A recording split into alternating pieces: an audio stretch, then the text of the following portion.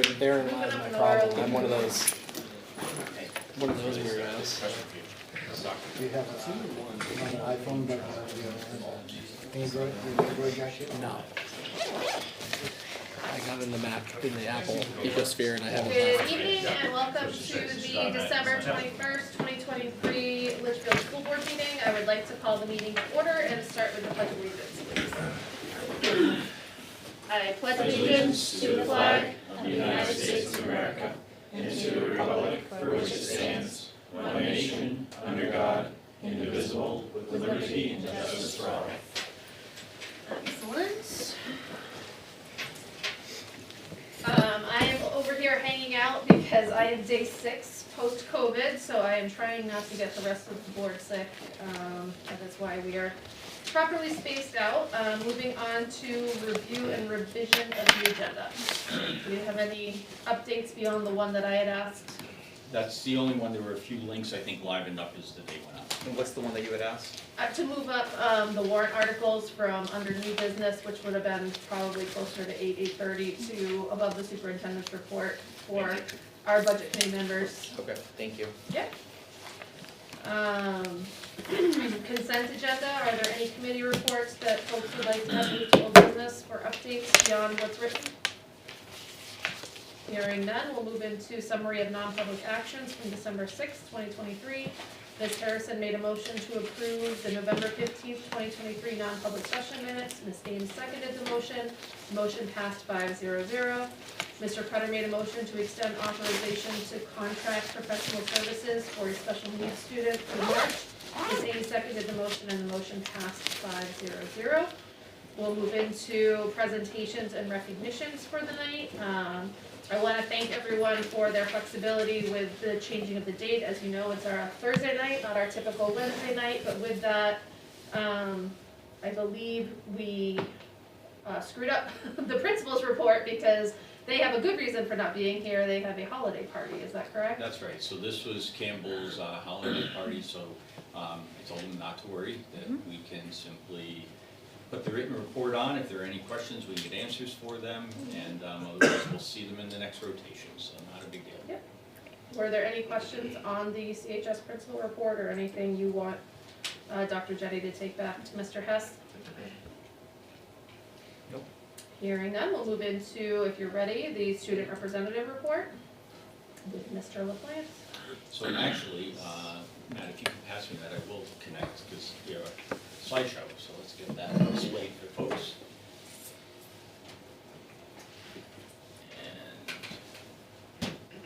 Might need it, but No, sometimes the TV's turned off. I thought John showed us there. We'll get him up there for you.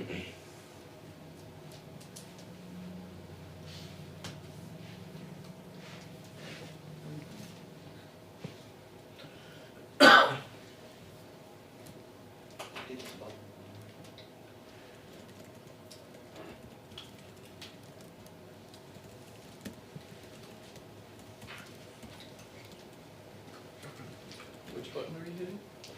The HDMI. Yeah, I'm pretty sure that's the one that you guys. That one just came on. Hey, there we go. Alright. Sure, yeah, one. Oh, Magic Touch. I don't know where the 3 movies are. Oh, you know what? I don't know where I'm from either. Smart TVs. Yes. There we go. Back to Campbell. Where Grinch. Alright, so for recent past activities, the theater field trip was on the 20th. They went out to eat and they watched some plays. It was an all-day event. And then the student council went caroling on Tuesday, which actually was a really good night. We sang to the community and we handed out Christmas cards. And then after, in the Campbell parking lot, we had cookies and hot cocoa. And then the student council did something new this year. There was a holiday drink cart for the teachers to show our appreciation. So the teachers got to pick off like a menu that we had, and we like made the drinks and then handed them out at the end of the day. Tell us about the menu. I'm assuming they were coffee-based? Yeah. Okay. Yeah. Nice. No Share alcohol. with everybody what was on the menu. I thought the other options would have been more fun. I think. Alright, winter sports, so hockey started 3-0-0 this season, indoor track started and had a meet last Saturday. Basketball, the boys were 2-2, they played today against Somersworth home. The girls they're 1-4 right now, they played today at Somersworth. Wrestling started and have had meets, I think yesterday they had a meet. And then winter cheer started, and they cheer on basketball, boys and girls, but they don't have their first tournament until February.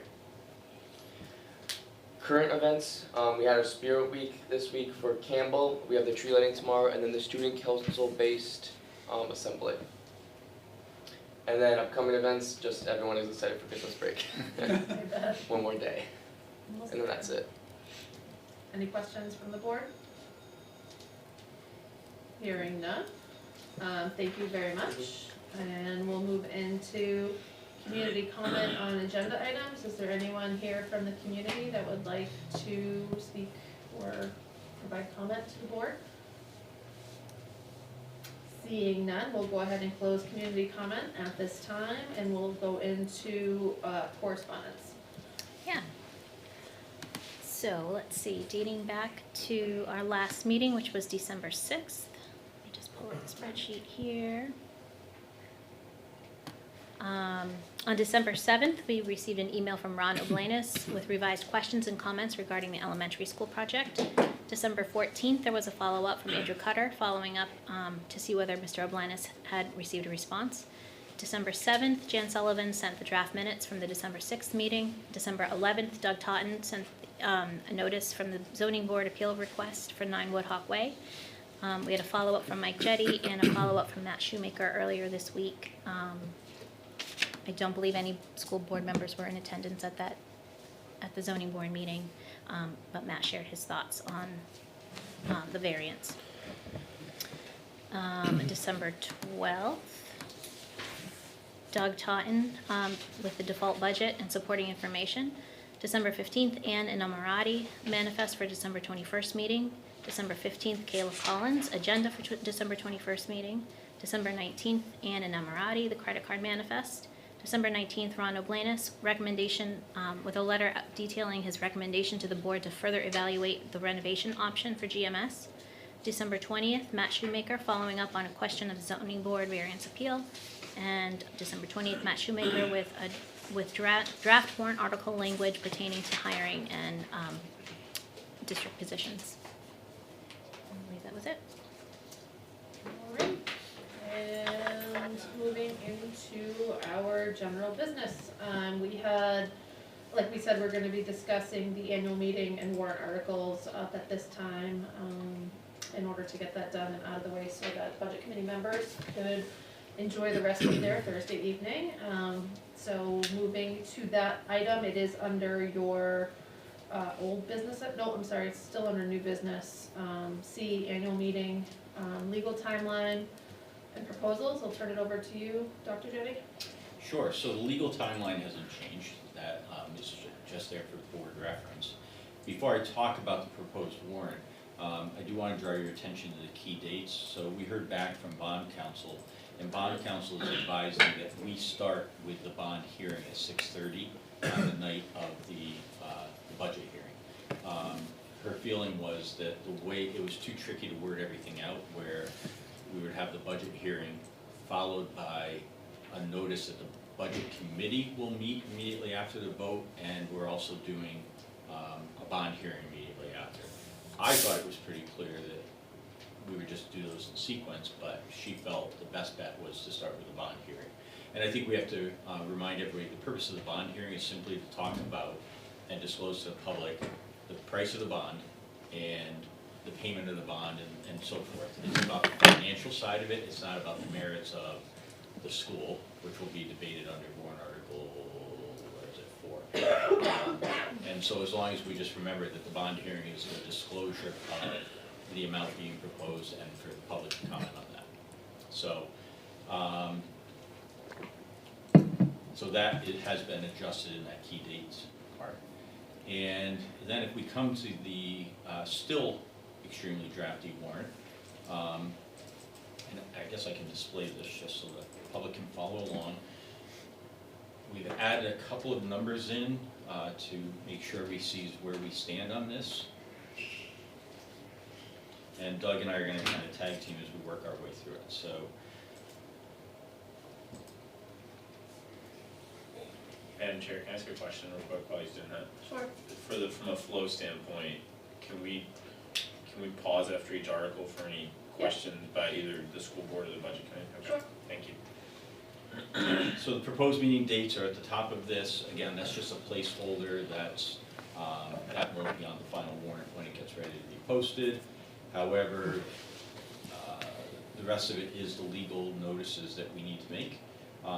And we will fill in the number, the X here, is the total number of warrant articles that we land on. So that'll be filled in later. So that's the first session on Saturday, the 10th of February at 10 o'clock in the morning. And then we have the second session on Tuesday, March 12th from 7 to 7.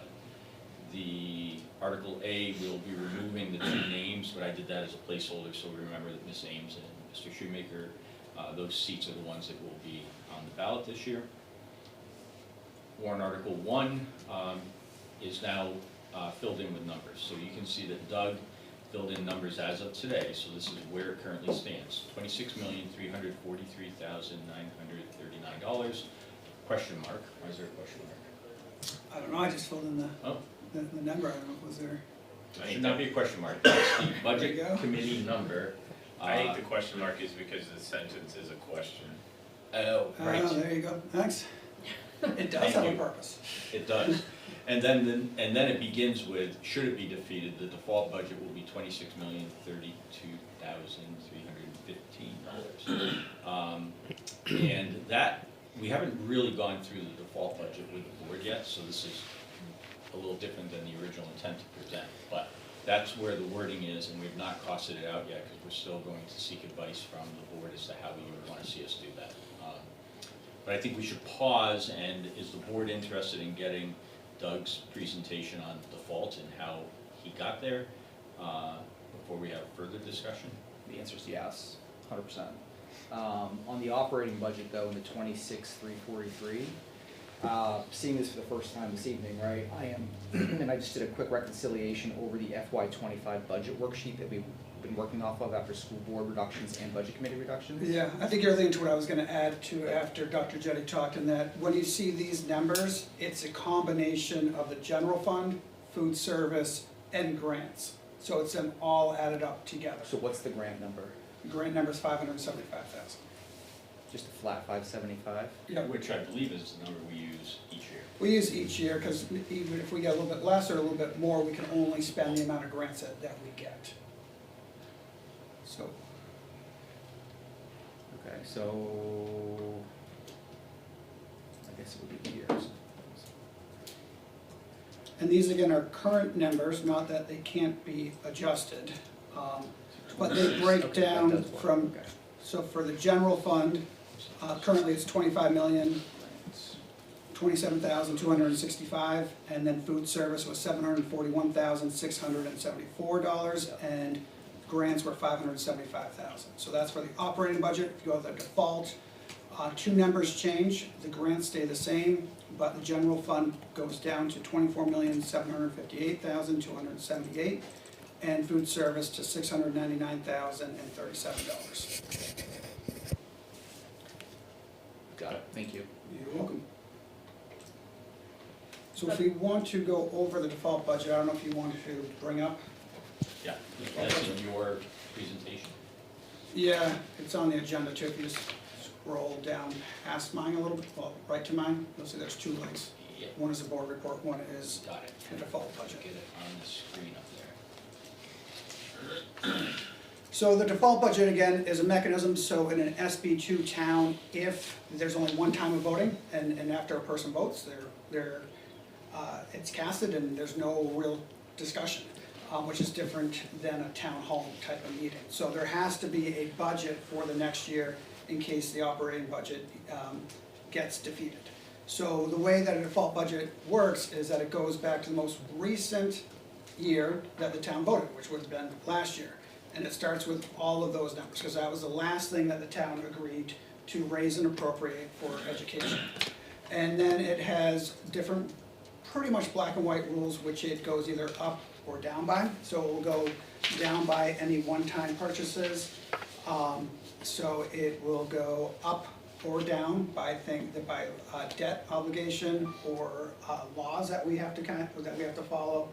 It will go down by if the school board decides in the budgeting process to eliminate a position, it'll go down by that. So there's different reasons why it will go up or down. And what I tried to do in these documents, you'll notice there's 3 tabs on the bottom, is I tried to kind of walk people through, you know, when it's less or when we're adding more. And then most of them have notes. Some of them don't have notes because the first one that you see towards the top says less 1 math teacher at CHS.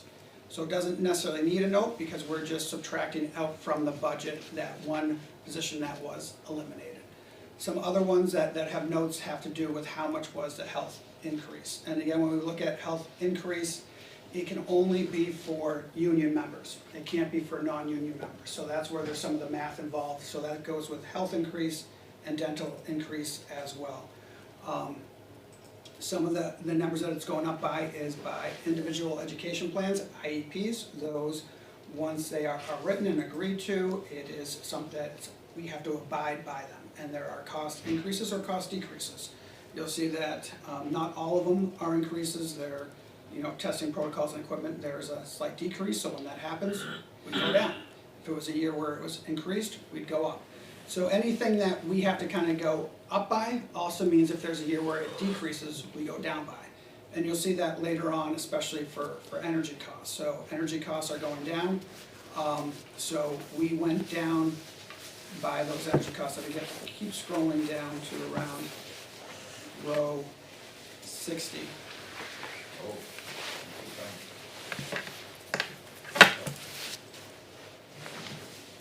So you'll see, again, the reason for energy costs is we are a school. We have to heat and light the building to a way which is appropriate for kids to have comfort.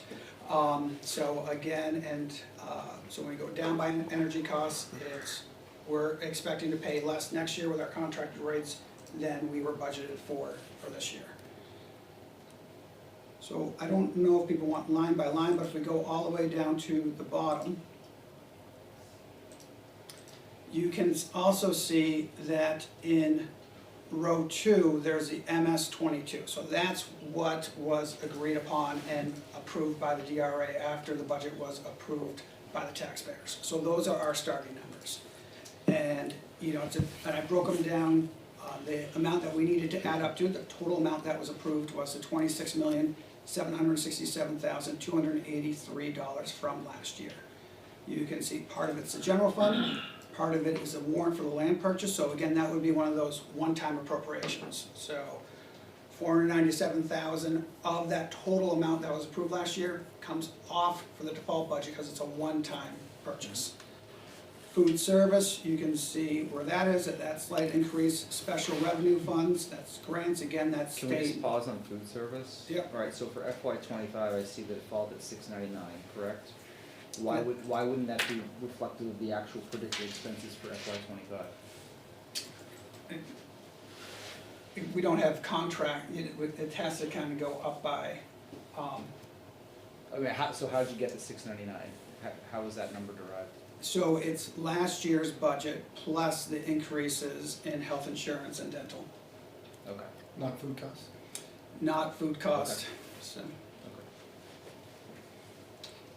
we have the capital projects fund, so. Just before you, to punctuate Peter's point, there's no inflationary factor for anything.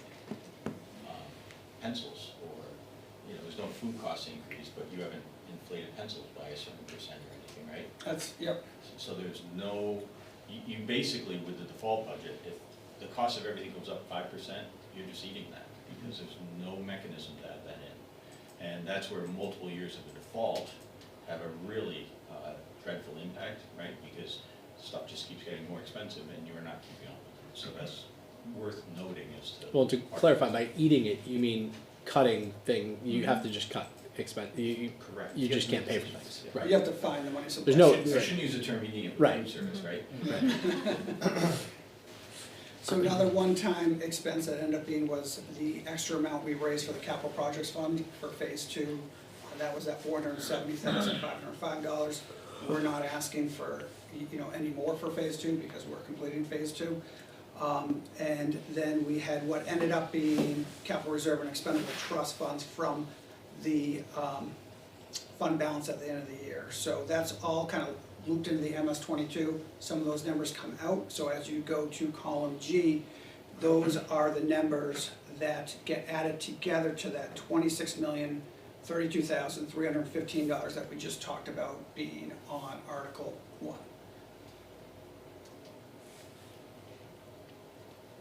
So if the next tab at the bottom is just the notes, so it's a little bit more of a breakdown as far as where the change amount comes from, as well as the validation in regards to things like why are we going up by electric, propane, and oil, where sometimes a town municipality won't go up by that, but they don't have the same requirements to heat to a comfort level that we do because we're working with students, which makes sense.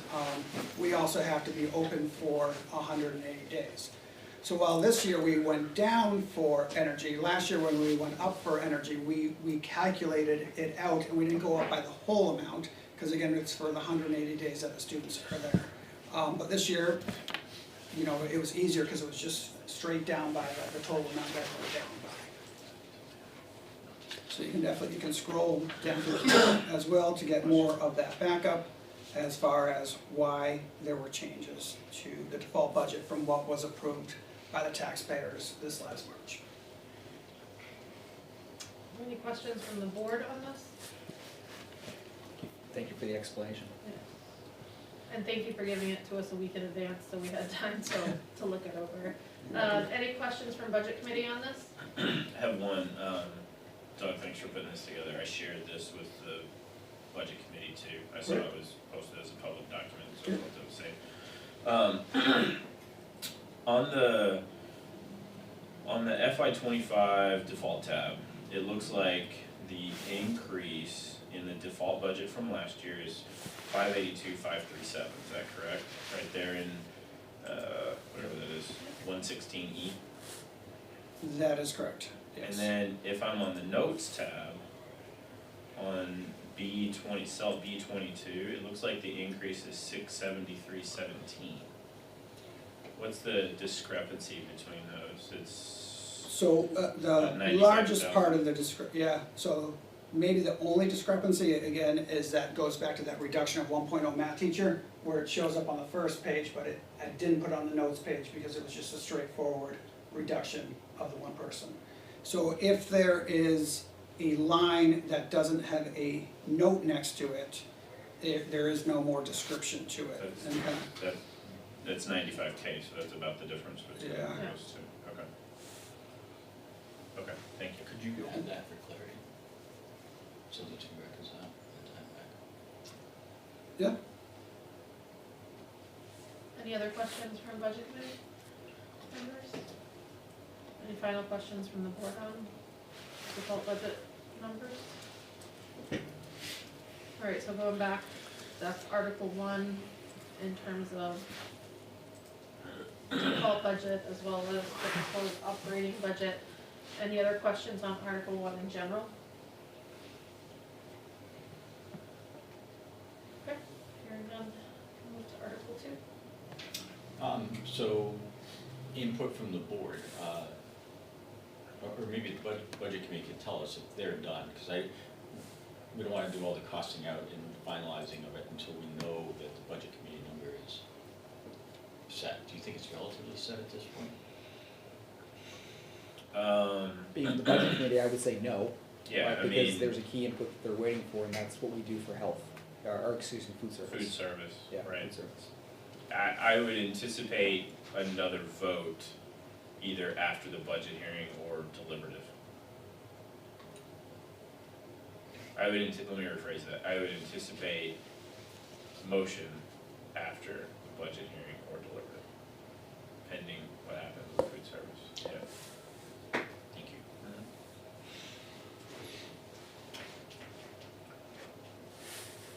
So that was Anything Article else 1. on But that? Yeah. Sorry, can I have just one more thing? I know it's work to put it on there, but I do think knowing that the next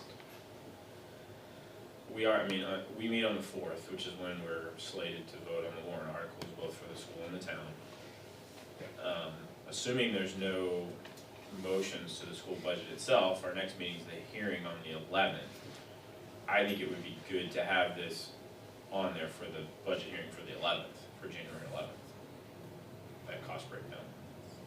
So it's actually not that complicated to do, I just, and the board's next gonna get it on the 3rd, because that's your next meeting. So let us work on it further so that we can just see what this looks like, and then just be aware that it's not done.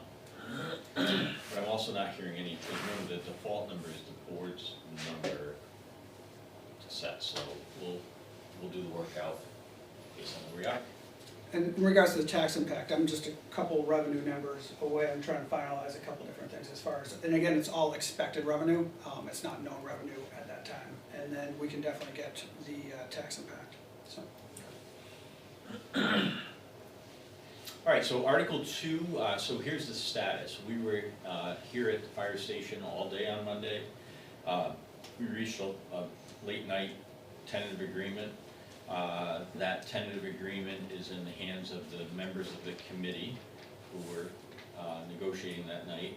And it's in the hands of the LEA, who have had a general membership meeting, but they have not voted yet. And the procedure is that when they vote to ratify, then we can discuss with the board what the terms are. So, so we don't have a number to put in here. I have taken the liberty of showing everybody that there will be two numbers that will be on here. An estimated increase for 24-25 and an estimated increase for 25-26. And so as soon as we have a ratification vote, we'll be able to get it forward to the board, who then has to ratify it. That'll be done in public session on the 3rd. So we'll have those numbers at that point. I don't know that I'll be ready to ratify or vote on this in the 3rd, right? Because we're not getting any time to review it in advance, right? Who said that? Typically we'd have a meeting and discuss it before we vote on it. Who said you're not getting it in advance of it? I haven't seen it. Why wouldn't we be able to talk about it tonight then? Because it's not a final document. So we can have a non-public discussion this evening so that the members of the committee who negotiated can report to the board. And then if there's a ratification vote tomorrow, we can send a document tomorrow. But then I'd want to deliberate on the actual document, not just the number. I want to read the document. And then we should have a board discussion on what that document says. So you would get that tomorrow. You would have 2 weeks to review it and to have a public discussion on January 3rd. So you will have it in advance. I'm not sure I understand what you're asking me for. I think it's worthwhile for the board to have a conversation about it after we read the contract. A non-public conversation. No, you will have a Public. public conversation. Yep. And that would be January 3rd, and then we would have to vote that day. Right, so any discussion that we have, if that leads to whatever, we would have no time. Right, to We- make it. It's not like we can go back and change the Right. terms, though, if you guys have questions or. I'm not saying, but I'm just saying, I don't know what's in this document, right? Our hands are tied, we've reached a tentative agreement, and so at this point, it is going to be put before the board for board approval. It's not There's putting, no it's going not for back and renegotiation, renegotiating. so. I But don't- to Andrew's point though, like if we found language that was not clear enough, we can't change the terms of the agreement, but as with most contracts, if there's language that's not, you know, that we have questions about the language that we need looked at, we wouldn't have time to do that. Is that what you're saying? Yeah, well, I mean, we'll see how it goes, right? I mean, typically, a little bit more lead time to be able to. But ultimately, if we're getting it prepare 2 weeks in prior advance, to a we can vote, email would be about great. those. But I'm very confused by that comment, because first of all, there are legal things we have to do, right? And until their membership ratifies it, it's not something that can come to us. So that will occur tomorrow, and then we'll give you the document. Literally, and if you want to meet with me individually, I'd be more than happy to sit down. Doug was there for all the conversation. And we can absolutely discuss what's in there and go through it. But I can tell you that your team that was tasked with doing this worked within the parameters that the board provided. So you're, I mean, I hate to say this, but you have to follow along with the work that you entrusted them to do. Right, but I'm not understanding. suggesting otherwise. I'm not understanding, and correct me if I'm wrong, I'm not understanding you to be questioning the terms of the, like, we're not gonna be renegotiating the terms of the agreement. I'm not I saying think that it's we the are. content. I just you're- wanna you're- review it. Right. Right, and I want time to read it and understand it before a vote. So it sounds like for moving forward, hopefully it'll be ratified tomorrow, that's up to the LEA, and then we'll be able to share publicly the entire document. I'm available during Christmas break if anyone has questions, I don't know what your plans are, but I'm certainly happy to sit down and have a conversation and give perspective on it, and certainly happy to have a public conversation about it on January 3rd, when we're legally able to. Yeah, I mean, I think it gives us time to review it and email questions too if we need to, right? Right. Yep. But there's a lot of time between tomorrow. That's what I'm saying. Yeah. Yeah, and the third, Yeah. okay, just to be clear. Anything else on Article 2? Article 3 is the standard, Was there a budget committee question? Dr. Jennings, sorry, is it a 3-year contract? I've only put 2 years on there.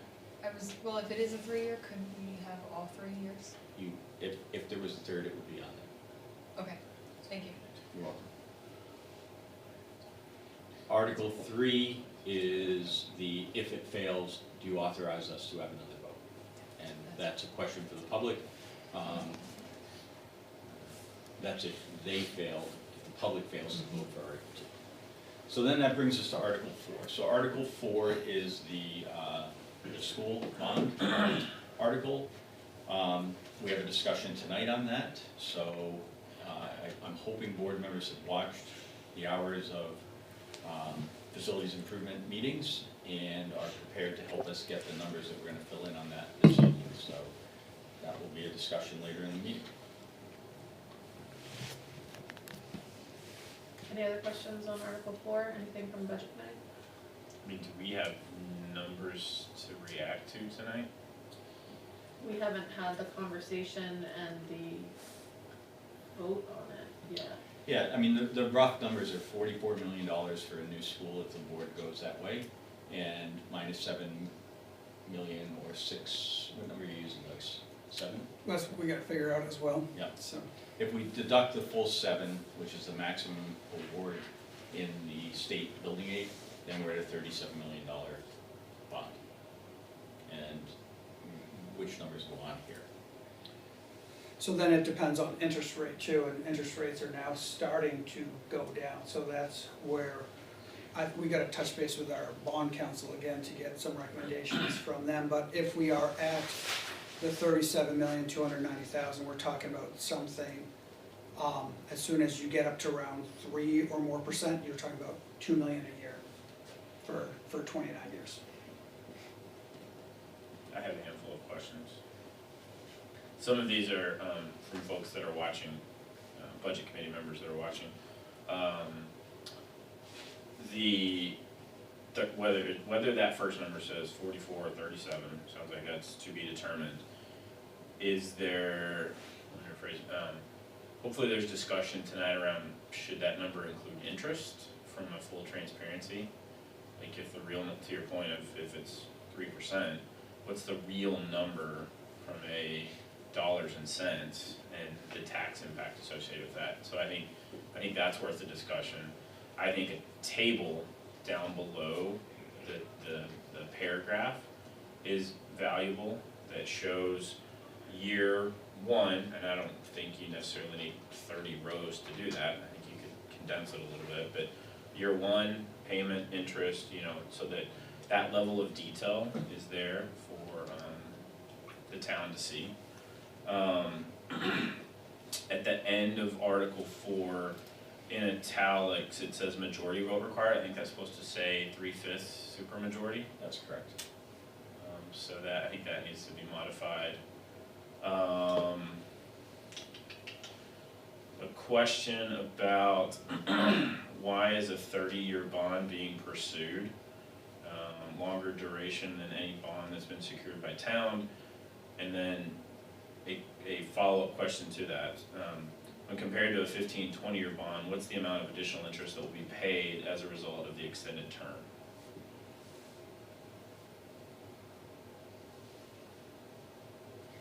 So it sounds like we'll talk about that when we get into that discussion tonight. Okay, so just questions for that discussion. Is there a minimum amount of building aid on which the article is contingent? That's one of the things we have to talk about with Okay. respect to the warrant. I think, let me just check my email, make sure I don't have any more. Oh, wait, I have another question. Yeah, okay, we've already asked that one. Bond is a majority or supermajority, it's a supermajority. I'm getting questions coming in real time here, so I'm just checking. Wasn't the last version it said if we didn't get the state aid, it would not? It does say Still in The there? warrant this warrant article's article is contingent on the contingent. school district being awarded state building It aid. doesn't say how much, though, Right. right? So That's like, part is of the that conversation we're having. $1, is that 5 million, 7 million? Right, that's part of the conversation we're having Okay. tonight, I believe, right? I think those are all my current questions. Certainly, anybody watching, if I've missed one, or if you have an additional one, please send it to me. I don't know if Brian or Kate have any. When is it that you're discussing this? So When this is is it? further down on the agenda, so it's, Old Business, New Elementary School. Said 6:45, but we'll see what we get. Okay. Would you be open to us staying for that and asking questions during that, or? Always. Okay, Of course. thanks.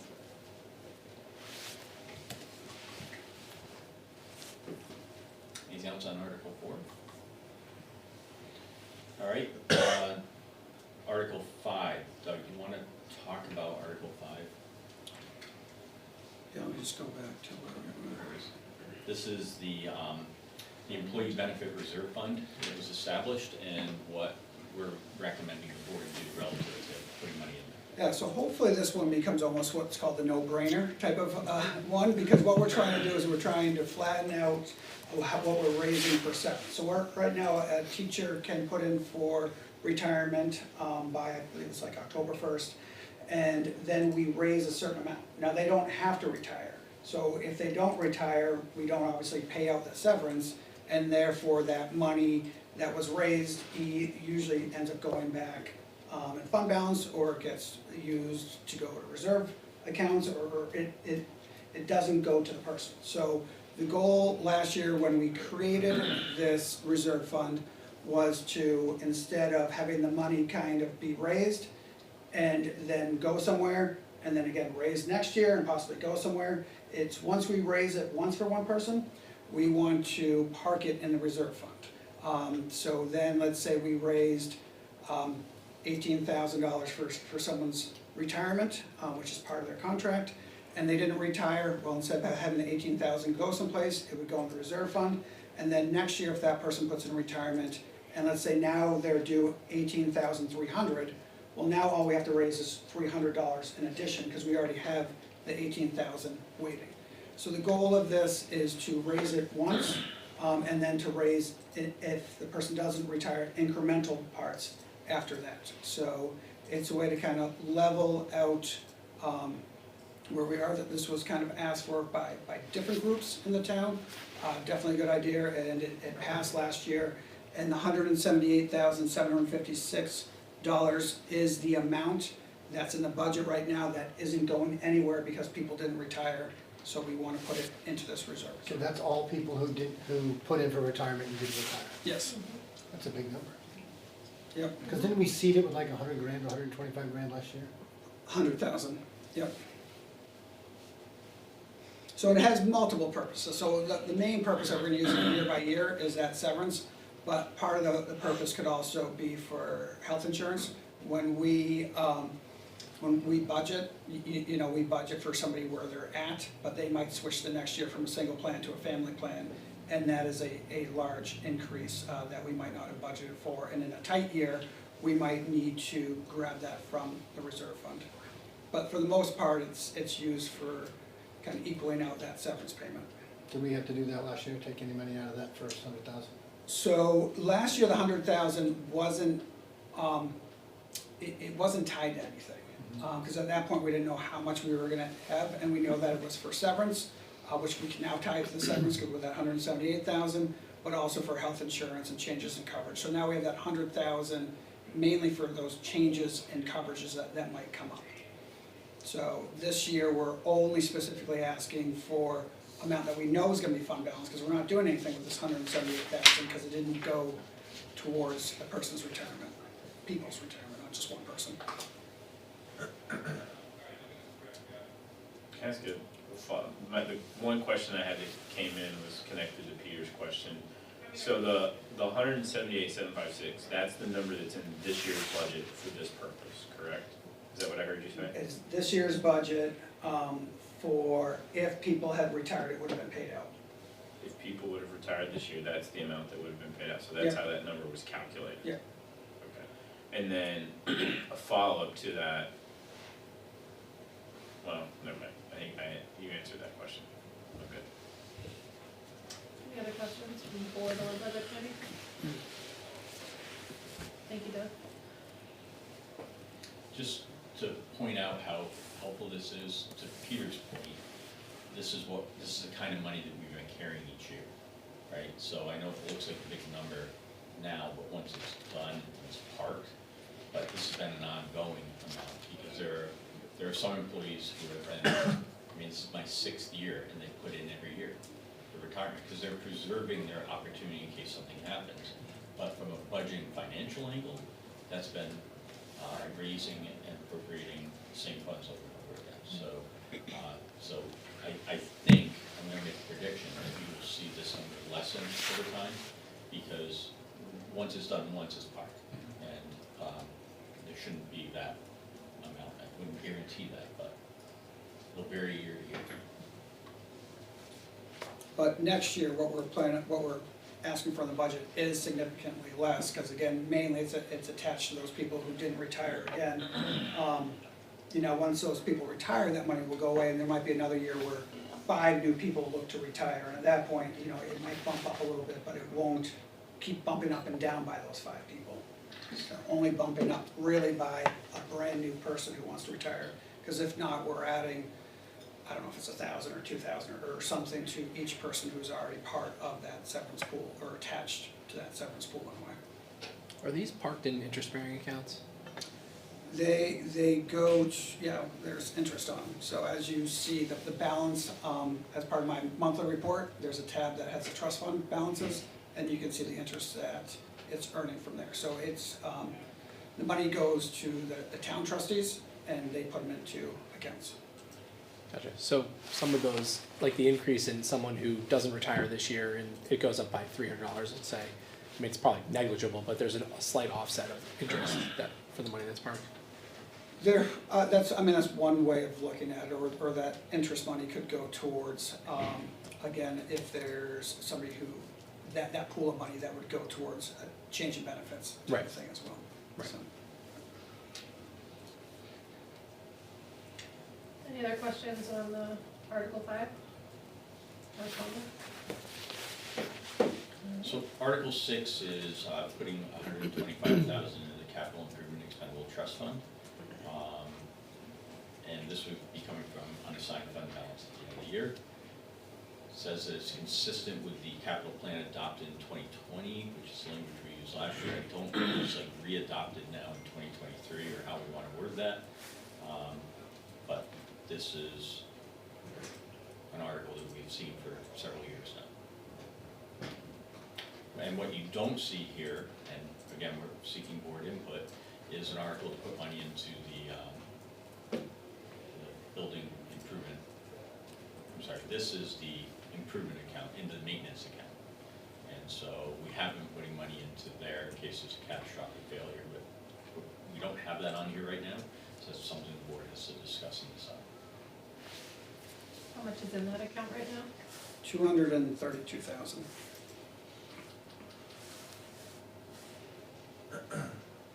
How much is in this account? In the capital improvement, right now, 253,000. Again, we have known expenses that that are occurring this year, that will be deducted, that we have plans to deduct from that account for the pre-bond work at the elementary school. Which totals, from memory, it's about 110,000 that is committed. We approved that. You did.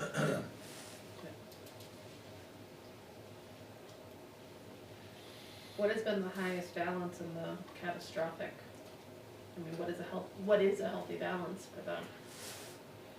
What is So- standard in schools, and I honestly have no idea. Great question. I would say, given the work that we've done at LMS, that changes it because you've got a lot of new things that are in place there. You're not worried about a boiler, for example. I think, given the condition of Griffin, that might not even come close if there were to be something catastrophic. So you're always playing a gambling game with what you're putting aside. You know, but if you had a structural issue with a roof collapse, that's not gonna get you very far. So I believe this district was at about 350,000 before money was deducted from it.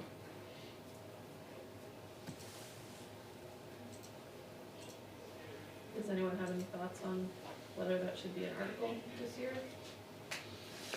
I mean, there's a lot of articles, but I do think that part of the feedback has historically been that we don't historically plan appropriately for things like that, so I don't think it's a bad idea. For a maintenance fund, no, I think we need to have a maintenance fund. I mean, we get this, stuff breaks all the time, and the board's taken a lot of grief and we've done regular maintenance. So do we wanna have an article, I don't even know what it would be, 12? What's the material difference though between this and the building and repair fund? Like, I'm not making the, Are you talking between Article 6? Yeah. So the capital improvement fund. So we have seen improvements as things you're doing to enhance and improve, add to our facilities versus the maintenance is to maintain what we have. So something we have that breaks is not an improvement, you're replacing a boiler. Or so that's the way we've sort of parsed the two funds out. So like putting lights on a football field would be an improvement, refinishing a gymnasium floor would be maintenance. Probably. Correct. That would be a good example. I'll give you another one that's really, we're dealing with it right now. So the rainy windstorm on Monday, which was pretty torrential, resulted in a lot of water coming into LMS with a brand new roof. And now we're going back and forth with North Branch about how's the water getting in the building. And it seems to be circling back to a pre-existing flashing on the mezzanines. So the mezzanines protruded up, there was flashing built into the brick. There's a question about whether that's where the leak is occurring, and that was not part of the scope of the project. That's pre-existing flashing. That would be a maintenance thing that we own, not anything anybody touched. So they put new roofing on, they brought it up under the pre-existing flashing, but the flashing was not scoped to change. Now, we don't know that that's exactly the problem, but you see how it gets into what was that? If it's 30-year-old flashing that is not secure any longer, we own that. That's not Yeah. a fault of Academy, but we have to determine exactly where the water's getting in. What's the damage inside the school? Relatively minimal. Ceiling tiles, they can be swapped out pretty easily, but Okay, any thoughts on, last year we added, was it 125? I think Yes. we did the 125 if there was enough, right? I think we did up to 125, if there was. Yeah, we if have it a was available. percentage If there was of the fund percentage, balance. right. Yep. Is that something the board's interested in doing again this year? Something similar? Yeah, those are the Yeah, two I've for seen nodding, so underspend. I'm gonna go with yes. I think we should try to put something into Yeah. the maintenance fund. I think we need to keep building that back up. Are we looking to do up to 125, up to 50,000, up to 75,000? So we're 232. We and have that- 232 right now, 232,000. I think it's fine to say up to 125, but I would add the up to. Yep. And do we want a certain percentage of the fund balance? Oh, again, the fund balance works by order of the articles matters as far as Right. what's taken from the fund balance. So if it comes after Article 6, 125,000 would be deducted from the fund balance, and then that amount would be what percent you're taking from at that point. So when you do up to a certain percent, then that also, can ensure that money's going back to the taxpayers as well to offset taxes. If we have less fund balance, there'd be less going into the account. If there's more fund balance, more going into the account. So, I don't know if there's a certain percent that we want Did to. we do a percentage last year? Yeah, Yeah, I We was gonna did. say. I would that's repeat last year's Last year's article. language, yeah, Okay. that's where I would lean. Which means we do the same in Article 6, right? We wanna do the up to. And Yep. wasn't Article 5 too? Was Article 5 part of it? I feel like there was 3 that There had was- different There were percentages. 3, yeah. So we need to decide the order Well, of the, that was the seed money. Right, for the Okay. And that employee was, stuff. that was coming from fund balance. This is actual budget. budgeted money, So okay. it's a little different thing. So it's just gonna be 6 and 7, it won't be 3 this time, Yes. okay. Yeah, So I I would just- use the same language. Yeah, I agree, same language as last year. I just grabbed a note for Article 7 will now be adding maintenance up to 125, I think you said, right? Yes. And then consider using percentage like last year, and I'm changing consider to use. Yep. Okay. Any other questions on that, or Can I ask- other budget, yeah? Can I ask you a question on 6? 6, So, going back to the capital improvement expendable trust fund, and this was a question that came in, should that article read dependent upon Article 4 failing? So if the idea behind that is planning new construction or renovation, if Article 4 passes, those costs should be rolled into Article 4 versus separate. Well, that's assuming that And I think that's you're- only for, You're talking two different budgets. yeah, that's not specifically for the purpose of GMS, that's for the purpose of building up a reserve so that in the future, we actually have reserves to do the things that, might make sense to do it for the schools. This will be using, these articles here will be using this year's balance as opposed to being dependent upon what happens for FY '25 operating budget or default. I just think it could be confusing to voters, and, well, let me pause. I totally agree with your conversation about maintenance, and I would put that ahead of this, that's my 2 cents, because I think maintenance is more important than this. I think it could be confusing to voters to see this, to see Article 4 and then come to this and say, wait a minute, I thought we were building a new school, what is this for? So without additional context that, like Matt just said, I could see where that could be confusing. And this would potentially not pass because of that. Yeah, I agree with that. I think the short answer is that it's for any of our facilities. It's not exclusive to GMS, But the question right? is, how do you clarify so that's clear? Because I agree that it Yeah. could be confusing if you're, Because that was my first thought when I read it, was, wait a minute, wouldn't that just roll into those projects? But yeah, if you're talking about new construction at Campbell or new construction at, and renovation at LMS, then that makes sense. I think it just needs to explicitly say that. I mean, would it help if it said future or like long-term or something to establish that this is like trying to set up something that's, At any of our 3 existing facilities. Right. It does say renovations, The thing is, construction the or sign renovation was of written existing for several facilities. years. Yeah, And it really has been much confusion. I mean, it simply states for renovation or, But the difference is now you've got a new construction article ahead of Right. it, right? I think that's the difference. but for one school. You Correct. also have a high school that's 20 years old. Right. but I don't think I think he's right. I don't think a lot of people are thinking of those things. Like, I think they're gonna come down thinking about new school, like new GMS, and be thinking, well, again, you're already doing this, why do you need more? And I think, I agree. Like, I think that sometimes the problem with the warrant articles are people they're not watching these discussions, so they don't have the context as to what we're They're not watching, asking. give the voters the benefit of the doubt that they know that we have more than one school. Well, I think part of the issue is that for a long time, this fund was explained as mostly to be used for GMS.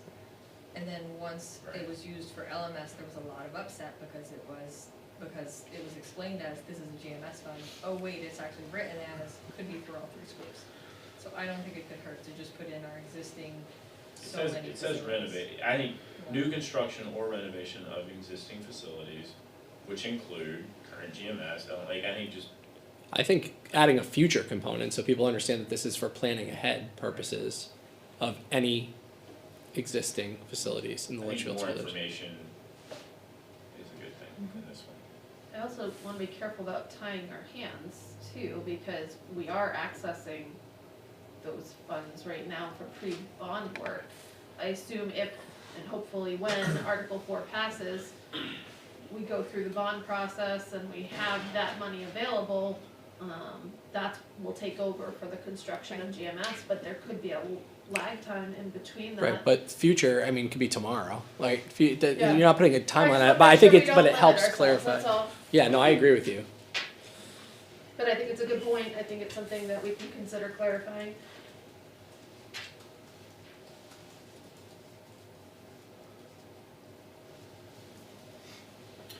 What's the board's pleasure on sequencing? So the suggestion was that make Article 6 the maintenance and then make Article 7. I agree with that. Yeah, I do too. Okay.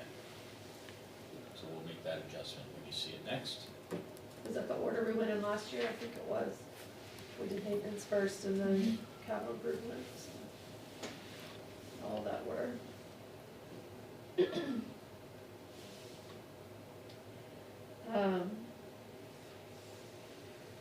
Articles 8 and 9, do you wanna talk about those next? Yep, so there were 2, and it's adding the positions in, so currently the IT technician at $91,187 and the school counselor at GMS at $104,187 are removed from the budget. So the question is, does the board wish to have a specific warrant article for the voters to weigh in on those 2? My view, yes, absolutely. We've gone through the budget process, we've heard directly from staff and the administration that these are critical needs for our district. I think we need to ask the voters for these positions.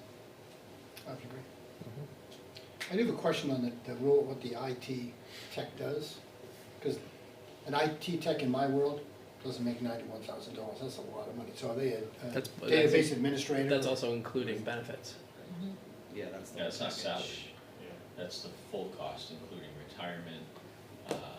I think we budget for at least a 2-person insurance plan. Sorry, about 2/3 of that. The salary is $57,550.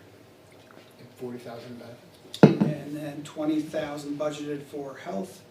I'm not gonna let my IT tech see that job posted. I was gonna, hopefully they're not Tell you watching. that right now. Straight away. We got a new application. If his name is Will, you have to call him. So I'm not sure I agree on putting these on the warrant, particularly the school counselor. I don't feel that is the will of the town to decide whether we need 1 or 2 counselors at a school. That is up to, in my view, that should be up to the district, that should be up to the superintendent, that should be up to the building administrators to be able to staff accordingly, and to not have their hands tied. And if no means no, and these positions are voted down, we can't add them. So can we can add them back into the budget? Then? We cannot. You'd have If they are voted down, we cannot put them No, but I'm saying our alternative to putting them on the warrant is to add them back into the budget. at deliberative. So why don't we then skip ahead and have the conversation about the warrant that we were working on? Because I think that that's a relevant conversation to this, right? I think it's relevant, yeah. Yes? Up to the board, yeah. All right, so last meeting, we talked about creating a warrant article we talked about the, was it 2003, 2004 advisory warrants that were put forth that kind of spelled out, trying to answer the question of what positions need to go before, for a warrant article and what positions should just be in the province of the operating budget. And so the budget committee talked a lot about that, and I think that there was a lot of good conversation around where does that, like, where do you fall with that, right? Like, what do we have to do? So Andrew and I sat down and tried to put forth some context, or, you know, I tried to think about what is the context around this. And so I sent the board, and I don't know if you guys mind if I just read through this, but I sent the board some notes that we took on these things that I think are relevant considerations that we should talk about in thinking about this warrant article. So we started with a question of how much decision-making authority should be retained by the Litchfield School Board and the school administration under the school budgeting process as compared to the Litchfield voters by virtue of the warrant process. The points of concern and stakeholder interests were Litchfield voters like to have and deserve to have checks and balances against uncontrolled spending and a greater level of community oversight on the Litchfield education system. In contrast, the Litchfield School Board administration, an inability to make hiring decisions can have substantial consequences, both legal and educational. The rationale behind hiring requests are often based on complex factors that cannot be adequately conveyed solely in a warrant article. In many instances, a voter would need to review hours of school board and or budget committee meetings to acquire enough background information to make a truly informed decision. Many voters may not seek to understand the true need behind a proposed position presented in a warrant article and may solely vote on the budgetary impact, which could result in the district having difficulty meeting both legal and educational standards. Broadly requiring warrant articles for new positions disincentivizes the administration from eliminating positions in a given year where there may be a lesser need for such position for fear that the position would be needed in a subsequent year and not get approved. In terms of the protective mechanisms that are just in place by virtue of the way that things work in the laws, if a position's wrapped into a budget as opposed to being presented on a warrant article, voters still have a say in deciding whether to vote in favor of the proposed budget or voting against it in enforcing the default budget. In contrast, under No Means No, the school district's hands could be tied if the warrant fails, regardless of how urgent the need is for a particular position. Voters also have a say as to whom they elect for school boards. So by voting for members that embody a taxpayer's fiscal and philosophical beliefs, the will of the voters at large should be adequately represented by us in the budgeting process. Advisory warrant articles, per our council, advisory articles are non-binding on the school board, so we still can make those decisions regardless. If that was challenged, I don't know what would happen, but regardless of whether it's binding, we do have to be cognizant of the fact that if we put an advisory warrant article forward and we go against the advisory warrant article, it's going to upset people. And so I wanted to be careful in how we drafted something with that. So ultimately, we need to draw a distinction between the types of matters that can appropriately go before the voters on a warrant article and what are of such high importance that they need to be reserved to the persons that were hired based on their expertise in the education field and or elected by their peers, so the administration or us, to make those important decisions. And so I set forth a few criteria. I'd actually be interested to hear what the budget committee thinks on this, because I think I was really trying to spell out what are those things that are so critical. And I think that there are certain criteria that I feel like need to be reserved to the school board for protection of the district. And I thought that was matters that could reasonably have a material adverse impact on the health and safety of students, faculty, and staff. Matters that could reasonably have a material adverse impact on the district's ability to meet its legal obligations. Matters that could have a material adverse impact on the district's ability to meet current minimum educational standards, both required and suggested. And matters that could reasonably have an adverse impact on staffing levels, so for example, mass resignations, if not promptly addressed. In contrast, I think that matters that should go before the voters are matters that expand district offerings beyond those things, so beyond health, safety, legal, education, staffing standards, and adding, such as adding personnel for new programs that are designed to enhance education standards, right, to try to provide educational excellence, which is, by the way, what we should be doing as a district. But there are certain things that I do agree that the voters should have a say in. And quite frankly, there's one on here right now, which is instructional design. I think that that's a wonderful thing. I think our district would benefit from it. But I also do think that that's something that falls outside of those four, elements that I listed above. So that was ultimately trying to put this in a box of what we can work with. Now, the end result of that is, what do we do with that? So we did have it proposed advisory warrant language. My concerns with the proposed advisory warrant language, though, are, does it actually achieve anything, right? Because ultimately, this is more of, in my opinion, this is more of an advisory policy as opposed to warrant. But again, we drafted something because we want to try to get it out there.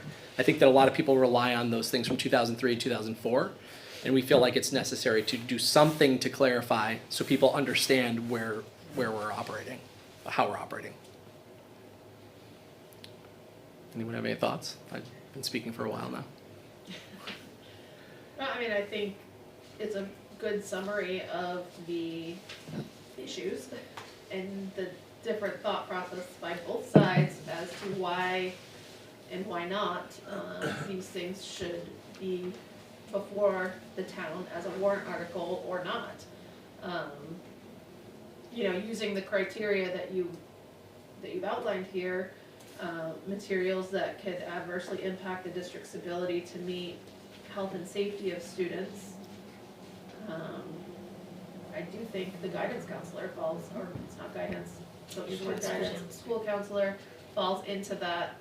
That's exactly why we need this person and why it shouldn't be on a warrant article, because if no means no, then that position in particular, I mean, I could see the IT tech position. Right.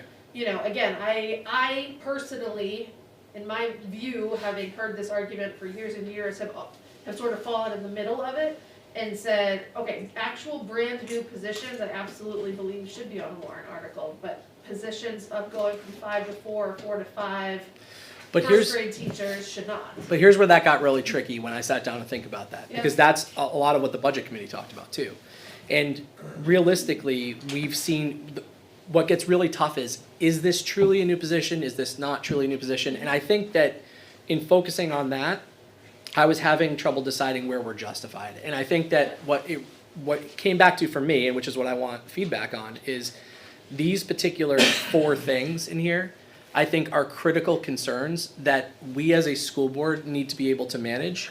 And I am deeply concerned about if it is left truly just to warrant, whether we can adequately manage those things and protect those things. I mean, the legal obligations one is a big concern for me, because we had a lot of debate around special education requirements, right? And those are truly dictated by legal requirements. Absolutely. And so, ultimately we need to be able to protect ourselves from those things. And obviously, health, safety, and well-being of the students. But I would imagine that people would say, okay, you can interpret these anyway. You could make an argument, say, well, only serving 5-star cuisine is going to promote the health, right? Like that's, if you abuse, which we have to agree that you can't abuse that, right? So, I would love to hear, I don't know if you guys have any feedback on the budget committee, but you had a lively discussion about it, and it's really troubling me on how we handle these things to balance the interests. Just before we open it, so I'll speak on behalf of the admin team, we're opposed to it. We feel strongly that we need the ability to properly recommend to the board, who have been elected by the taxpayers. So we agree completely with your legal counsel's opinion, which is this is what you're elected to do. We brought forward a special ed assistant director twice on the warrant, fully supported by the board, fully supported by the budget committee, voted down by the taxpayers. We have a department that is experiencing levels of crisis that I've not seen. And having somebody, you've lost people. You've lost good people because we don't have the assistance that is necessary in that department. That was the decision, in my opinion, should have been the decision of the board to properly staff. And I think I speak on behalf of all the administrators when I tell you that we need the ability to staff our buildings and to work with the board to have you understand it in a way that is deep, our hours filled, presentations filled, not going down a long list and making a decision fairly quickly, perhaps in a vacuum. I think some voters are very informed, but we also know that not all voters are. So my advice to you is that we not get into the business of adding positions on the warrant. We have to maintain the ability of the board to properly staff the schools. That's your charge, that's what you've been given. So I just want to offer that because, and I'm fairly confident the whole team was sitting here, everybody would be nodding their head. I don't think we have a detractor on it. We need that ability to properly staff our buildings. But I think we also need to nip in the bud this idea that there's some, like, if we have to address it, right? This conversation is important because we have to address the fact that there's a clear expectation that, you know, you're putting everything out for warrant, or that's what you agreed to put everything out for warrant. And so, you know, that's what I think we were trying to do. I think your specific example, if you look at these criteria, I think that our lack of a special ed assistant director is starting to actually potentially risk us meeting our legal obligations. And I think it's also potentially impacting staffing levels if we have people leaving that department. So I would say that those are things that are actually in the province of things that we should be able to go out and do. But we need to get back to the place of what's the expectation of the board. And I think in the thought experiment, we've already spent $144,000 in the cost of not having that Right. position, right? So, you know, I think instructional coach, new concept, new position, never had that. That's a separate conversation in my mind, for the same reason that we brought forward, what was it, like the reading, or I'm sorry, the math tutor at the middle school, right? So we didn't have one before. I think that's a separate argument, but when we're talking IT, I mean, the Newfound School District had a ransomware attack. They are handwriting payroll checks right now to their employees, right? Because it happened. It happens. So the people that do that are pretty devious in the way they get after it. But my point is, you saw our staffing levels compared to other districts. And I just worry with running ragged in 1,000 directions, you know, could that be something that that happens here? And then what's the cost of that? Doug, how fast can you write a check? Because that's what it involves. Like the SAU staff is sitting there writing checks out right now to keep people employed while they're recovering data that was corrupted and lost. So if we're comfortable with our staffing level, great. I'm not. I think the case was made that it's not. Comments? Budget committee comments? Yeah. I'm one of the few members of the budget committee coming from the school board. I feel that the five of you should be making those decisions. You should know what's best for the school, what's best for the district, and what the needs are. Like you said, you're elected officials by the public. They entrust in you as far as what you're going to represent. And like you said, Matt, they have an opportunity to vote against the budget. They can vote for the default. If they feel it's too high because you put positions in there, then they can vote against it. But I think between the school board, the admin team, the superintendent, knows what's best as far as for the education of the children of Litchfield. And, you know, the whole thing started, you know, when the high school was built, that they thought they'd hire way too many teachers. And it's not the case anymore. And if there's positions that are needed, I've always felt that if it's critical to the education of the students, then it's needed, then we should have the ability to put that position on. And I do have to run, but I just have one thing as far as another article. That's going back to the teacher contract. Andrew, I understand you want to read the contract, and I'm certain it's going to work the same way it's worked in the past, that they'll give you a list of the changes. They're going to be very minor within the contract. You entrusted two individuals to go and negotiate, and they did it in good faith and to represent the rest of the board. I think you might go down a slippery slope. If you want to change a thing or two in that thing, you're back to negotiations. And I'm not suggesting that at Yeah. all, I'm just suggesting I just want to see it. Yeah, no, I know, but, Understand it before we and do what it. I've seen in the past, there's very few changes within the content of the contract itself. It's just gonna be like the numbers, so. That's all. Thanks. Yep. Sure, I always go back to policies when it comes to these things. These arguments always seem to come up because somebody has an idea of what tradition is, and then somebody comes in and says, well, these are things that we're legally allowed and legally obligated to do. Oh, but that goes back against this tradition that's not written down anywhere, and. Like a handshake. Exactly, so, we sorted that piece out, and we've been moving forward from that, with that handshake agreement between the, budget committee and the school board, and I think we're better off for it. And I think both the board of selectmen and the school board both need policies on when not to put these things to warrant, because it's done on both sides. I mean, do we need a warrant article for now buying graduation signs for the seniors? Like, do we need a warrant article for introducing, expanding our pickleball services? Like, it's kind of all ad hoc as far as when people decide that this is not okay and this is okay. So I think a policy from each board would be best, and let each board decide their limits on what needs to be on the warrant and what I doesn't. think we talked about defining what is a new position, right? We started that conversation at the last meeting, define a new position.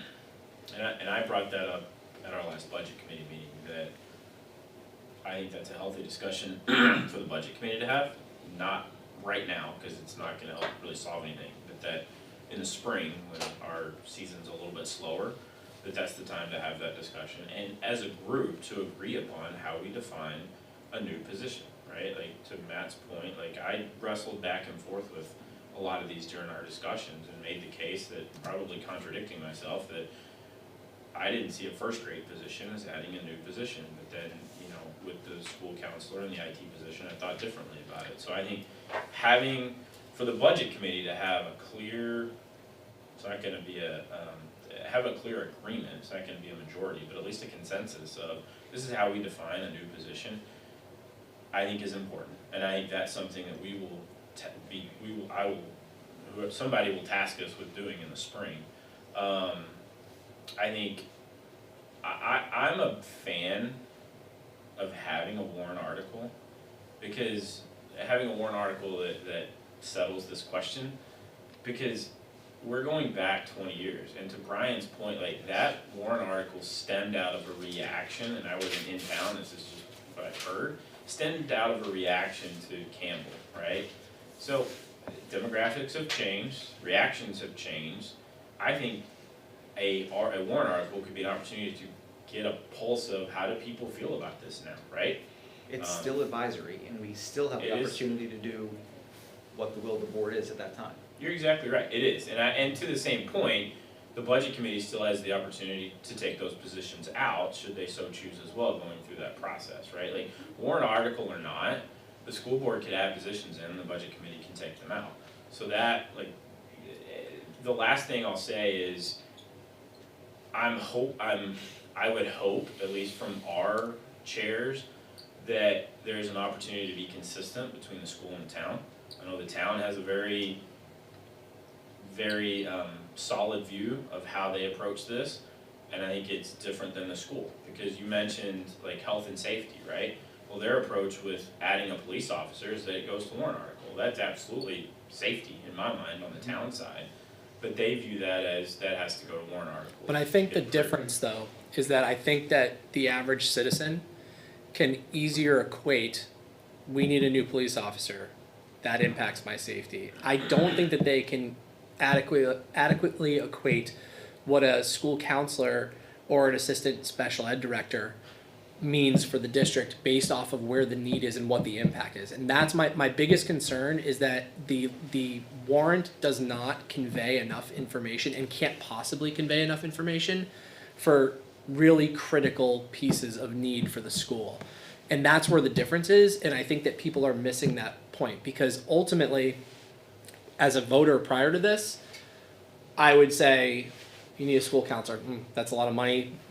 Budget committee said no, maybe not. But I think to your point, Matt, like, I've said this, every year I've been on the budget committee, more often than not, when folks are going through their voter guide and are there in March, they're looking at the recommendations of the board of selectmen, the school board, and the budget committee that help guide the decisions that they make. They don't just follow it blindly, but I think that helps guide people's choices.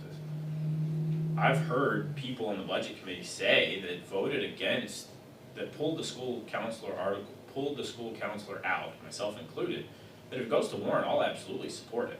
So I do think there's an element of selling the value and the need of that position to the budget committee, to the town, that I think people look at, the board of selectmen should do that with the police as well, right?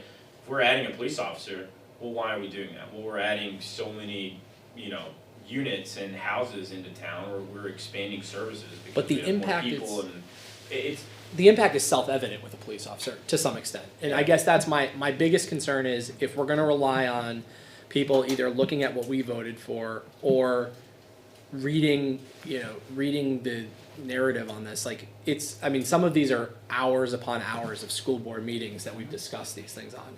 And I do agree with Dr. Jetty to some extent that we really impair our educators if we can't give them some of the things that they need. Which is why I feel like things like instructional design should go to warrant, because I don't think that that's going to impair our district. I think it could help our district. I don't think it's going to impair our district, but I do think, for example, the special ed assistant director, we have a critical need for that right now.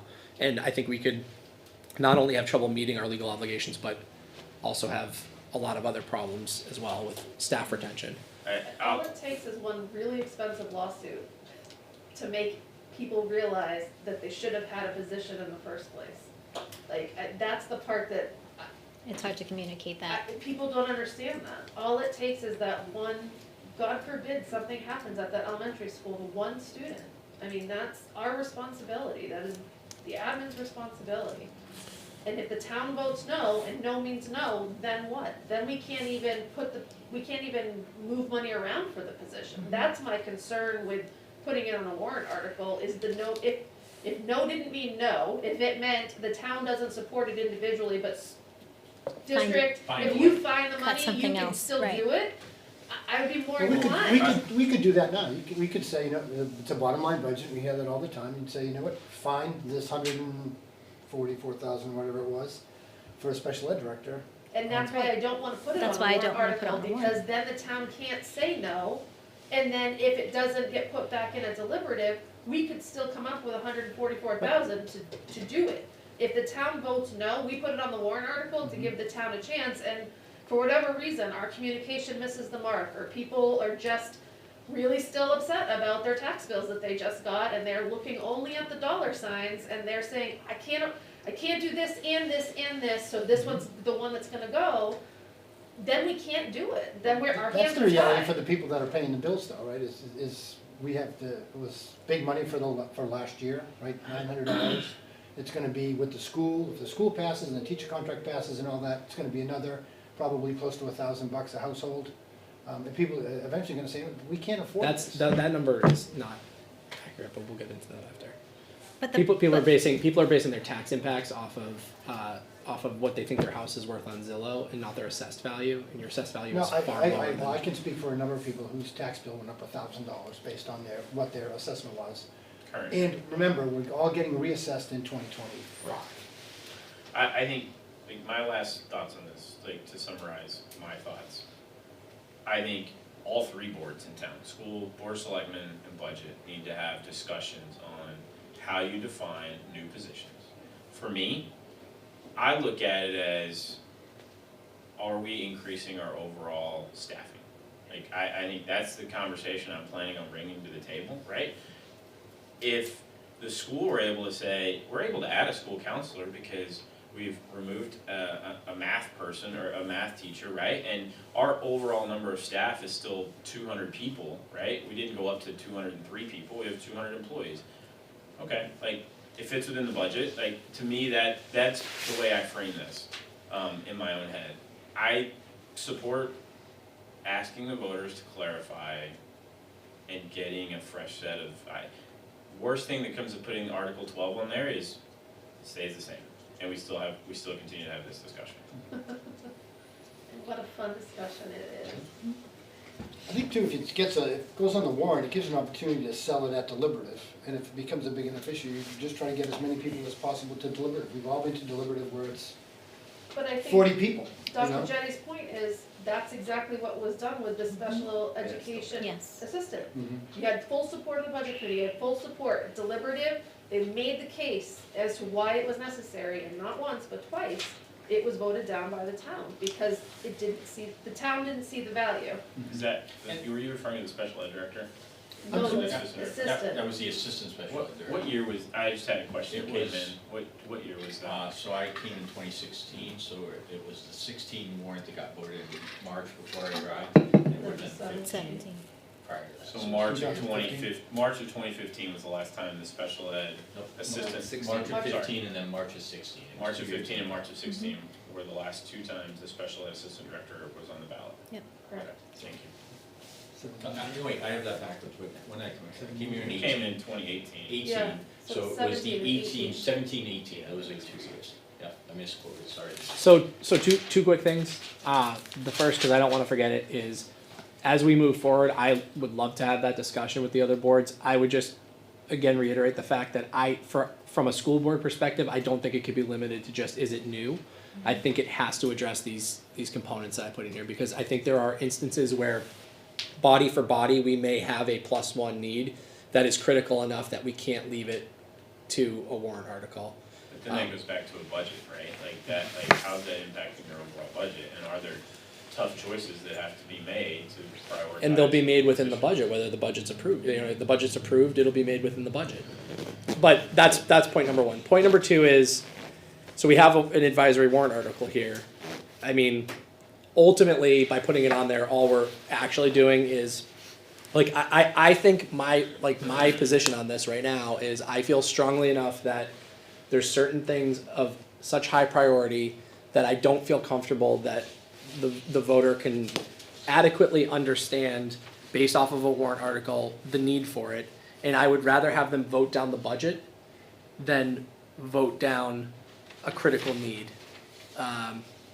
And then, which severely impairs our administration, but our administration is saying we'd rather be severely impaired and have to figure it out within a default budget than have to just be told no, absolutely not on something.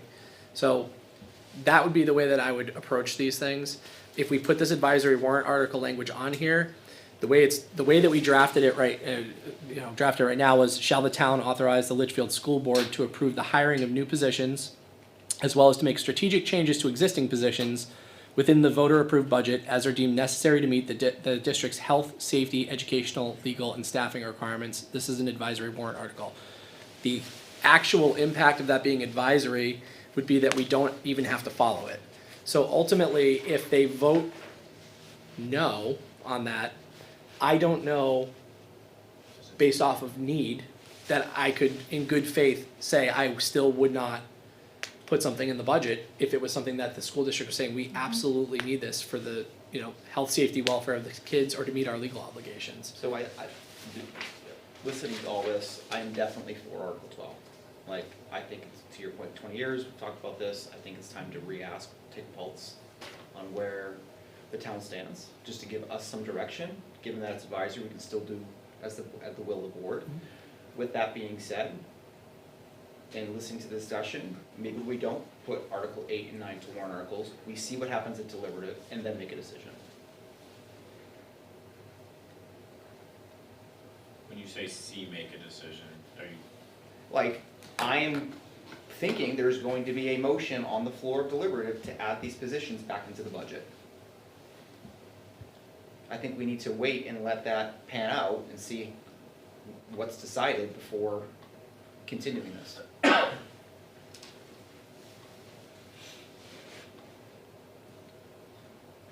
So I have an agreement on the 8 and the 9. The part about 12, I just don't know if it's the right year to take the bumps.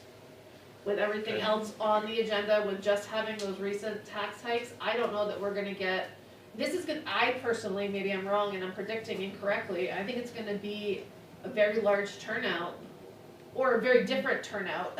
I don't know, Which is all the more reason to ask it. Yes, as I said that out loud, it sounded all the more reason to ask it, but I also think at the same time, it's a very, I feel like people are coming in on both sides here. I think they're gonna be the very pro, assuming GMS makes it to the ballot, and we haven't had that conversation yet, but very pro-GMS crew, there's gonna be a very anti-tax going up crew, there's gonna be a lot of competing interests. I don't know that this is the year to try to settle this question, or if it's not worth having more conversations with budget I'm committee kind of and select inclined about board. that piece. That's the piece that sort of I'm wondering about, is because I'm sort of intrigued now to be able to have a much more in-depth conversation with the budget committee and the board of selectmen, where we really iron these things out. I don't know if we're doing ourselves a Right, we can still do that. Right, you still could put the warrant article on there and then have that conversation. My concern would be if you put this warrant article on there and it says no, and you do it anyway, it becomes another kerfuffle, right. you know? It's Well, another- that's another the other story. part. It's no different than where we are right now though, right? Right, it's no different than No. today. But I do Well, because we see- haven't, I feel differently about it though, go ahead, I Susan. see benefit to having those discussions and fleshing it out before we put it on the ballot. I think, you know, if we're going to, you know, we want all of the boards in town to be on the same page, we all wanna be working together for consistency. I think for us to put something forward that says this, and then have select board put something forward that says something different, and, you know, those definitions aren't consistent. They don't have to be, but I think we're just gonna end up confusing voters, so. So what I'd like to do is I'd like to make a motion, right, just to move this along. I will make a motion to add Article 12 to specifically state, shall the town authorize the Litchfield School Board to approve the hiring of new positions as well as to make strategic changes to existing positions within the voter-approved budget as are deemed necessary to meet the district's health, safety, educational, legal, and staffing requirements. This is an advisory warrant article. There's a motion, is there a second? I'll second. There's a motion and a second. I would say discussion, but we've had a whole lot of Yeah, I discussion know. before. Can I just ask a question too? So with that language, it says, shall the town authorize the Litchfield School Board? I know there's only 2 budget committee members here, but order does matter. So we create a budget, and then the budget goes to the school board, then it goes to the budget committee. So if the budget committee is working off of a different authorization, because they're reading the words authorize the Litchfield School Board, then we're still in a tough spot, because it goes school board, budget committee. So if we put a new position on there that we believe we have the right to do through a warrant article like this, and the budget committee then defaults back to 2003, 2004, then there could be members on that say, well, I can't go with this because 2003, 2004. So I don't know what your thoughts are on that, or. My thoughts, I mean, it's a good question to ask. My thoughts are if Article 12 was on the ballot and it passed, I think that changes the conversation at the budget committee.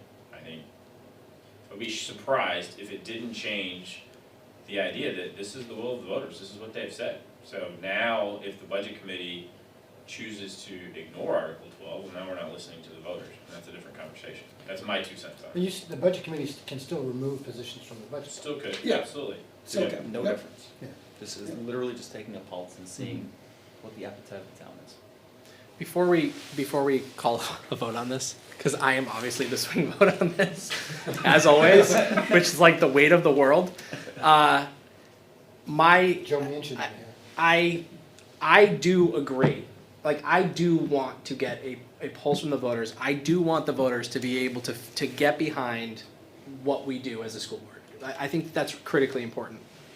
I am right now struggling with the idea that I think that I might feel more comfortable having those policy discussions on a higher level and working towards then if we need to craft a warrant article that sort of bolsters that, doing that so that way we're not doing something now and then we get to a policy discussion that we've already got something that we hadn't really hashed all this out, because we just had a 45-minute conversation about some really interesting points that we didn't even necessarily come to a consensus on, right? And we have 2 budget committee members sitting in the room right now. So I personally, There's several watching. I'm not making it, I'm and getting questions. I will about that. take this as the opportunity to apologize for saying anything about lackluster attendance last time. Many are watching and tuned in. Thank you all for watching and tuning in.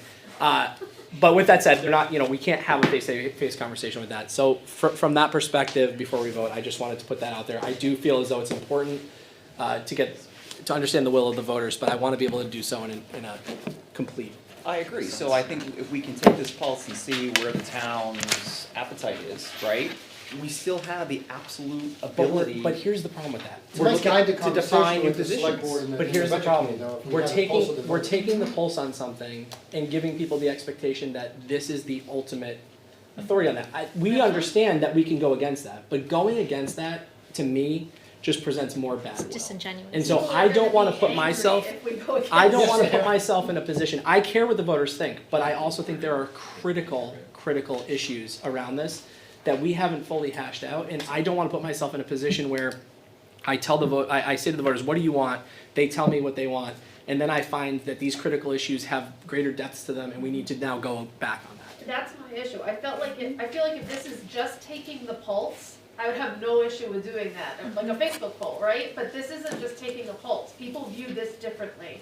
This is people going to the ballot and voting and them expecting, even though we say it's advisory only, they still believe it has teeth to it, as is cited by budget committee members during nearly every budget committee meeting. And so people believe there's teeth to it, and I would be afraid if we put this before the voters at this point and they come back, and then we end up adding a position because the need is demonstrated how critical it is to us as school board members, we would be considered going against the will of the voters at that point. No different than today. That's where I'm stuck at, like, it's See, no different than I today. do think it's different than today because that opinion was from 20 years ago. Yeah. I think we need a call for the vote. If I could just add a couple of comments on this.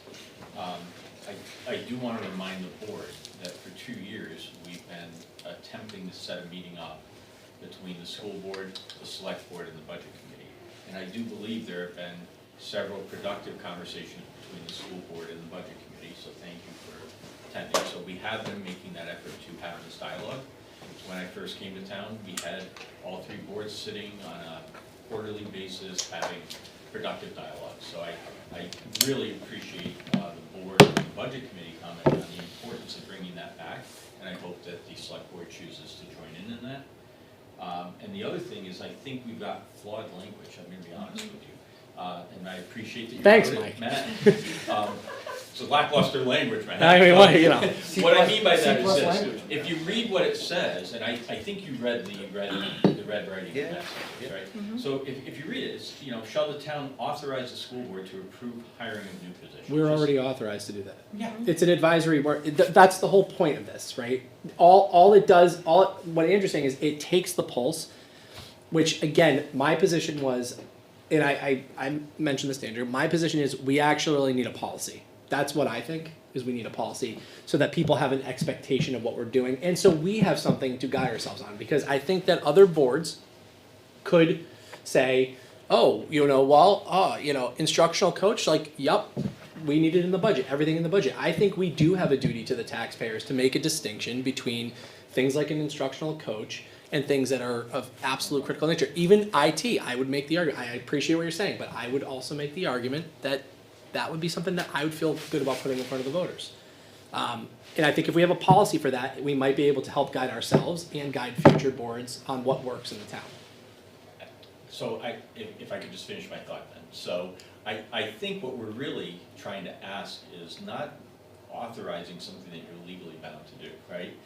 I think you're trying to have the voters direct that it's okay to do this as part of the budget process. And the direction should be both to the budget committee and to the school board, that if you identify a need, you are directed to add that within, right? It's a different twist on this. It's not authorizing, because even authorizing hiring, are we saying that I can't bring forth a nomination?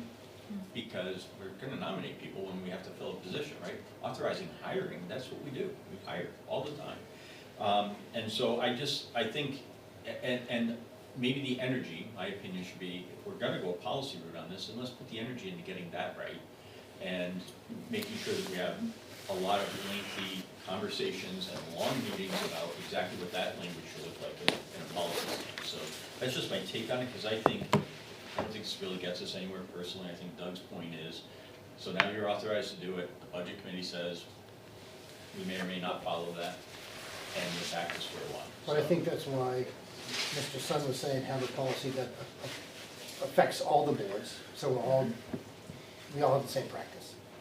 You need two policies, though. You have two boards, you need your own policy. Right, but we would wanna have, But we would ideally, we want the create policy to be that the same for policy, each board. or it would have the same spirit, right? And that spirit it may be a slightly different policy, but it would have the same spirit, which I think is the same spirit that everyone's looking for, which is give the voters enough say that they can help protect against crazy, undue spending, but give enough protection to us as board members to be able to make the important choices that we've been entrusted to make. So, Are you yes. ready to vote? Yes, please. All those in favor of what we're calling Article 12 language, that was read by Andrew, that I don't have in front of me, that I can't read right now, but that was read out loud by Andrew, please say aye. Aye. All opposed? Aye. Aye. Abstain? Motion fails 2-3-0.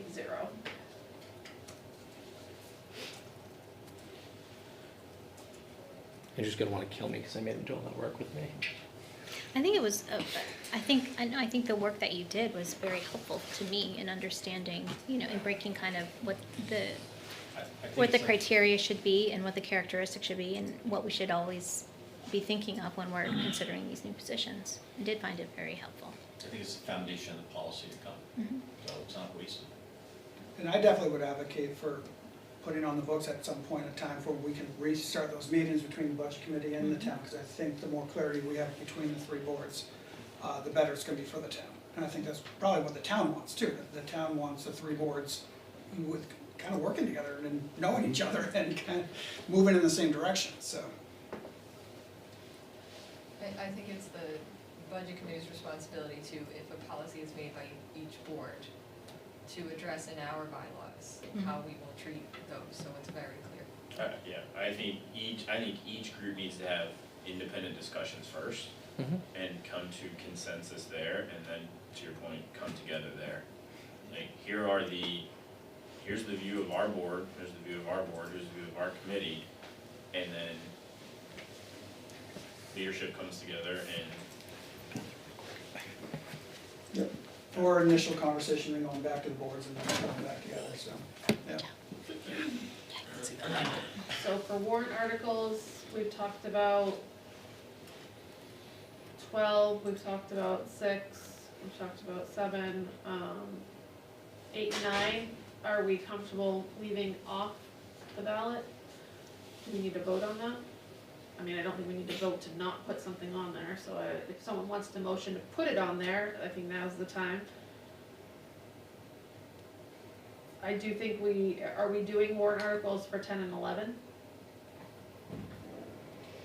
We hadn't discussed it. No motions from my side on 10 and 11. No motions to include those now, okay.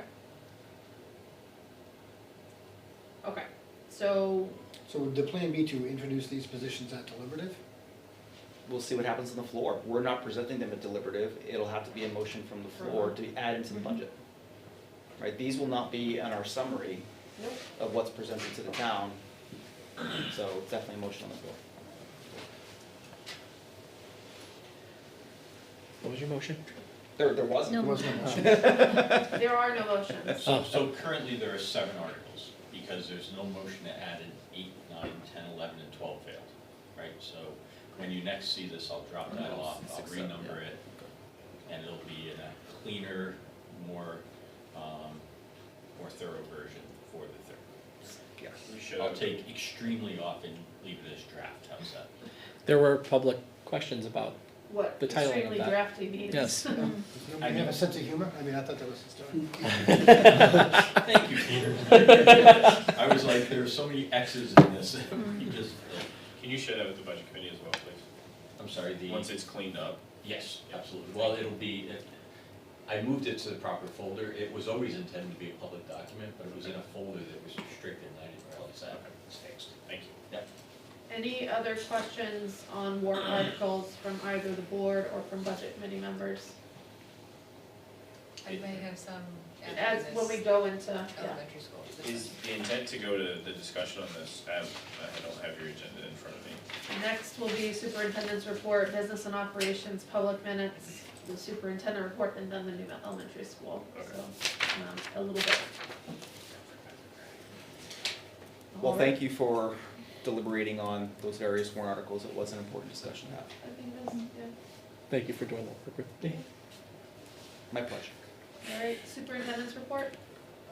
Yep, so I left the legal opinion there so the board has access to that, so I just left that for discussion in case we needed it tonight. I just want to report to the board that holiday week is next week, so a lot of staff, both at the school level that are year-round, our SAU staff and our directors and our principals will take vacation time. I will ask them to make sure that they post at the school what the hours are of the school, so if somebody from the public trying to see us, they'll know that. But it will be I'll be around all week, so we get Christmas Day and New Year's Day as holidays, so we're obviously closed on the 2 Mondays, but then we'll be available. One caveat to that is that on the 26th, as it stands right now, Eversource is slated to shut the power off at Campbell. They're going to be replacing the transformer that is out in the yard. That transformer is 20+ years old and needs to be upgraded, and so that means there will be no electricity at Campbell. So I've authorized our SAU staff to work remotely that day, so they can choose to do that, or they can take vacation day if they wish, so any of their personal time off. It's going to be down for about 6 hours, and then it should be back up by the afternoon. If it's a horrendous weather event day, they would be postponing that to Friday, so either way, that will be when the shutdown occurs.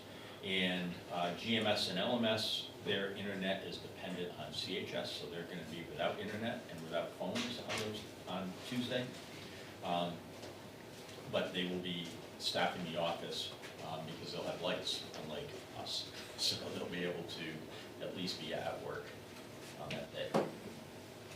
And then custodial coverage, just a report to the board, and we're going to get into this more in depth when we get into non-public, but we continue to be incredibly short on custodial coverage, and we've done some Herculean tasks to make sure that we're keeping the people that we have.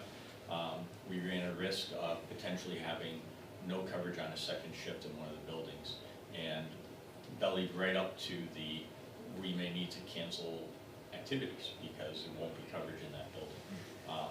So just awareness, if there's somebody out there who knows of somebody, we are desperately in need of custodial coverage, in particular on a second shift. Yeah, we have a lot of great custodians. They're doing just a lot of hard work, but at the end of the day, they don't get to always see the results of their work, because where there should be 4 custodians, there's 1 or 2, 3, there's 1. So you think about like an 80,000 square foot building, if your house is 2,000 square feet, it's 40 of those type of thing.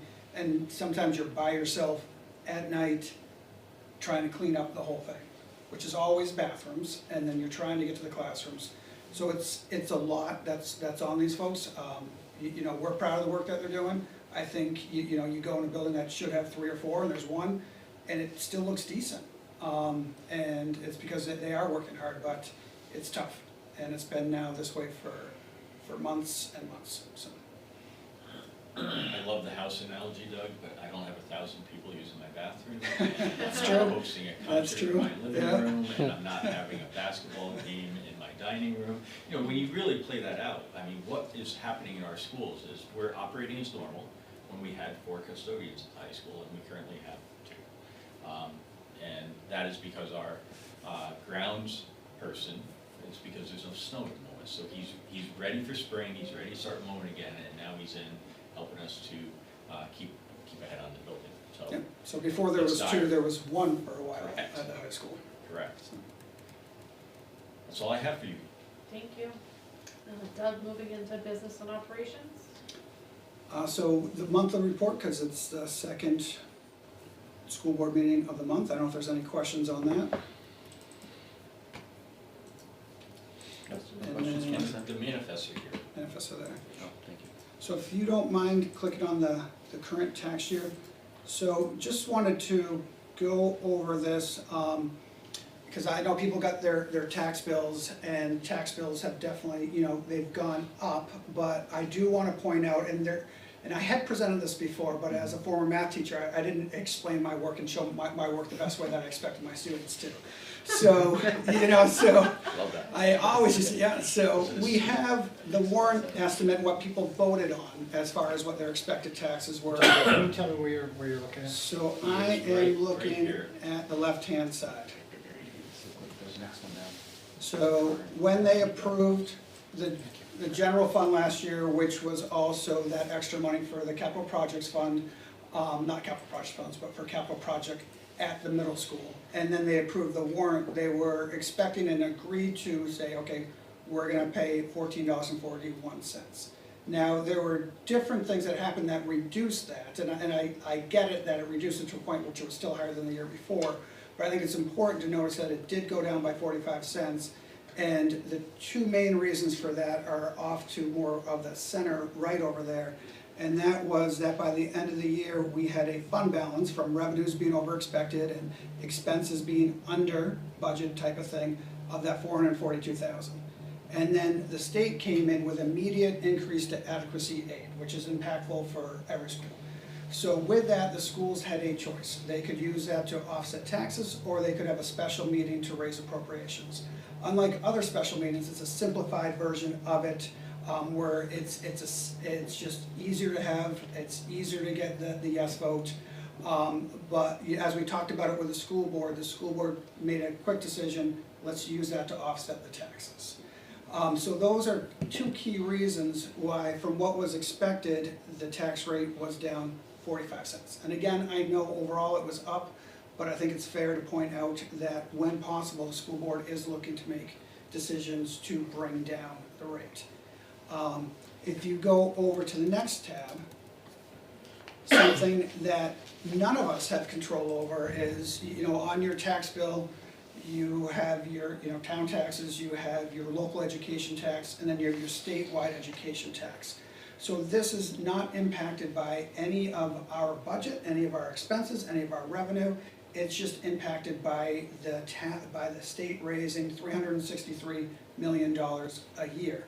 Now, what we raise within Litchfield goes to Litchfield, but it's that the state has full authority over this tax. And what happened the year before was that the state, in order to lower taxes, they did a one-year time where they lowered what they were raising, therefore what they were taxing the people in New Hampshire through property taxes. They lowered it by $100 million. So instead of raising $363 million, they raised $263 million. So it really was a one-time thing. So taxes went up in 2023 due to that. You can see how much they went up. So if your house is assessed at $350,000, your taxes would have gone up by $168. Not because of necessarily a new tax, but because of the fact that the state gave a lower tax just for 1 year. So it was a benefit for 1 year, but any 1 year benefit, there's going to be an increase the next year. So, as we look at our tax bill, there are things that the school board's looking to do to make sure that if there is money to give back, they're giving it back. But then there's other things that we don't have control over as well. So I just wanted to point that out. Again, I know this doesn't, I have tax bills myself too. I know it doesn't diminish the fact that people are paying more, but I wanted to make sure the full story was out there as well. Real quick, we touched on this a couple minutes ago. I'm going to touch on it like 1,000 more times over the next few weeks, because there's great confusion about assessed value versus what my house is worth. People believe that their house, you see what your neighbor sold their house for, you look on Zillow, you get a Z estimate, and you think that that's what your house is worth. And so when you look at tax numbers based off of you think that your assessed value is what your house is actually worth. And you're actually in this town currently not assessed really anywhere near what your house is worth. I pulled some assessor data today, thanks to the tax assessors. There's 3,353 taxable lots in town. 2,182 of them, so 68% of them are assessed less than $400,000. So we talk a lot about what's the average impact on a $500,000 household. That really is only 31% to 32% roughly of the town that reached that point. So just something for people to start to try to wrap their heads around. Even if your house is worth $500,000 on Zillow, you're probably currently only paying in the $350,000 range based off our current assessments. So when we put it on the warrant, we do it per thousand. So it is Right. important that somebody know their value so they can do the math to get to what they're assessed at. Right, and you can find your assessed value on your tax bill. You can find it in nhtaxkiosk.com, I think it is, or on the assessor's database. We use Avatar in Litchfield. And to your point, the tax kiosk has every house in the state of New Hampshire. So it's a public value. You can look up your neighbors on the tax kiosk, not the Zillow number, but that's the way to say, okay, how much. But if you paying, want to how much know, are you paying, how right, much you're paying. You right. can do that. Right. You can look me up. It's all there. It's a public doc. Any questions for Doug on his monthly report or the, So there's just one more thing I wanted to bring up too. Minutes So or- that's just Closes. close that, yeah? Back to you. Yeah. So, and that is, as we move through the budget process, again, it's a process which ends with the taxpayers, the people of Litchfield making a decision.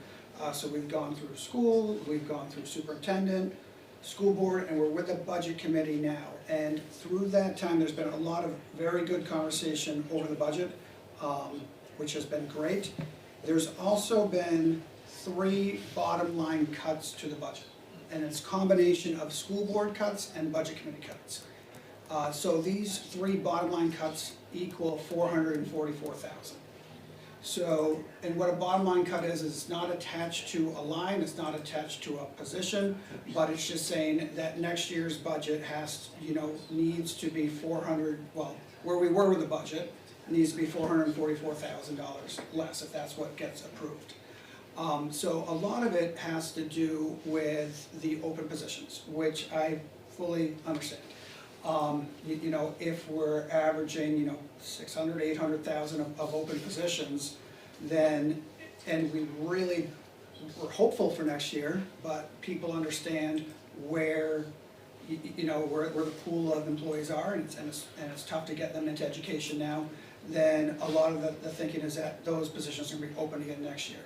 A reminder that some of those positions that are opened are those second people for custodians, or third person, or fourth person to get us to where we want to be, as well as positions that are directly linked to IEP team decisions, which again, then becomes a legal document. I think I can understand why it's fair to say that, we're going to not be able to hire all those positions, but I don't have a crystal ball, none of us do, and if we do start hiring those positions that we need to hire, that means that we would have to find that money from something else. And as we start any school year, we know that the majority of the money goes to personnel, and you can't make up a lot of money with pencils and things like that. So I don't want to be a doomsday person, but $444,000, and then if there's a decision to not raise a certain amount to offset the food service, if we go from 440 to 540 or even more, then we're starting to we're getting closer to a point where it could be hard to make up that money without making some really hard decisions. And it doesn't take me long to figure out what is, and I'm not saying this because it's gonna happen, but what are the bigger chunks of money that occur after school year starts is clubs and sports for winter and spring. So if we started needing to make up chunks of money, that would be where we would go. Again, I can see where we are and where we might be for attracting people next year as well as far as filling these positions, but at the end of the day, if we get into a spot where we can fill positions, we need to fill positions, then we're gonna have to make some hard decisions next year because, we have a certain amount that we can spend up to, and we're not gonna spend past that, and some of it might be, if we have an event that happens at the middle school, which we, or elementary school with a boiler or something, that we typically might try to find money within the budget, we might have to kind of use the building repairs money at that time too. So there are other ways that you know, we don't always go into those reserve funds when we can find the money in the budget, where, this year too, you know, we, due to class size numbers, we hired another kindergarten teacher. You know, there is a reserve fund for that, but we might not have to grab the money from that as well. So there just might be more difficult decisions if there comes a point where we are able to hire more people. So just wanna get us all prepared for something that could happen. Do I necessarily think it's gonna happen? No, but I think the more we go up in bottom line decreases, the easier it is to get to a point of that. So. Alrighty. Questions? Yeah. Question, I just have one thing to add. We have these reserve funds for certain things, why don't we tap into that rather than take it out of the regular general fund? I think we do, and we would if we needed to. But Doug was just saying, if they had a first grade teacher, but we had a reserve fund for that. Well, We didn't because tap that. We that's used out the of general- this year's budget, and we haven't made the decision to Haven't made the transfer, we decision. haven't made that decision to transfer that money quite yet. We might make that decision, Yep. looking at the numbers at the end of the year. So last year, when we had such a large fund balance, it wouldn't make sense. This year, it depends at the end of the year where we're expecting to be for fund balance. But if it's a significant fund balance, then I would recommend not taking it from the reserve, because we're still gonna be able to give back money to the taxpayers. So usually it's a towards the end of the year decision. So to kind of balance the needs of the school with the reserves as well as the taxpayers as well. Anything else? Yeah, You had something you wanted to add? One item I forgot, I'd written it down, but it wasn't on the electronic copy, is just so the board is aware. So Mr. Oblenis has been coming to a lot of meetings. He's written several communications to the board, detailed questions and so forth. So he came and had a tour GMS with Dan Mitchell last Friday. Spent a couple of hours with Dan showed him all the ins and outs, got him in the 30s, building the whole 9 yards. And then he is meeting with Doug and me tomorrow, and our intent is to go through the list of questions, make sure that we understand, and get him whatever we can. So I just want the board to be aware we're not ignoring Mr. Oblenis. Our intent is to try to help answer the questions and make sure he has information. So that's in the works, and we'll keep you posted. And if we can get it reduced to writing, I would prefer to do that, but frankly, tackling a list of 20, and they're complex questions, they're not yes, no, here's the number, there's complexity there, so we're just gonna do our best and then we'll keep you informed. That's good. Thank you for that. Alright. Thank you guys. Ron. See you guys later. Moving into public minutes, I'll make a motion to approve our December 6th, 2023 public minutes. Is there a Second. Second. Any questions or comments? Seeing none, all in favor, please say aye. Aye. Opposed, abstained, passes 500. Moving into old business, just an update on the superintendent search process. We did have a conflict with the last meeting, against the facilities improvement meeting, so we divided and conquered. Matt attended facilities and I attended the, superintendent meeting.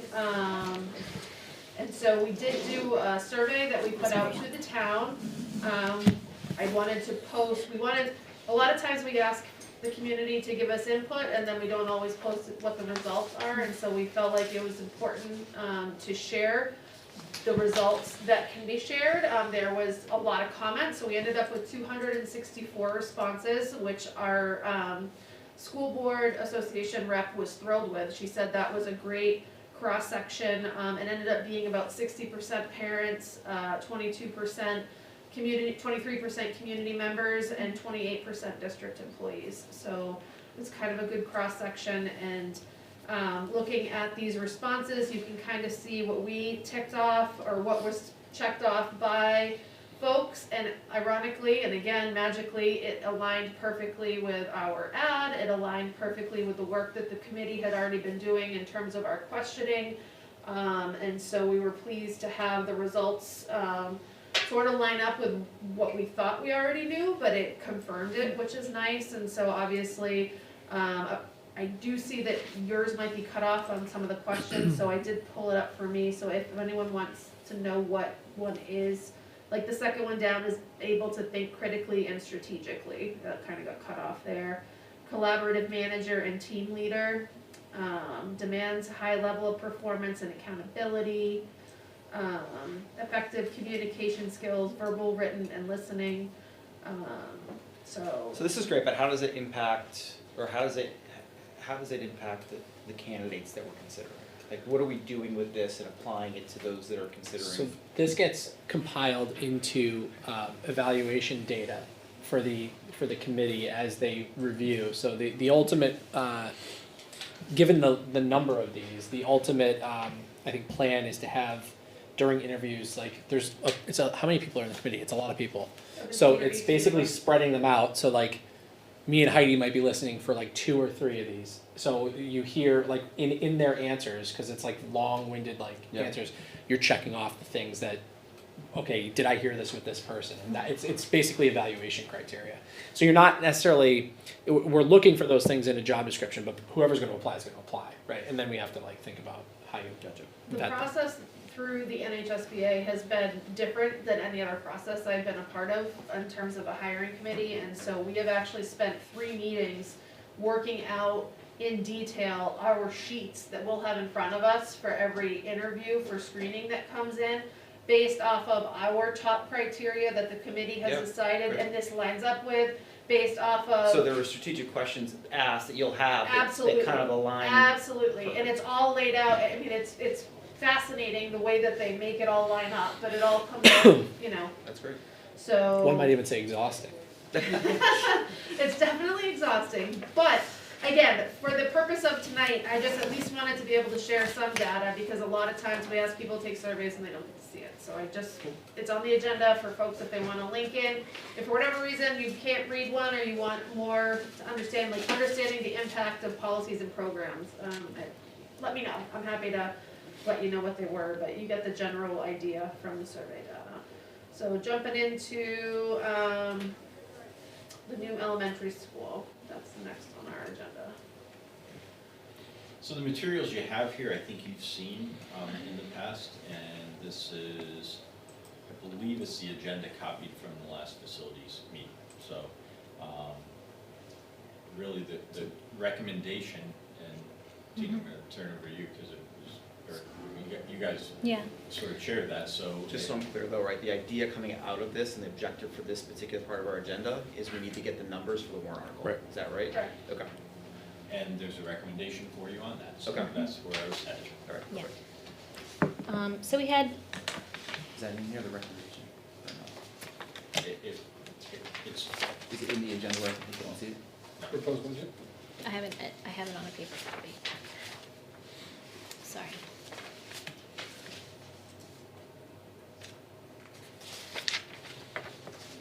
Want to fill them in while I'm looking for it? Well, I'm trying to think of when we last stopped off. So you've all seen the plans. You've all seen the proposed budget. There have been changes to that, and a lot of the discussion around that has been around Mr. Oblenis's communications, which we very much appreciate. So it is on our agenda under proposed budget. That's okay, so that's what we're looking Yeah. at. Thank you. Yeah, so the budget from the first table that you've seen hasn't changed substantially, other than which we discussed last time, was adding in the demolition costs of basically the entire school except for the 1930s building, buttoning up the 1930s buildings. That's what they added in there. There's a pretty high degree of stuff included in this. Like as we really grilled Kyle on, have you accounted for this? Have you accounted for that?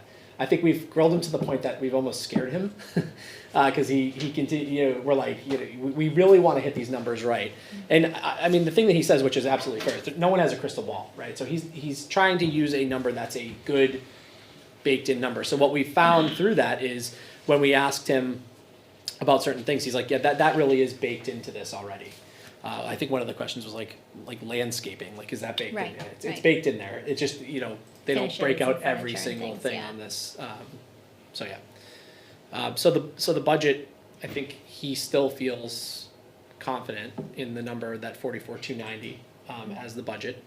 And then I guess the big question is, what do we do with the state aid component of that? I think that's the bigger thing for the warrant, is how do we, How do we agree, or how do we land on the demolition cost of 200,000? I think that's based off of his experience and, you know, It seems incredibly low. I would agree. I mean, Incredibly there's low. asbestos in that building. That was He- in conjunction with the CM, the construction yeah. manager. So the last meeting we had actually had the construction managers on Yeah. there too. And they confirmed these numbers, and this is based off of, you know, again, they worked together on multiple projects, are actively working on multiple projects. So we've asked that Are they question. considering asbestos and abatement and whatever else they might uncover as they go through this? They And are. that's our understanding. They are. Our understanding is,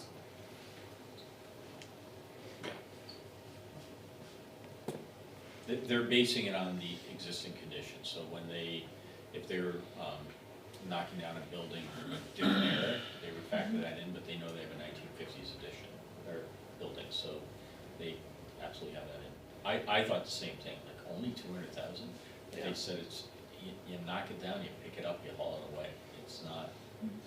And before you do that, you go through and reclaim metals and, you know, other things are done, so it's not. And is it filling in the site and like seeding it, or? Yeah. Well, and And I think the other piece is, the people that bid on this and get it, they get the steel value, they get the copper value, so they're making money on that side. So you're looking at it, you're saying only 200 grand all the way. Well, the company knows when they're bidding, you know, all the copper piping, they're gonna recycle all There's that, recycle, that's gonna be more yeah. money in their pocket, but it's off our site. So we just acknowledge, we don't wanna get Right. into valuing that out, it's just 200 grand and it's gone. If that's where. but, you know, we to go. be clear, with respect to the 1930s building, this is buttoning up the 1930s building. It's not, we're not renovating the 1930s building. Putting a wall on it, making it. Putting a wall on it, probably winterizing it, turning it into a cold storage building, pending the town coming forward and saying, hey, we have this, you know, the historic commission was forward, and they say, hey, we have this great idea for that building, like, we're all ears on that, but we can't at this point plan for that. The only thing that we've definitively planned on is that building is remaining, we have no intention of tearing that building down, we recognize that would be very upsetting to people, we wanna acknowledge that. Okay. And Kyle will acknowledge that, you know, he put 200,000 there because he believes that's the price it will be. You know, it could end up being 180,000, it could end up being 230,000. But he also knows that when we talk about a max number, as Matt said, Yeah. we're talking about a max number. So at the end of the day, that 44,290,000 is the max. So if it ends up being 220,000, where do you find that other 20,000? Yeah, Because we're not gonna tax more for it, we're gonna Right. find it someplace else. We had a really long conversation, both with him and the construction manager on the last meeting, where we that was exactly it, and like they'll value engineer everything as well. And I also asked the point, which I think you'll appreciate, which is, you know, will you value engineer this to the point that if there's savings, you'll get those back to us, you're not just gonna like, you know, be like, no, we have extra money, let's do this, and he's like, no, like, we return all of those savings, and he said, the way that this bid process works now, it actually protects that for the districts. The way that they used to do it was a lot easier to, like, you know, just spend all the money, make all the money. He said this really is a way of keeping the costs in control. So that number that we lock in, they have to get it done in that number. And what we've asked them for, and what I've mentioned a couple times too, is we're not looking for a Seacoast school, we're not looking for a Massachusetts school, we're not looking for a Taj Mahal type of thing. But we are looking for a school that the community can be proud of. So at the end of the day, that's something that Kyle wants to design, and Bonnet, Page and Stone want to build a school which the community can be proud of as well. So they know that the max number is the max number, and it has to be a number which allows that to happen. Not for a building to be built that everyone's like, why would we spend any money on that building? Not for a building, you know, but for a building that people, when they tour it, when they see it, they're like, yeah, that makes sense for Litchfield. So just point of example. The landscaping comment, right, that I brought up was like, well, look at this fire station, right? With a nice, I'll call it new still, if that's okay. With no landscaping? With no landscaping. Right, Like, right. so, you know what I mean, just. We did specifically Okay. ask that. Every question you ask, we bring back Right. and really try to get a thorough answer to be able to bring back to you. So yeah, they did say that it is Green baked into spaces. that. And just to, you know, from the design perspective, you know, we did ask him, because Kyle's told us this multiple times, there are other districts, and, you know, Mike will joke about it because they probably have granite all over the place, but there are other districts that are spending $800 a square foot for construction. And we're in the 425 range. So it really is about finding something that you can build a good quality school, but reasonable, you know. So. And just on the landscaping thing, Yeah. we could value engineer out the landscaping, Yeah. right? So it's possible that you gotta find some money after you've approved the budget and you say, the landscaping, we're gonna go to parent volunteers Do and something else, yeah, yeah. garden clubs, and that's how we're gonna get it done, and then that's different, right? But my Right. point is, he's baked it in as part of his vision of this, it would be a properly landscaped school. In terms of the ball fields for the 800, is that, well, is the play fields here, is that the new ball fields at LMS that we were talking about? The 800 is the two fields up top, Yeah, so three really, because it's baseball, softball, and the soccer field. And it also includes any site work relative to the new school, so play fields there, or incorporating a different bridge over to where the softball field is, maybe, you know, reconfiguring the softball field into a different type of play field, all of that is factored in. We have to figure that out. what about paving of LMS? Paving of LMS is not on this, so. It's a separate thing It's a like the whole different CIP. project. Well, but it was, in the CIP, it was rolled in with the play fields, that's why I'm bringing it up, it was budgeted as one. Fixing that up. Right, because that parking lot the up. idea is you're bringing in equipment, right, the parking lot's already in a pretty tough spot as is, right, now we're bringing in equipment, we're expanding, is this an opportunity at the end of it to have a fresh start with the paving up there as well? Add it to this and remove it off It- the other project. Yeah. The project at LMS is way beyond paving though, so it's replacing all of the pipe underground. It's a lot of site work, so it's more than just paving. It doesn't mean it can't be incorporated in and done. Yeah, I just feel like we have one 550,000 shot, we have for one LMS? shot at this, right? We will not be able to go back and do another bond on the schools for a considerable amount of time. That's my. we can ask, I mean, we can ask the question of, I would say for 30 years. yeah. I would say for 30 years. We can ask the question, and I mean, he's got paving, so 120 parking, yeah, that's probably just, That's still a lot for the new school. he's got 440,000 on there for the whole, for all of the new school. So, I mean, I don't know what that number would be, but we can ask him, for sure. I'd look We at- know the reclamation and the paving at the town recycling center, right? That was in the 400K range, right? Just for all of that work. Mhm. Right, I don't know if that's even comparable in size, but in my mind, it's probably at least another 400 grand. Mhm. What's in the CIP? I don't know. I can pull it up. It Taking a was- minute to dig, but. We had rolled in a few different projects into a separate bond. So allow me to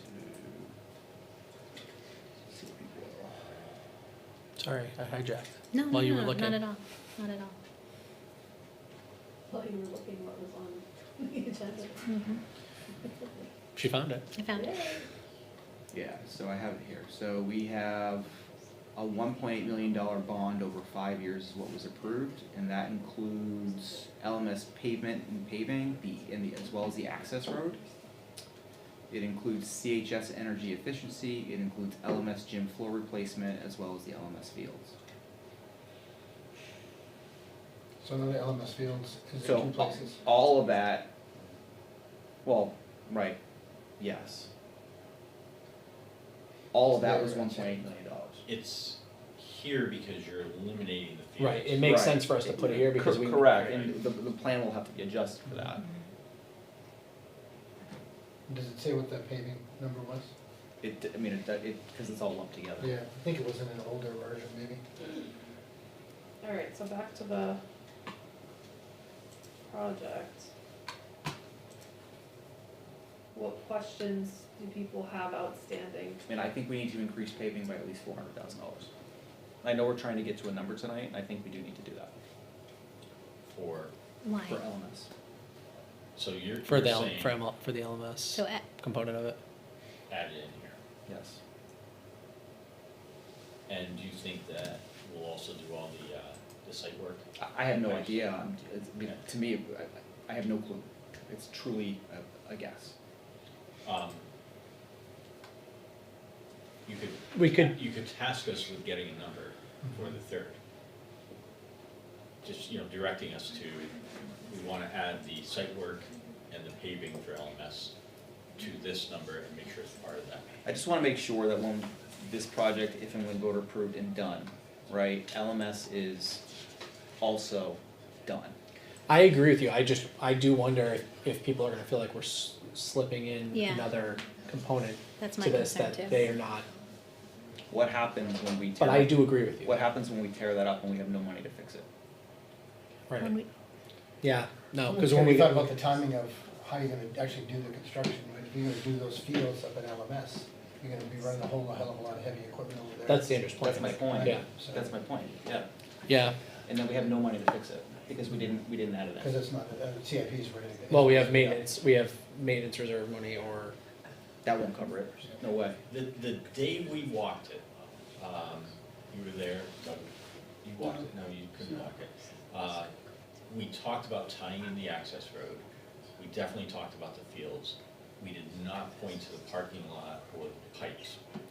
And then we said to Kyle, if we're eliminating this baseball field, that's what goes up on the upper plateau. So the number's not in here, but I think asking us to, if you approve it with this and say come back with that number and we can make that adjustment, I think that lets us know where we're headed at least.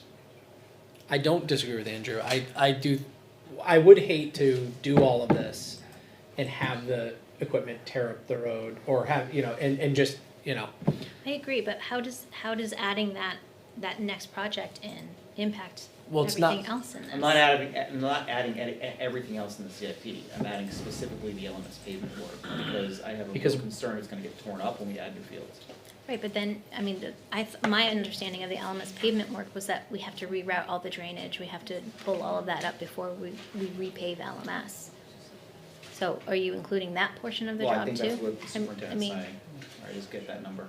Well, the paving down below is gonna have drainage too, so they're gonna build culverts or whatever to get that water out of the parking lot, so. but you do have to engineer, to Tina's point, you do have to engineer that, right? I So, mean, Right. I don't think Kyle's crew is gonna leave it in an uninhabitable no, position, right? I mean, it would still be drivable, it would still be well, usable. maybe we should have that, it's a Just great, come out of it's, contingency, I don't know. it's a great I truly have question, no I think. idea, but I hesitate to combine projects yeah, that's where my at this hesitation Well, is. point.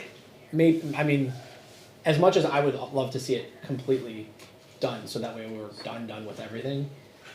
Maybe we could find out from Kyle what his idea would be about that, cause Andrew's right, they're gonna have to get up there with equipment, so, are they gonna, if the equipment damages it, are they gonna at least repave what's there? I mean, granted, that's like kind of a waste of money, but if that's baked into this already, I mean, they would have to, right? So let's get the number and go from there, right, let's leave it out for tonight, let's understand the number and we can amend it if we need to. Okay. Does that work? Yeah, amend if we need to, but I would like to come up with a somewhat final number with I a think few that's fair. outstanding questions. I think that's fair, I Perhaps. think we need to understand what that number is. Yeah, agreed, okay. In terms of the 44 million, and in terms of what's represented on the warrant article, a couple things. There was a comment earlier, I think it came from the budget committee if I recall, about adding in the interest to be transparent to what the true cost is to the voter. I think that's critically important, so I think our 44 million on the warrant article, it's gotta go up to 60 or whatever that number is. so here's the only caveat with that, which Doug, correct me if I'm wrong. We have a couple options. If we go bond bank can be refinanced after 10 years, Yep. right? So there would be an opportunity potentially to save if we go bond bank. We can't forecast that, We don't can't. know. Right. But I'm just saying, it's more, I just wanna put it out there that is a component of that the other component of this that I don't think has been ruled out yet is not going bond bank and going another option. Another option being potentially commercial financing through like Bank of America or something like that. In which case, those can be, we don't know what those rates would be right now, rates are starting to come down a little bit, but those can also be refinanced sooner. So there's multiple lines of work being done on investigating those things. But generally, the benefit of, if I understand generally the benefit of a bond bank is it's a lower interest rate than a Citizens Bank. It can be. So, I mean, I think we'd have to work with our bond counsel to get a little bit more information on that. You can also do a USDA type of loan as well, and with that, you're kind of get your rate, but then it doesn't lock in until construction is done, so you almost have a construction loan in between, which might not be a bad thing if the interest rates are going down, which is what we're expecting. I agree that, having an understanding of what the total cost is important, but I think, whether we bond it out for 30 or 20 years, pretty much everyone's most likely in agreement that if we lock in at, say, I'm just using a number now, I don't know what it's gonna be, 5% now, we'd get down to lower than 5% at some point, and we'd be able to refinance at some point in that 20 or 30 years. So if we talk about a total cost, I think we're also going to have to make sure we're reminding people that that total cost is a worst-case scenario, where the goal is to lock in a lower interest rate at some point as interest rates go down as well. I think that's fine. And also, I mean, I guess the question becomes too, we aren't locked in, even with bond bank, we're not locked into a rate. So if we factor that in right now, we don't have a hard set number on what the rate is right now. Right, but we should have a pretty good idea by the time we finish the warrant article, before it gets presented. At what point would we secure necessarily. at what point would we be securing the bond to lock in the rate? Probably not Oh, until it gets and if we use the bond bank, we don't know until it sells in July. So, we would know after the warrant article. So that's why they usually use what they call a conservative number for that.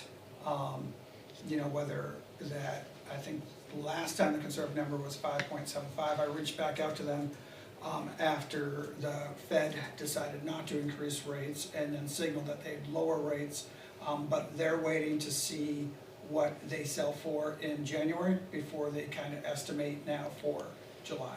So is there any tie to the bond bank to what the Fed does? I mean, is it Yeah. like a variable rate credit card or loan, does it come down the same amount? Comes Well, down a quarter, if it comes down 25 basis points, does it drop 25 basis points? So like I can tell you with respect to, like, I do a lot with residential mortgages, right? Residential mortgages, when the Fed telecasts that they're gonna do something, it's baked into the rate way before the Fed actually does it. So the second that they know the Fed's gonna do something, they adjust, mortgage rates adjust. Now, I don't know how that works with bonds specifically, but suffice it to say, there is a relationship, but that relationship may not be tied in the same timeline or in the same amounts in correlation to the Fed. And I think I'm with JD too on the whole, putting a table down there that Oh, shows the full 100%. cost. You do year 1, year 2, year 3, And then maybe you years break it 4 up. through 30 or whatever it But is. so here's my question on a warrant though, if we do that, in the interest, because we don't know the interest amount, do we now create a problem for ourselves if the interest rate, if we base it at 5 and something wonky happens, and now the interest rate's at 6, have we now, sort of, We have to eat that. We have to Just figure that if out. I may, just to remind the board, the warrant's gonna look the way DRA tells us. Yeah, we don't have They, control over the they may language, say, right? I've never seen a table like that, I've Mhm. never seen the amount that's in there being the fully financed amount, right? So DRA is gonna say, no, you use the 44 million. Your handouts and all your literature and all the other Have all stuff, that information. absolutely, full disclosure of all of that. But remember, the actual warrant language and what the warrant looks like will be dictated to us, so just keep that in mind.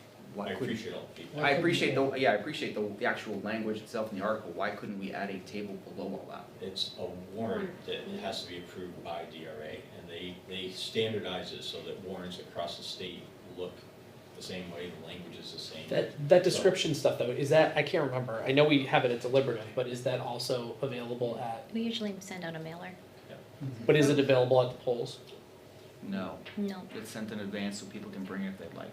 I was Okay. trying to find the fire No. station Okay. warrant article, I don't remember there being a table, I don't remember there being interest included on it, I don't remember any of that, was that just a choice not to include that? Or was that DRA saying they, Yeah, I don't know.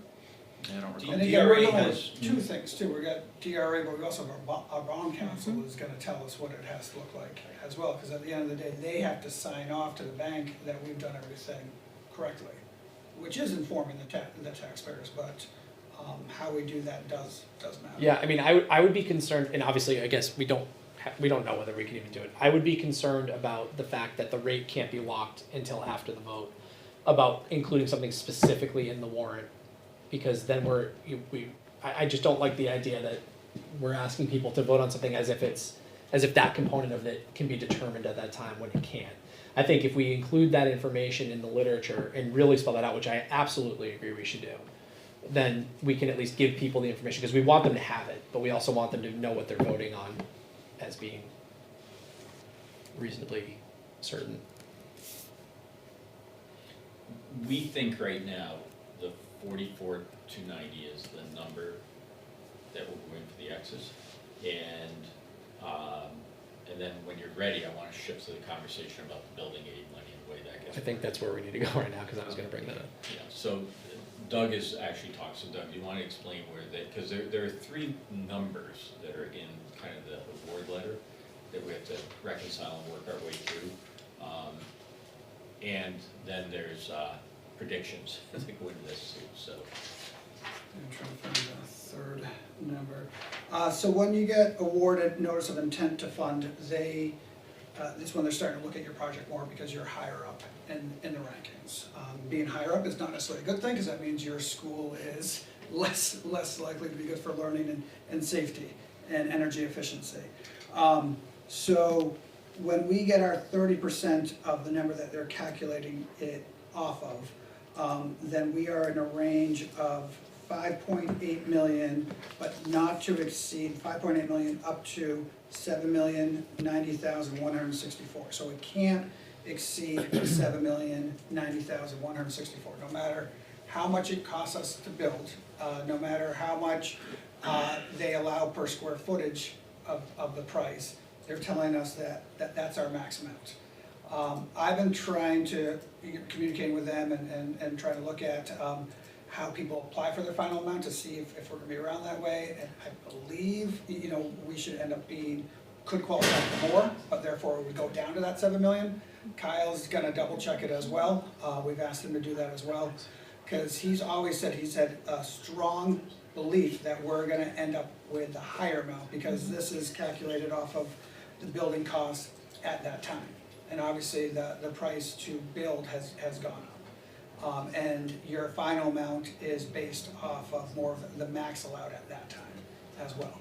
So we have him double checking, because he's done this more than we have, to make sure that he feels confident that we would get that 7,090,164. Now, no matter what, we only get 80% towards the start, and then the 20% happens at the end, and the 20% is then based off of all the final numbers and the final calculations and what gets deducted out and things like that. And But it would still be part of the award. it would still be part of the award. But it's held back, 20% is held back. But we get all of Until the bond is fully funded at the beginning of the project, right? Bond would be fully funded, yep. Right, so this is a great opportunity to clarify one common statement from a certain budget committee member. We will continue to be able to pay our teachers if the school passes, correct? That is correct. Okay. Yep, so we've had a sit-down with the bond bank, as with myself, Mike, and the town. Kim Kleiner, the town administrator. Town administrator, because that was a question, and it's not like Litchfield bonds to this extent all the time. Most districts don't, most towns don't, so it was a good question, as far as cash flow goes. And we set the meeting, and then we realized we only really have one question: can we use the bond at the beginning to pay back the bond? And as soon as that answer was yes, well then everything is clear. There is no worry at all at that point. Now, obviously, you're only using the bond to pay back the bond until you get your money coming in from the town. But your main concern is cash flow. Can we pay what we need to pay? And the main thing about that is teachers and staff. And the clear answer, very clear answer, was yes. Okay. So and Kyle has said he is highly confident that the full 7,090,000 is what we will end up getting, based on his projections and looking at everything. he feels confident. So it's really, now the question is, even though we have those two numbers in there, I'm not sure that DRA is gonna let us put the award amount, because it is variable, technically it Well, is so variable. so And if you word it like up to the maximum, the voters aren't gonna know if you qualify for the maximum until the project's done. So there's too many questions here. I think it's really pending us being awarded state aid is the question, without a dollar amount attached to it, knowing that we have that letter that is basically talking about the amount of state aid. Can I just toss an idea out there that I think is worth at least having a quick discussion about? Do we, I mean, obviously it's way more attractive to have the state aid, and I think we all believe that we have a really good shot at the state aid. From the voter perspective, do we want to put this forward not subject to state aid at all? Yes.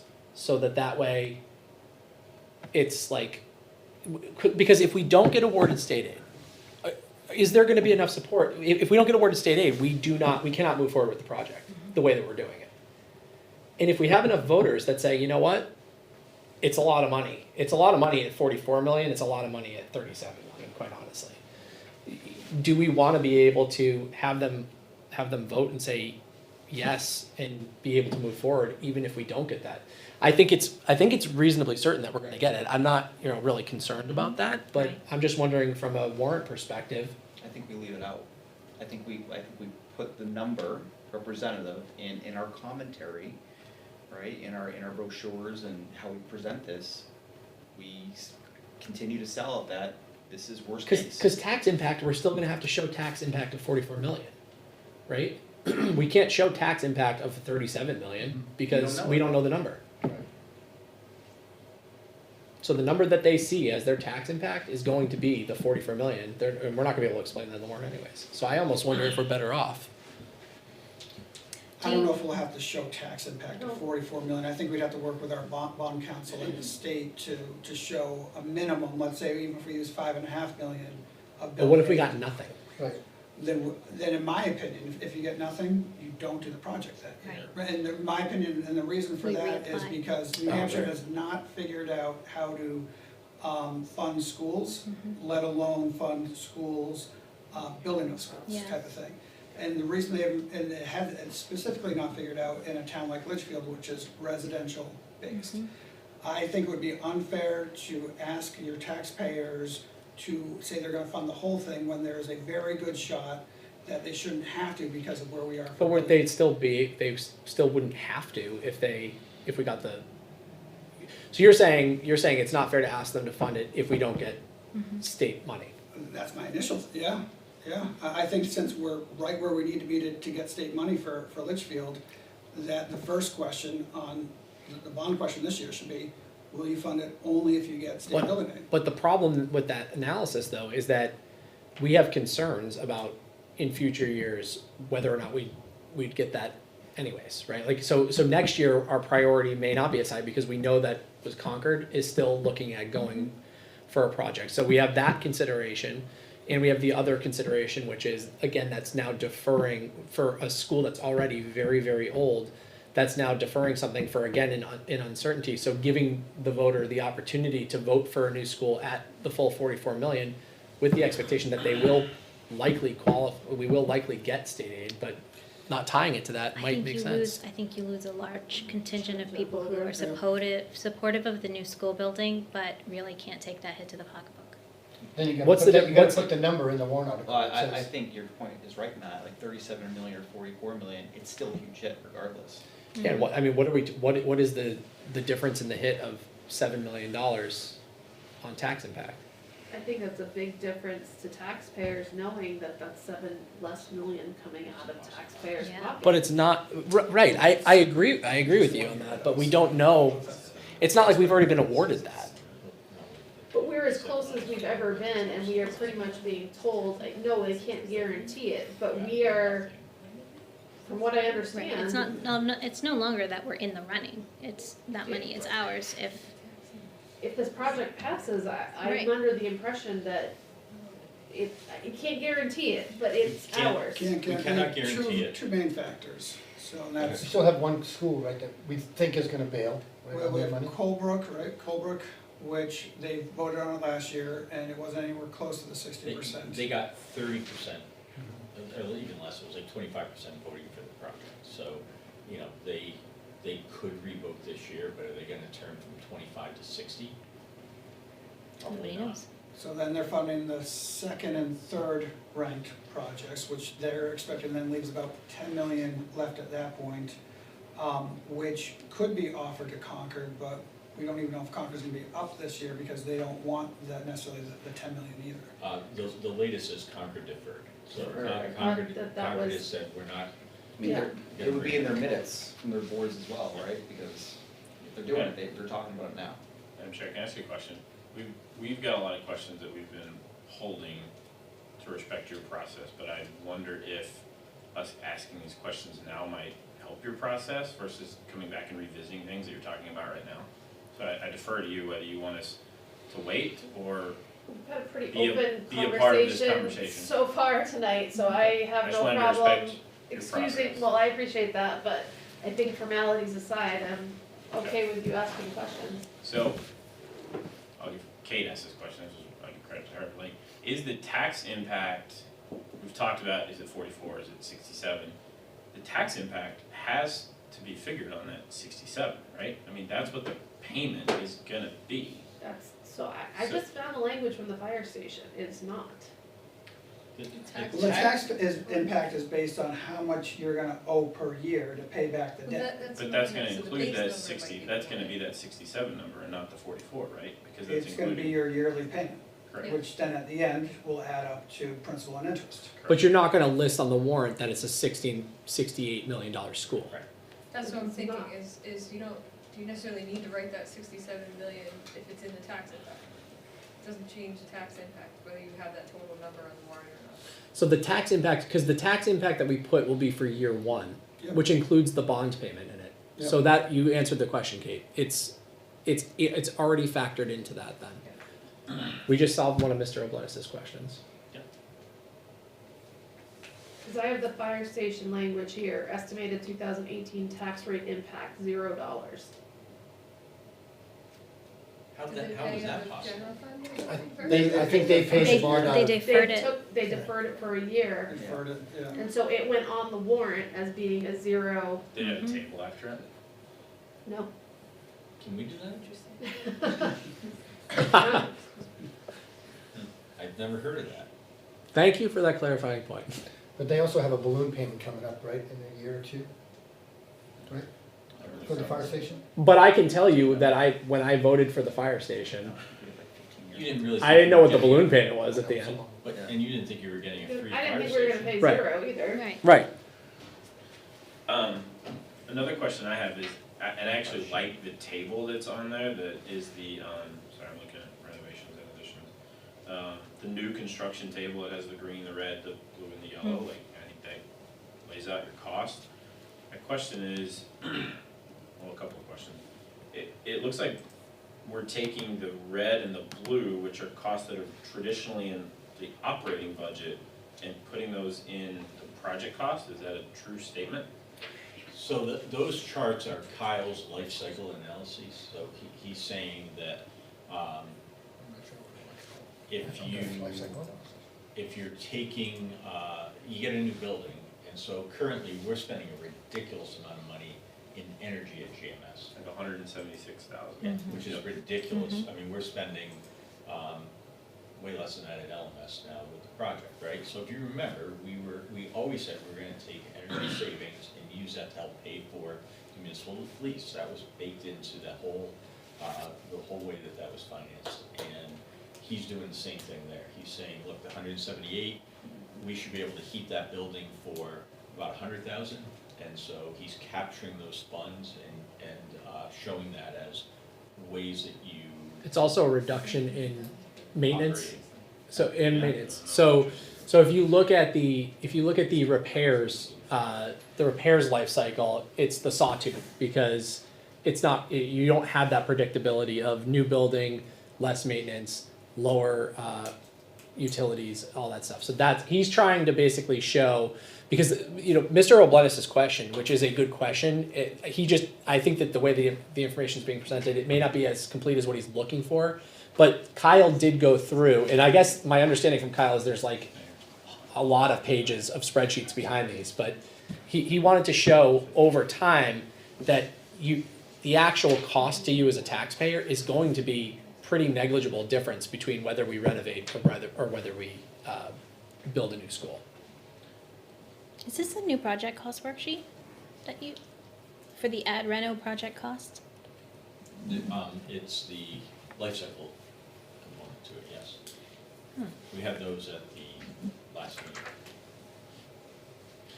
They were briefly discussed because We saw the bar graphs, but I didn't take a look at this. So this Yeah. was the project cost worksheet for additions and renovations. it's the life cycle cost of doing project of, No, you're not looking at the same one that he's talking about. Okay, no, this is No, now- but I haven't seen this either, actually. Yeah. There is a project cost worksheet for additions and renovations. I don't know It's where. linked in the agenda. yes. Yeah, So at the facilities meeting, because we had questions and commentary that Yeah. took so long, this was incredibly rushed at the end. Kyle briefly touched upon those. okay.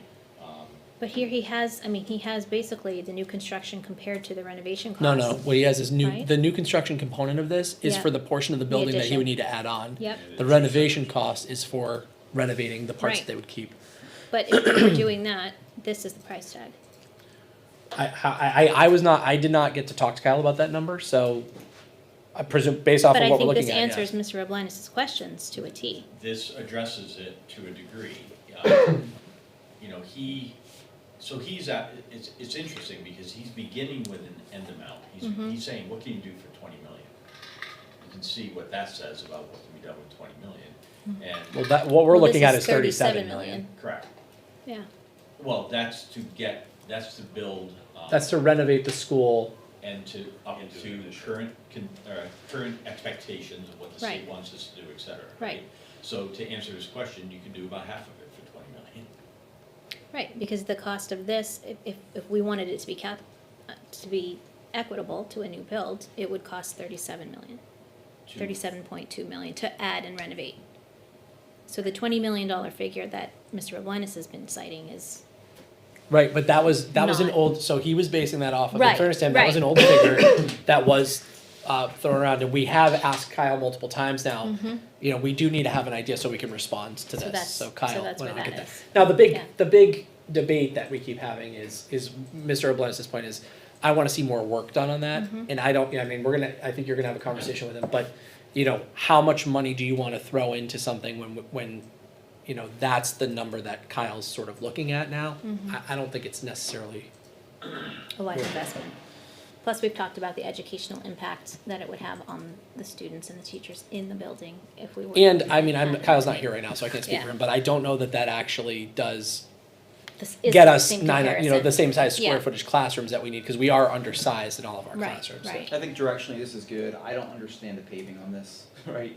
If we're renovating and we already have, why is paving 500,000 on the reno versus 440 in the new? Because you have to pay, you're gonna be tearing up, the parking lot and, So it's the moving. recycle, it's the removal of the asphalt as opposed to the. We could probably ask him what his plan would be on that. would I think don't know that it there's- matters, quite frankly. I think Yeah. this addresses the question, and I think that was the intent, so.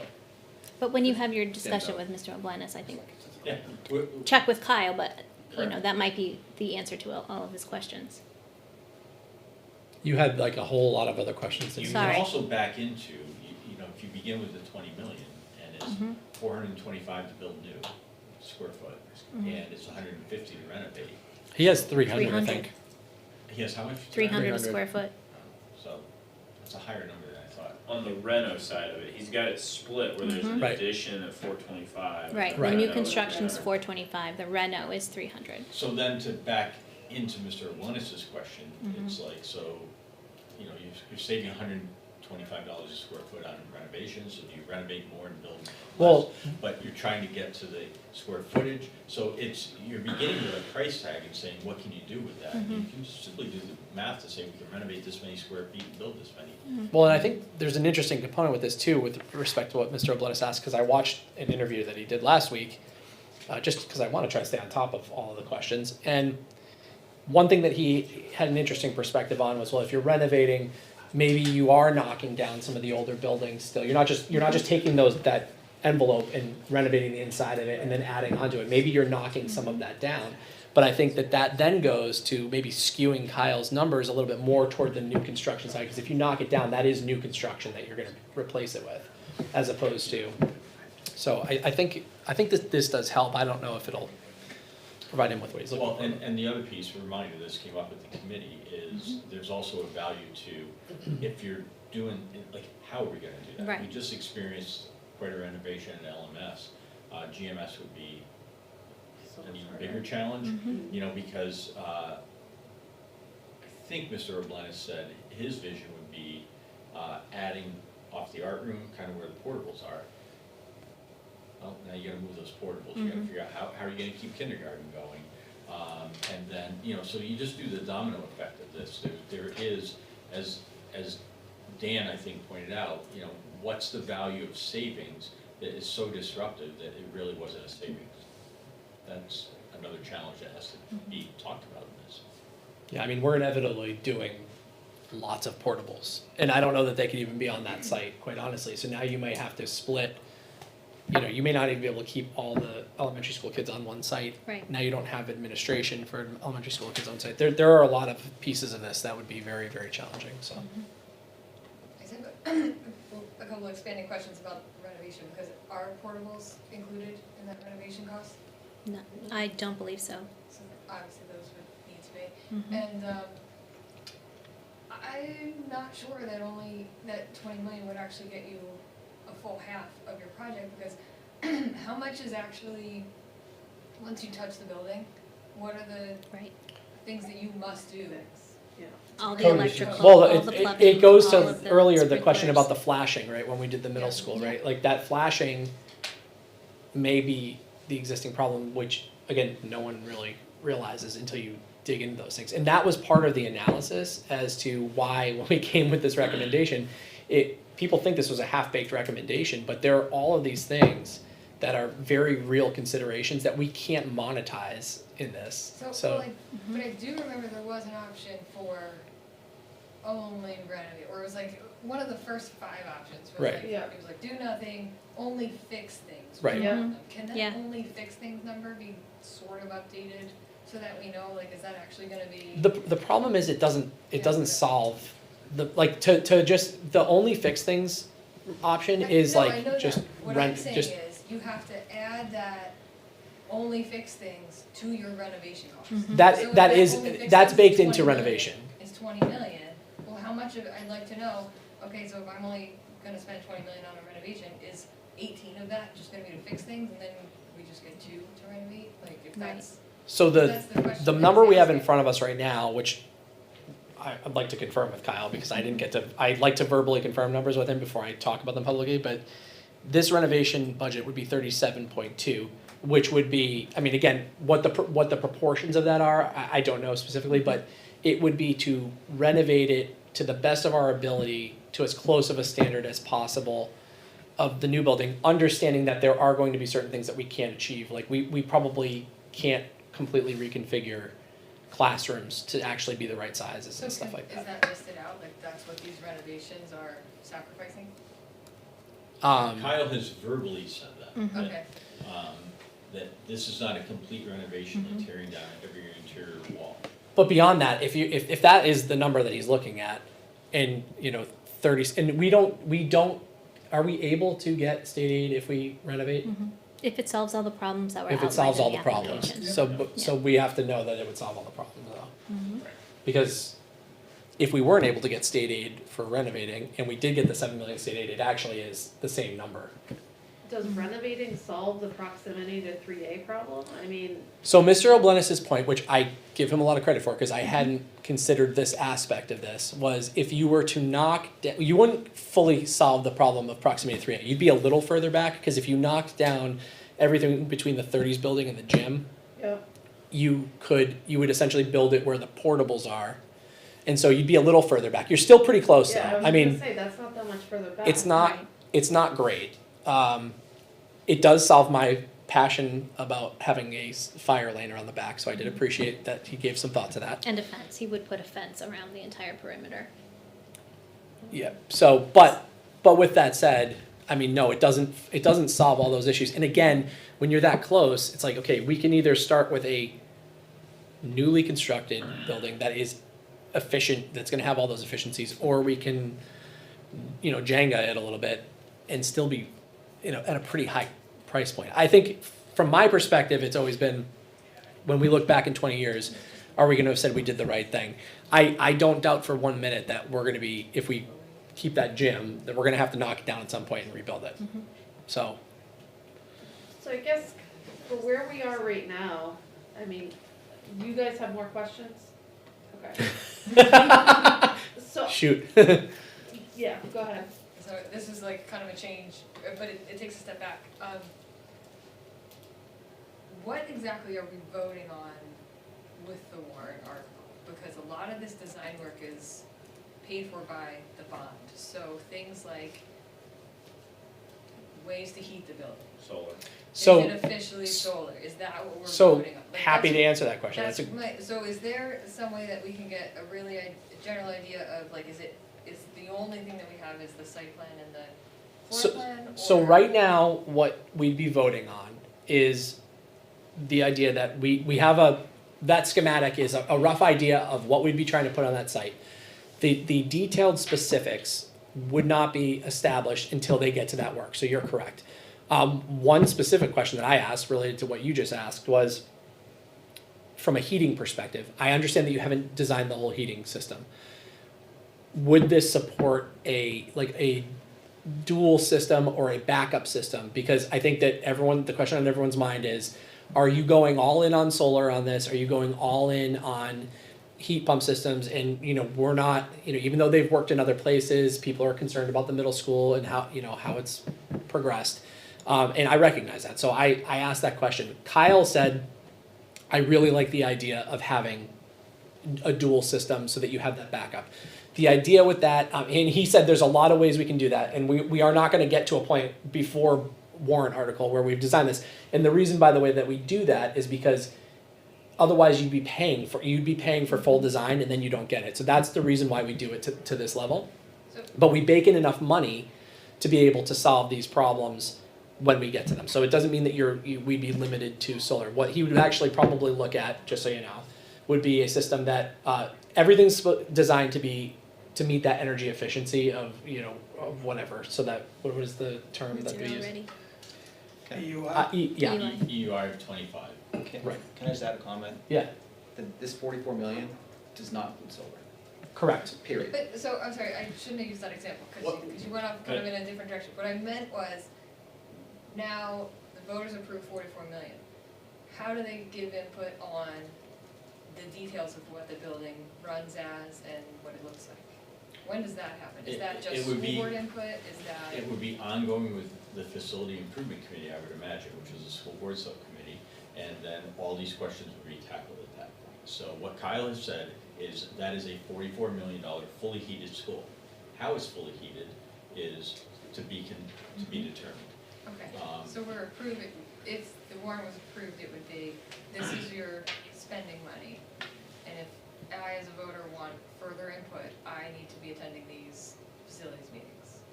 Attending or writing, Or writing. communication. I mean, that's the only way that we can get the input, Right, right? it makes sense, I just wanna make sure, or I just wanna, clarify and understand that's the plan going forward. But I think to Mr. Cutter's point, like when I look at the, which document am I looking at here, hold on. The new life cycle analysis, and I look at the red utilities section. My assumption is it is solar, based on what I'm reading there. So if the decision hasn't been made on solar, or we're talking about dual backup systems, like, I don't know that that's reflected in the numbers that I'm looking at here, and we keep talking about 67 million as the number. I'm not confident based on what I'm looking at here that that's the right number. 67 million? Yeah, I'd be careful to use a 60, I get why people are using that number, but I'd be careful because that just depends on interest rates. Like, Correct. I think the completely get number that. is I think easier to use apples to apples would be the 44,290,000. It's not the whole number though. I know, but we don't know if we're gonna be 3.5 or 5.25. And I understand, And the- so- I understand that. Five today? I don't know what it is today. I understand the interest, will completely agree with you on the interest variable there, like that makes sense to me, but this life cycle analysis has $8 million between human resources and utilities that are included in that, and so where does that reflect in this 4429? Or does it? So, to answer the question, this sheet, the one pager, you got an architect with 25 plus years of experience, working with Bonnet Page and Stone, who have multiple years of experience that are looking at current conditions of building schools, and that's the number that they, Keith McVeigh and Barry Salta, who are the principal owners of Bonnet Page and Stone, said, these are the right numbers, given our current situation. And Kyle is saying, these are the right predictions, given what I know about building a school. We did not get into this level of analysis Well, and because we're trusting our experts I to feel do like this. too, I'm wondering if you're referring to the life cycle operational costs and not the price of the school. So when you say $8 million over however many years in human resources, I think he does that analysis to show that with a new school, you're more likely, you have fewer health issues with teachers and staff and students and so he was trying to make those comparisons between doing nothing, renovating and additions and building new. So hearing you explain that makes sense. Yeah. When I look at this document, that's not the way I read it. So I think if Yeah. if the school board is gonna put a table out that shows costs, whatever that, or you even if on it's the- not, even if it's not in the warrant Are you article, on the if it's in- colorful one? Yeah, the colorful. Yeah, I hadn't even seen that one before I tonight. would not put those costs. We'll in work there. with That's Kyle, very 'cause- confusing. Yeah. Kyle I has agree. had now multiple instances where he's had to explain these and follow the feedback and questions, mostly from Mr. Oblenis. So we welcome, we would love to have that conversation with you about, and with Kyle potentially, to say, hey, could you do it this way to show us? He's very good at adapting those things to try to be clear, and any way that we can be clearer on that is great. Sorry, I still have a few more And questions. just if I may too, so a reminder, the board approved an owner's project requirement doc before we bid on this, right? So we, not necessarily we, the board at the time said, this is what we envision, this is what we want in this school. We were then instructed to hire an architectural firm that could deliver on that project requirement. That project requirement did include alternative energy and it actually said a net zero building. It talked about the fact that it would produce as much energy as it used. Those were all the things that were in the project that went out. So just keep in mind that when Kyle's costing stuff out, he's doing it based upon what the board directed at that point in time. So, if you're going to change those requirements over time or get more public input and come up with something different, it's gonna change those numbers because all the work has been around that original visioning that we did. That was all public, it was all part of the facilities improvement, it was part of the board meetings. And so, everything here is not Kyle saying, I think I wanna do this. It was Litchfield saying, this is what we want you to do at that point. I've got a couple of questions that have come in from people watching, and I want to start by saying I applaud Mr. Oblenis and his work through this process. I wish we had more people that put in this level of detail and work with town projects, school projects, or whatever. And if you haven't had a chance, you referenced this a few minutes ago, Matt. If you haven't had an opportunity to watch the In Litchfield that he did with John last week, he had opportunities by questions that were asked to him to go down certain paths, and he was for the most part, like very professional in his responses and laid out facts that he was using, whether those facts were agreed to or not. I just respected his opinion after hearing him go through that. I think he keeps throwing around the $20 million number, and so I had a question that came in that asked about, will state aid be available for a renovation if it meets state requirement? If it meets state requirements, if yes, how much would the state aid be? So the answer to that question, based on what Ms. Harrison said, is yes, it would be, as long as it addresses all the concerns that were laid out in the state aid building application. That amount would be this up to the $7 million. The follow-up question that came to that, so $20 million could be $13 million. So I think there's a misconception out there that Yeah. renovation cost would be $20 million. It's not. Well, I think part of the thing that, again, that I want to re-verify with Kyle, because it's now in front of us and I hadn't seen it, I was not at the last Monday meeting that they had, is he said openly to Mr. O'Lennis on a couple occasions, the $20 million, again, was done at a much earlier point. Like, this $44 million is an up-to-date number.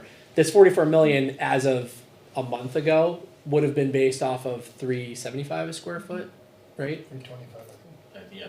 So that number has just factoring in the increased cost of construction, whereas that 20 million was done 2 years ago, 21, I think. 2021. So that number is no longer a valid, accurate number. We have a number in front of us that Kyle has put on paper. Again, I want to verify it, but that's 37 million. Well, I think we're mixing something up, though. Kyle had a renovation cost estimate that's in the 375-page document, right? That was around 20. Right. I don't think that's where Mr. O'Blennis has gotten the number. In my listening to him, what I have heard is he's all about what he thinks is a cost that the public will be comfortable supporting. I thought he referenced the. No, he definitely referenced the Yeah. 300-page document. Yeah. He definitely did, but the 20 million. No, 'cause so he in says- there it's 15 million or thereabouts, right? If you add up all the numbers on that slide, it's 14 or 15 million, and he's adding 40% to that, given it's 2 years old. And he's coming up with a ballpark number of $20 million. See, I did not understand that in his discussion, so I'll verify that tomorrow. That's exactly what as to he's doing. where he's coming up with that, because, let me verify that tomorrow, because I did not understand where that was coming Yeah, from. that's what he's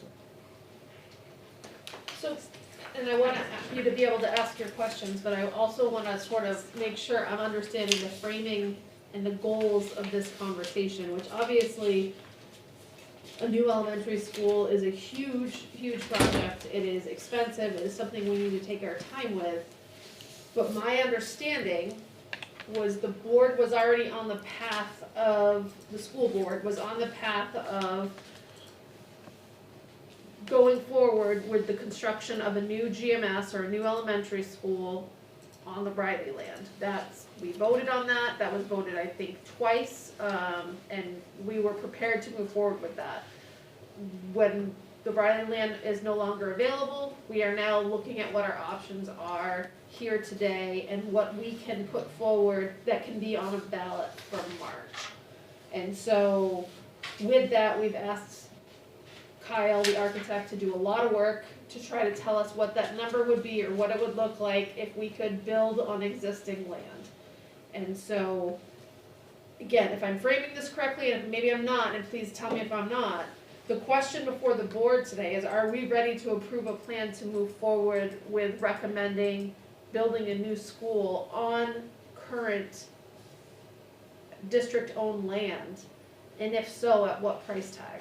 Right, but I think the reason why we're having this conversation and why it's an important conversation is because when we ultimately put it in front of the voters, there has been a resounding question of, have you looked at this other thing enough? And ultimately, as we sit here and craft the language, I want to make sure that they can hear in every one of these meetings, the discussion that we have, which is addressing these questions, because I very much appreciated them coming in, and I want to make sure that we can answer all of those so that everyone feels as though everyone that does vote yes can feel as though they're doing so like with really knowing. Or if someone's going to vote no, then they also feel like they've made that consideration, because ultimately a no vote does not come with a $0 price tag. We are going to have to do a considerable amount of stuff, and sometimes it gets lost. So I think having those discussions have been important even though they're time consuming. No, and again, I'm not trying to shorten the conversation. If this is the time we need to spend on it, I'm absolutely fine to continue to do so. But I just wanna make sure I'm framing the conversation to understand what the goal is at the end of it, which is we need to, as a board, come up with a recommendation on next steps. Right.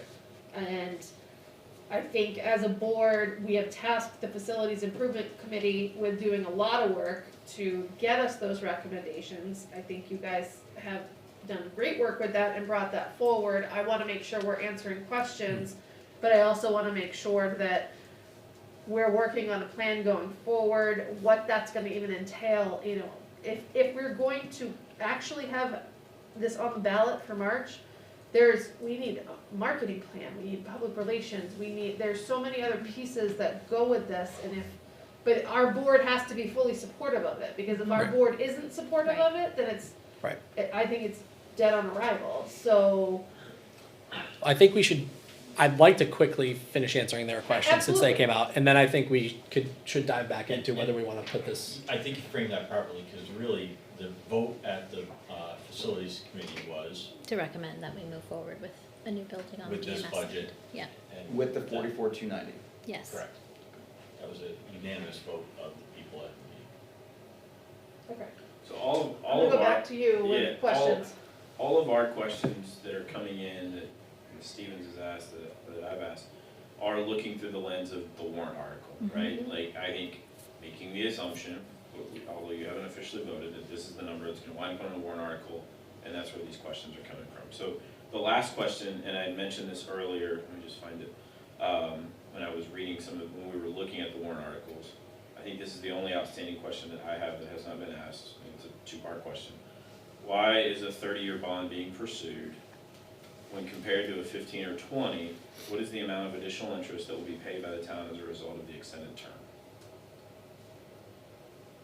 I don't know that we know that, or maybe Doug does. We can get like rough numbers, because again, we don't know the interest rate. I think why 30 is because of, you know, a lot of times you match the length of the bond with how long what you're purchasing is gonna be used for, type of thing. So, you know, when you're building a brand new elementary school at a price tag of 44 million, not only are you looking at what makes sense to pay on a yearly basis, but you also wanna make sure you're charging all the people who will be kind of moving into town and using it going forward as well. So there's multiple reasons, but usually you try to match it with the length that it will be in use. So it's a brand new building, you know, we're building it to be used for many years to come, type of thing, so kind of bonded out over those 30 years. And then a lot of times what you see at that point is like the people who were able to buy their house that might be assessed at, you know, $500,000 now, and they have a $200,000 mortgage, you know, their payment isn't too bad now, you know, 15 years later, type of thing, comparative to what they're making. So the longer you go out, the longer you have the inflation dependent on interest as well. So a couple different factors there, but, you know, I just did some rough numbers, because I heard you ask that question before, and I've had different numbers too, but and the reason why I like going back to the 44 million is because in the last 2 months, I've heard several different interest rates, which therefore would get me at a final number. I always get to that final number, but it's been different. So what I keep going back to is that 44 million, because that's the number that gets us the building which is right for Litchfield, or could be right for Litchfield. And then obviously the amount that's paid is gonna be more than that, so. But if we used the $7 million, if we got the $7 million, so we were bonding $37,290,000, and we use, again, this may not be the interest rate, 4.75%, and I just kind of do more a simple mortgage calculator on there. So if we did a 30-year, the total interest would be about 32.7 million, and over 20 years, it would be 20 million. So, and at 25 years, it's roughly half. But It's but 26 again, million. you have to consider though, if you're someone who's in your 50s or 60s and you don't have kids in the school, you're front loading that on that person Yep. before they sell. Yep. Right? So, I mean, again, by doing the 30-year, you're spreading that out over more people who are likely to actually be utilizing the schools as opposed to front loading that on a number of people who may not see that Population. benefit. Doug, I just wanna make sure I captured that correctly, so bonding $37 million using 4.75%, 30-year bond, interest would be 32.7 million. A 20-year bond on that same number, same percentage, the total interest would be $20 million. Yeah, and this is using a simple mortgage calculator, Okay. yeah, So so the difference between the two is It's 12.7 million. 12.7 million. But again, that difference is spread out over more people, because as different people move in and out of town type of thing. So the yearly payments are, something that you factor in as well. So on the 30-year, your yearly payment's about 2.3 million, and on the 20-year, it's 2.9 million. So what makes sense to bring up people's taxes? And again, for me, it's not a decision for me whether it's 30 or 25 or 20, it's definitely a decision for the board, and then ultimately the taxpayers. But those are all the things that I considered as we kind of shifted towards getting some numbers for 30 years. At the same time, I was getting numbers for 25 and 20 years as well, because there's no exact right or wrong answer on what to choose. And to that point, I think traditionally, school buildings have been 15 or 20-year bonds. So why are we even looking at 30? Let's talk about that for a second. Because of the cost. The overall cost, right? We have to spread it out. Cost of I mean, construction. it's The other significant. reality is that the likelihood that there will be significant commercial influx to Litchfield is, in my opinion, very low. This community has decided they're going to be a bedroom community. There's not a lot of wiggle room on that I can see, unless you see something else.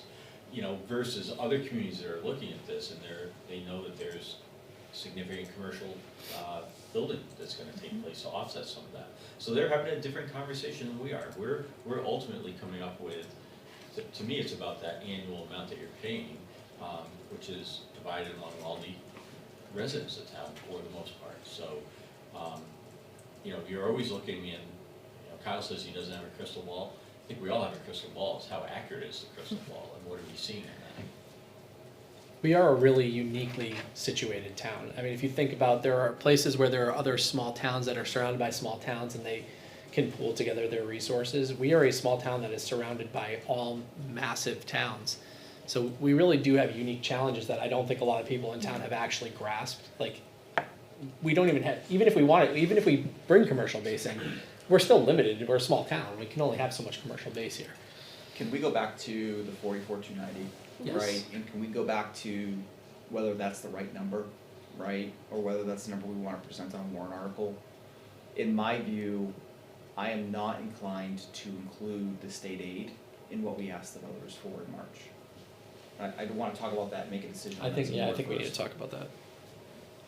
What are your thoughts behind that? We don't know enough about it, right? And what I don't wanna do is pigeonhole ourselves in kind of a similar issue that we have with LMS, where we're planning on numbers, but we never really receive those numbers in benefit, and because it's between $2 million is a big difference. And we don't know yet. I think, in my mind, 44 million, 37 million, it's a lot of money regardless. We need to ask for what we know the actual cost is, and we need to sell it and continue to drive the message that this is worst case, and that we're applying for state aid, and the state aid will offset this, whatever that number is. We project it to be somewhere between 5 and 7 million. I would just say that both would be actual costs, whether you put the 44 million or whether you put the 44 million minus a certain amount of building aid, because If it you would didn't get the- only yeah. become a project if you got building aid. So there wouldn't be, you have a $44 million project and now you can only afford 38 million. You're only gonna do it if you get building aid. So I don't know that I agree with that, and I know you mentioned that earlier this evening, because we still have a significant need to do something. And what I'm hearing you say is, if this doesn't pass, we're doing nothing. And I don't know that I can accept that. That's not Well, what not that's what I'm not- saying, in an SB2 town, when you're voting at the polls, you're not likely to have multiple things of the same thing to vote on. If this doesn't pass, we'll go to the next warrant article, which will be slightly different, and then ask a similar question. You can't, it's hard to do when you're voting at the polls type of thing. So if it doesn't pass, then like other things at SB two towns, then you have a year to formulate a new plan depending on the numbers on how it passed or didn't pass as well. So it's not like you don't do anything, but you know, When would we I find out think- in the process? Like, when do we find out about the state aid? After it's approved. No, but I understand, but how far after it's approved? Well, it'll be after Colebrook has their meeting. Yep. It's, see what happens in Colebrook. Do we know when theirs is? It probably Same as ours. coincides with ours. Of course. They might be a town meeting, they might go a little bit before that. But when would we, I mean, that's when we know that we've made, you know, we're in number one spot. When do we find out the number? Well, you don't get that number until the very end. You get 80%. When the project is done, you get 80% of it up front, and when the project is No, but they done- would tell you the number though, that you're getting, What are they calculating the 80% on? right? I believe the max price. It's what you end up actually spending, what you actually end up doing. That's why they hold back that 20%. Because you can't value engineer out 6 classrooms and say, we did it. So the 5 to 7 is based off of what you actually spent? Correct. Okay, I wasn't understanding that And before. that's where Kyle says, you're gonna spend more than what we predicted when we applied for building aid. So Right. he's very confident that we're gonna Gotcha. qualify for the 7, because you know, and then the state does all the, they still have deductions to do based upon exactly where this lands. So they're gonna pull some things out of it. But the cost of the project, there's another factor in there where, so what's the actual cost of the project, and they do an adjustment up. But they protect themselves by putting this maximum amount on. We think we're gonna get that maximum. So that comes back to the question though, which is when you calculate the tax impact, how do you calculate that when you don't know what the number is, right? Because is the tax impact going to be based off of the 44 million anyways? No, it's based off your first year's payment, right? But that'll But you be don't know based what your upon first year's you payment is. actually have to bond. So these are, we are down to several questions for our bond counsel, which is the next thing on the agenda, which is to hire a bond counsel. So we've asked some questions, but we haven't asked a ton because we haven't been authorized to hire them. I mean, Which is a good question, because again, what you get your 20% of the building aid after completion too, but Right. your bills are due before that as well. So, you know, do you bond for 44,290 minus your 80% that you're getting? Or do you have almost 2 bonds where you bond minus the 7 and then you do a short-term bond for that last 20% of it as well? So these are some of the questions that we're down to that we wanna kinda go But over with the bond council. I guess my point would be, especially if that tax impact number has to be based off of 44 million, because we don't know what we're gonna, like, we don't know if we're gonna get that, so we don't know if we can include that in the tax impact. If the bottom line number that voters are gonna be looking at for their tax impact is 44 million, I think we leave out the whole component of the, So the other side of the coin is that there will be people who will say, I can't support it without the building aid. And when you're trying to get to 60% to pass it, you just have to weigh that in. It's a What lot does of that people. look like? How So- many people will say, I can't do it at 44, I can do it if I know we're getting building aid, so, you know. Well, I think that's part of the marketing process, that is, we're pretty highly confident we're gonna get X number of dollars, 5 million at a minimum, 7 million at a maximum. And as long as we say we're gonna take, when that money comes in, it's gonna go So- direct to the principal. I think we need to be really clear here, right? And I wanna separate it out because I think the language, the warrant article is contingent on the school district being awarded state building aid. I think that's a separate discussion that we need to get into, right? I'm still focused on what's the amount and do we include the 5 to 7 million?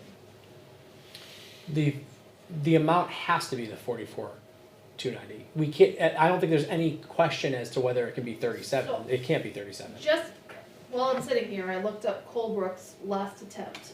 So the way that they worded it is to see if the Colebrook School District will vote to raise and appropriate the sum of $11,597,332 for the renovation of the schools and for the construction and furnishing 4 million blah blah blah blah blah of the sum to be raised through the issuance of bonds or notes as amended, and then it says the Municipal Finance Act, and it has some citing language, and then it says with the remaining balance of up to $6,955,000 to come from state building aid grant, the building aid.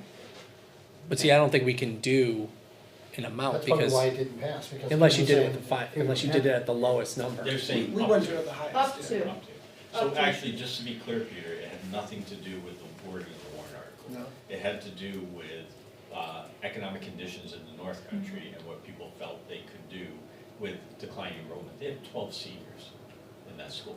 And so there was a whole different political discussion going on. It really, it's not about the wording. And it does say this project is contingent upon the district being awarded the building grant, and if the district is not awarded the building grant, then this article shall be deemed null and void. The school board recommends this appropriation, 3/5 ballots required. So that was the language for up in Colebrook, where they were very clear that theirs is Right. 100% reliant on Yeah. getting building aid. I'd be more comfortable with something like that as opposed to just the way that we had it, I think. So the question we need to run by bond counsel and Gordon also, Gordon should have an input on this, our legal counsel.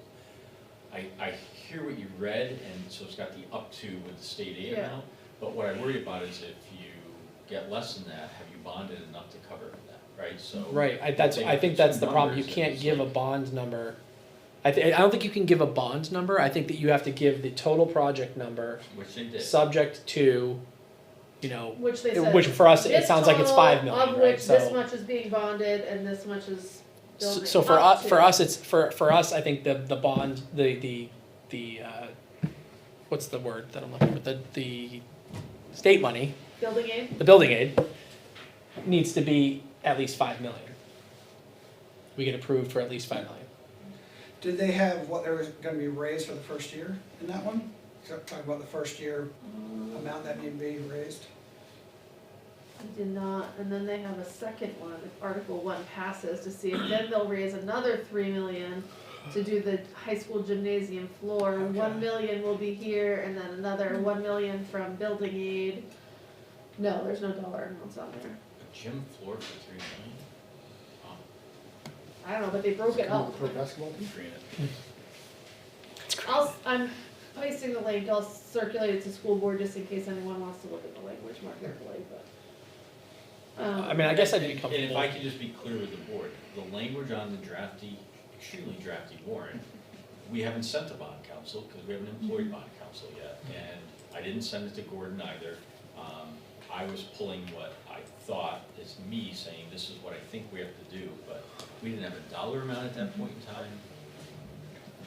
So we really can't approve it, we can, So I think we can approve the concept of what we We wanna can do approve the going amount. forward, and an amount going I don't think forward, we can and then approve the article. authorize you to go back and Right. draft up. You're Warrant not approving language. the article yet, you're giving us the marching orders so that we can, and by the way, we need to hire bond counsel tonight, I hope, so that we can go forward and get the language for the third that they're recommending needs to be on there.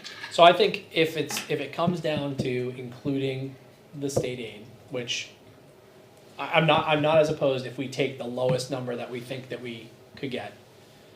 Just so that way, if they did come in, if we got, I mean, not that anyone's proposing this, but if we said 7 million and it came in at 6, the whole project fails, right? I'd rather pick the low number, and if the voters The support minimum. that, that's great, Yeah. and if they don't support it, then they don't support it. And if they do support it and we get more, then they're even happier. so does the board agree to the 44,290? Pending you having, you know, satisfactory resolution to your question of Paving. paving, Well, that's to be yes. determined, right? Right. And that would be So in yes. addition to. Yes. So guess the question, is there a motion? So moved. So the motion, just to be clear, is to approve 44, I'll be the clear, amount this is of- a big one, right? Yeah. We've been talking about it for hours at this point, Right. so I will make a motion to authorize the addition of the 44,290,000 as recommended by the Facilities Improvement Committee for Article 4 as presented to the voters in March. Is that good enough? Yeah, that's, As a less drafty I'll second. warrant. and knowing that we now will run that back by, we'll get the language hammered out, and we'll figure out exactly the interplay between Okay. the state award, et cetera. So when you actually see this on the third, It'll be, it'll be in the format that they're recommending to us. But right now, we didn't even know, is the board supporting doing this? We haven't had the discussion about building back there. other Well, than and that's the my- facility. So would you be opposed to amending your motion to include, I know, I'm sorry, but just to make sure we're clear that it's the board also approving this 44 million for the purpose of building on district-owned land, A new elementary. a new school. element, well, you know what I mean? that's what the article says. Is that what it says? Yeah. It doesn't say town, it doesn't say school on land, but just. It's a new elementary school on town. Okay, so on I will district-owned withdraw land. my motion, I'm gonna make a whole new motion. Okay, here we go. Withdraw your I'll second? withdraw. Okay, thank you. Madam Chairman, I will make a motion to approve 44,290,000 for warrant Article 4 for the build of a new elementary school on, it's actually the Litchfield Middle School land. District-owned land. On district-owned land, to be presented to the voters in March of 2024. Second. Okay, I like that. Any other questions or comments? Anything from budget committee? Not about the motion at hand. Okay. Seeing no other questions or comments, all those in favor, please say aye. Aye. Opposed, abstained, motion passes 5-0-0. Good job, everybody. If I could get guidance on, because we're gonna have to price it out over a certain amount of years, so I think 30 years. You have to do the I think, 30. I mean, look, I love the idea of 20, I know that's where the town has done this in the past. Given the cost of this, it has to be spread out further to reduce the burden on the taxpayers. Yeah, and I also do think it should be spread out over more taxpayers over more years, because I do think that when you the people that are gonna be most sensitive to this are the people who don't have kids in the school, are never going to have kids in the school again. And I would rather see it spread out less over them and more over people that are gonna come into town and their kids are gonna benefit from the school. We have to be careful using the word burden on taxpayers, because, technically it's just $12 million additional burden. So it's more to Matt's point than the burden, because you are gonna pay, or somebody who stays here the full 30 years is gonna pay their proportional share of more with the 30 year. You just have to know why you're doing it. Yeah. Anything else on the new elementary school before we move on to, well, I guess on that part of it, move on to bond council conversation? Oh, real quick, Doug, I do, and I know we've talked about this multiple times, but I am really curious to know, difference between bond bank versus private financing, just from the perspective of ability to refinance and where rates are at. yeah, I mean, I think it's hard to get the raise the bond bank again, they're gonna Well, I guess we'll sell base off the bond bank. in January Right. type of thing. And then, I can start talking with some private, but again, we'd have to go out and get rated at that point too. I don't know if anyone's really gonna quote me anything until we would get rated as a school, which is a whole lengthy process. Okay. Which would also, it's worth exploring, but if we explore that too, then I believe what we're also exploring, which is okay, which is the right thing to do, paying the bond council more as well, because then they're more involved as well. So there's a price to go private as well. So, but the benefit of private is that if after a couple of years, the interest rate goes down, we can refinance, and at that point, we could refinance with the bond bank. Knowing that then we're locked in for 10 years before we refinance. I don't know what the rest of the Yeah. board thinks. I personally think that that's a worthwhile thing to investigate, because I think that there could be potential savings. I This don't is think depending we on have, what the cost is. I don't think we have time to do that. Am I Well, wrong in alright. saying that? I think I'll look into some options and I'll get people some Okay. information, so. I think our first thing though is Then why hiring a would- bond council and then then getting some more information. Why would I hire a bond counsel if we're considering other alternate options? We always need a bond Yeah, council. you'll need a bond. That's council. regardless. Yeah. You're still Okay. bonding, it's just how you. And we can still With- base, okay. we can still base off of, we can base our predictions off of bond rates. And if we find something better, then we can go with So be something it. better. Yeah, so the bond If it council makes does like two main things, they confirm that we don't pay taxes, we're tax exempt, but they're mainly to the place that's bonding us the money, saying that, you know, you're bonding to a town at an appropriate amount that they can pay back in a way too. So it's a way of, a check for the bank to do their due diligence in order to know that they're going to get their money back as well. So they're confirming things. They, you know, and it's stuff like that we legally posted, so there Yeah. can't be a lawsuit later saying this is an illegal bond, right, so. Was there an answer to the question that I Yeah, asked? she said that when I sent her the dollar amounts, the 44 million, I said, does this change the engagement letter? And she said, no, that's not a significant change. Okay. Okay. I just One more wanted to question. close the loop on our 3-hour warrant article discussions. So, one, thanks for the opportunity to have this joint conversation. Lots of questions that came in from budget committee members that we asked throughout, so I appreciate everybody watching, attending, asking questions. I think it's just good to summarize that, like, next, and make sure we're all on the same page. Next steps are, at the January 3rd meeting, the school board will vote on their recommendations on all 7 of the warrant articles. And then the next night, January 4th, the budget committee will vote their recommendations on the school and the town warrant articles. So those are kind of our next steps in the overall process. I wanna make sure, I assume it is because they're public documents, I'm gonna send a note to the budget committee. If there's any additional questions, let us know. I'm gonna share with them those estimated project cost documents for the new school, as well as for the additions and renovations that was created. Not the colorful spreadsheets, just the ones that had the total amounts in the bottom right-hand corner. They're public documents, I figured it was safe, but I feel it gives a good summary to a lot of our conversations tonight around number 4. Okay. Okay, thank you all. Thank you. Thank you. Enjoy the rest of your meeting. Thank you.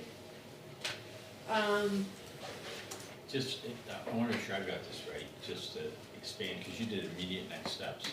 Then the bond hearing on the 11th, followed by the budget hearing on the 11th, followed by both boards, based on feedback that you get from the public, being able to readjust prior to, I can't remember the deadline it's in the timeline, but to get the final warrant approved. So just remember that we're still drafting this, and the purpose of those hearings is to get input.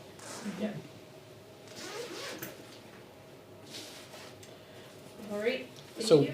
we have a meeting on the 11th then? Is that what you said? Yeah, It's Is the that- budget, the vote. the budget hearing, And and But we're at that meeting?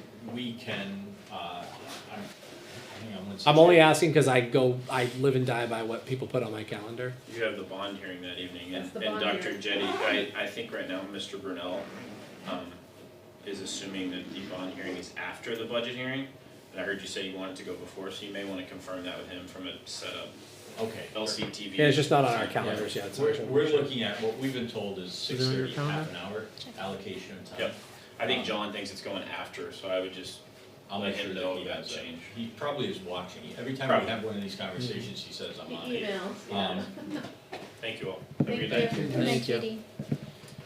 So remember, from the legal timeline, the budget committee has to get the final budget to the school board by January 25th. So they could keep working on it if you would, and you have to post the warrant by January 29th. So there, what's your next meeting, the 17th, I think? We'll Is leave your- on the 3rd and then, Yeah, yeah, 17th the makes 17th. sense. So you even have another meeting where you can still make adjustments to this, so just, none of this is gonna be finalized on the 11th necessarily. It'd be nice if it was, by the way. Madam Chairman, I'll make a motion to authorize the superintendent or business administrator to sign the engagement letter to hire Renell O'Hoolier, Lohulier, thank you, of Divine Millimet to serve as bond counsel on the school project. Second. Motion a second, any questions or comments? Hearing none, all those in favor of approving Renell Hoolier as our bond counsel, please say aye. Aye. Aye. Opposed, abstained, passes 500, so you guys are free to sign that contract. Lunch prices. Dun, dun, dun. Did we have to add the policies after all this too? I know. Can't we just like, We'll just do them all at once. The second reads. Second Yeah. reads. Yeah. Matt's approved. I know. So everyone, I don't know if you wanna tee this up or how you want this to go. I mean, we've had the opportunity to take a look at did everyone take a look at the survey results? Yep. Everyone recalls the presentation from last time. I think it's a matter of deciding where we wanna go as a board and what we think parents and families and, you know, the town would like us to do. I'll tell you what, if you're colorblind in these graphs would be very, because I sat there thinking, wow, 53.4% of people said that they pay more than $3. I was like, oh wait, no, that's the other blue, Or the current price. the current price. Current price. Yeah. That's as much as they'd be willing to go, huh?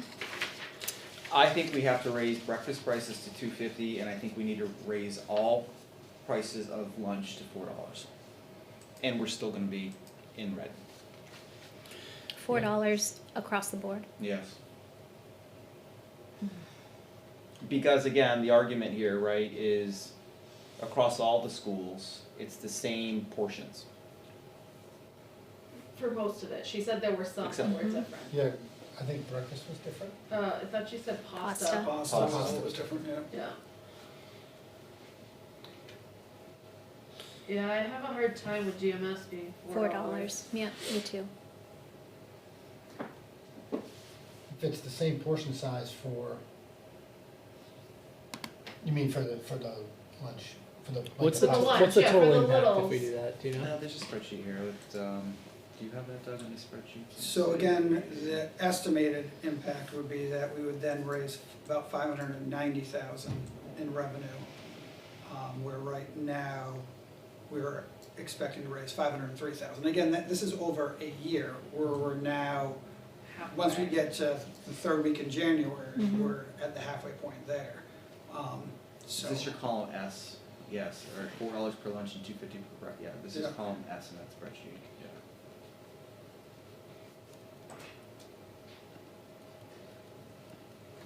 Where's the spreadsheet? I'll send the so link to the board. it's the expected revenue tab of the spreadsheet that Andrew's sending. I guess I was thinking more along the lines of going up 50 cents for each for lunch and then It's doing in the your inbox. breakfast at 3, but I don't know that that gets us enough. I'm thinking about how do we're gonna have a deficit on this regardless, right? What's that right balance? I don't know that answer, right? I mean, it's ultimately gonna be a crapshoot, because what we've figured out Yeah. is of these people that answered this, I have no idea of the 53%, how many of them are paying $2 and will be unable to support more than Right. $2, right? We have no way of knowing that. Yeah. Like, that's been my concern all along, is Yeah. how, I care about the kids that are gonna struggle if they do struggle. And I don't know that we have any way of deciding what that number's gonna be, Right. so. Yeah, but even with that thought, I didn't make a motion, it's a thought. Right. Right? Yeah. It's still 70,000 in the hole. That's the projection. Right, well, and so that's my next question too, which is, I mean, we're offsetting some costs in the budget, which is good, but other than that, we haven't really figured out the fact that, I think have we agreed that we are never gonna refer to this as a self-funded program moving forward? Right. I mean, so looking at the survey results, what would you be willing to pay for your students to purchase lunch?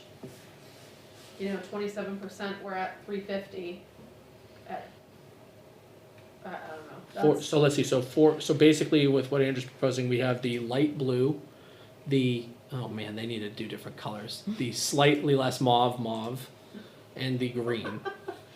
So, and I can't really tell what those actually add up to, because it's not, It's about a quarter. I think it's everything, not the green. I think it's the 14.9% all the way to the line above the 30.3%.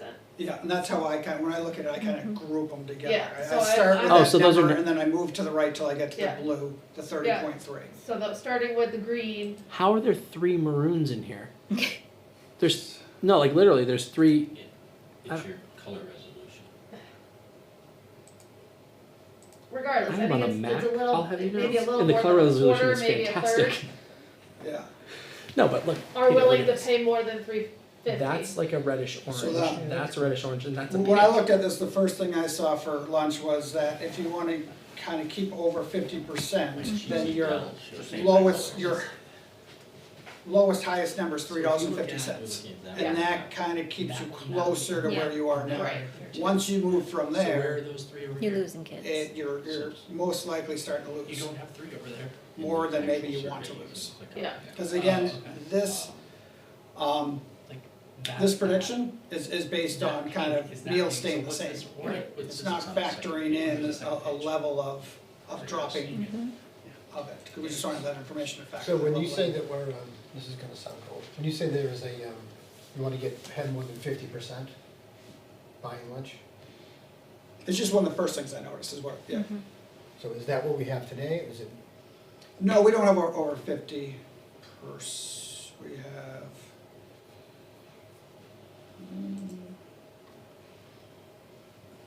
Is it safe to, I mean, we don't know, but is it safe to assume that these 241 responses all do by lunch? So to answer the first question, we have about 40 or low 40% of the kids kind of buy lunch on any given day type of thing. In regards to that question, we realized once the survey went out, it was a good survey, but it definitely left us Yeah. with some more questions as well. We got good responses, but by the time we would send something else out again, Yeah, it's, understood. I mean, if this is representative of what would actually happen, what would the, you know, if we only have, if 100% represents people that are actually buying lunch, and they are being honest, and we are going to lose, what did we say it was, about 3/4. 75% of that? What is the impact at the $4? What is the actual, because there's now a chain effect of, That's the thing, we can't predict how many we're gonna lose, so. Yeah. I but if we mean, lose them, what does that mean then? Like, do we end up being more in the hole? Yeah. Yeah. Yeah, cause you have do. 25% paying $4, but now you have 75% that aren't getting lunch anymore. And you're still producing the same amount of food? Right. Right. Well, I not think in time you necessarily. would For a adjust while. how much you. We would adjust the food, but our fixed costs are still employees. Yeah, Right. labor. And that is, you know, it's about 60% of the cost, overall So cost. 60% of the cost is 60% is is fixed fixed. costs that we can't. So, yeah, I mean, there's no Would answer. it motivate more people to apply for free and reduced lunch? But they have to qualify for it. But there are people who are on the edge, right, who have a pride issue, or not a pride, I don't wanna say a pride issue, but they're too prideful to say, I don't wanna have my kid on free or reduced Right. lunch. Now, if it goes to $4, they may not have a choice. I don't think that's going to be enough to We also offset have, yeah, the what number we've, of people that aren't gonna get lunch because Right. paying I think we have a $4 lot more people that are probably over the threshold, but too close to the threshold, that it wouldn't actually, it doesn't matter, they couldn't apply for. But to Doug's point, they are, we're only at doing 40% lunches now, so 60% of the kids don't buy lunch already. Right. Right. But 40% of how many students we have in the district? A lot of kids. we're about, 480 kids about 1,200 maybe? buy lunch. So are all of these, and just to be sure, all of the recommendations or the options that were put together by Lauren have lunch being the same across all three schools, correct? Yes, not that we can't change that easily, as soon as you change the number, it changes the math in there too, yeah. So what if we tiered it?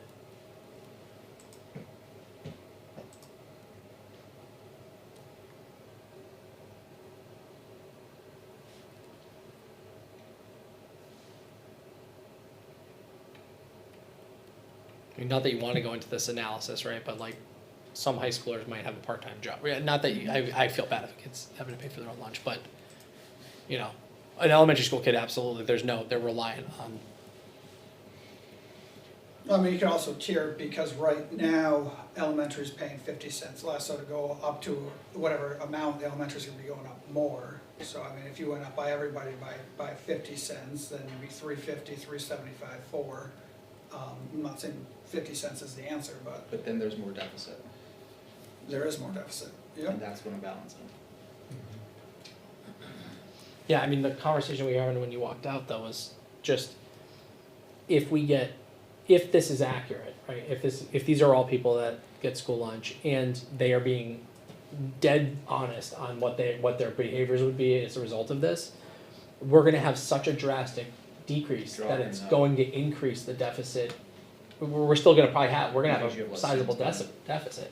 I think the only thing that's predictable in this is knowing what we're doing now and doing something that's not so different and having to go to the voters and saying, this is the most predictable option. Because I think the other option is, I'm not opposed to going to $4, but we may have the unintended consequence of having a very similar financial situation and just a bunch of, and have our food service program go, upside down to the point that we may have to then cut food service fixed costs. So I'm leaning towards a 50-cent increase across the board. So 50 cents across for breakfast, so it goes from 2 to 2.50. For GMS lunch, it goes from 3 to 3.50. LMS goes from 3.25 to 3.75, and CHS does go to 4. That's where I don't love it, but that's where Where does that land us? that I don't know. So If that's we what look I'm- at, I'll use column K, and I'll start changing those Okay. numbers, so Okay. 250, and then 350, 375, right? Yeah, And then 4, yeah. and then, so that's around 550,000, Is that with breakfast at, 250. 250. oh, I'd say raise breakfast to $3. They have one less item on breakfast, I think that's why it's typically Oh. less as well. It still leaves us the 100K in the hole. Yeah, and I mean, I just don't know. What I've come to the conclusion of is that for the size town that we are, and for the tax, Can't be self-funded. Right. there's no way to self-fund this. I mean, for us to truly self-fund, we'd be. I am not trying to self-fund this at all. No, I know you. I know I the number agree. you're throwing off. I But don't it's even like, know where we'd have to be How do we reduce that, that new line item in our budget, right? I feel like if And when can I was gradually go- originally reading this and I thought that 53% of people were saying that they'd pay more than $3, I was like, I read it that way too. this is great, this is perfect. My biggest concern is that we will, if they are being honest with what they're saying, we would lose so much, purchasing that it would actually still have the same problem.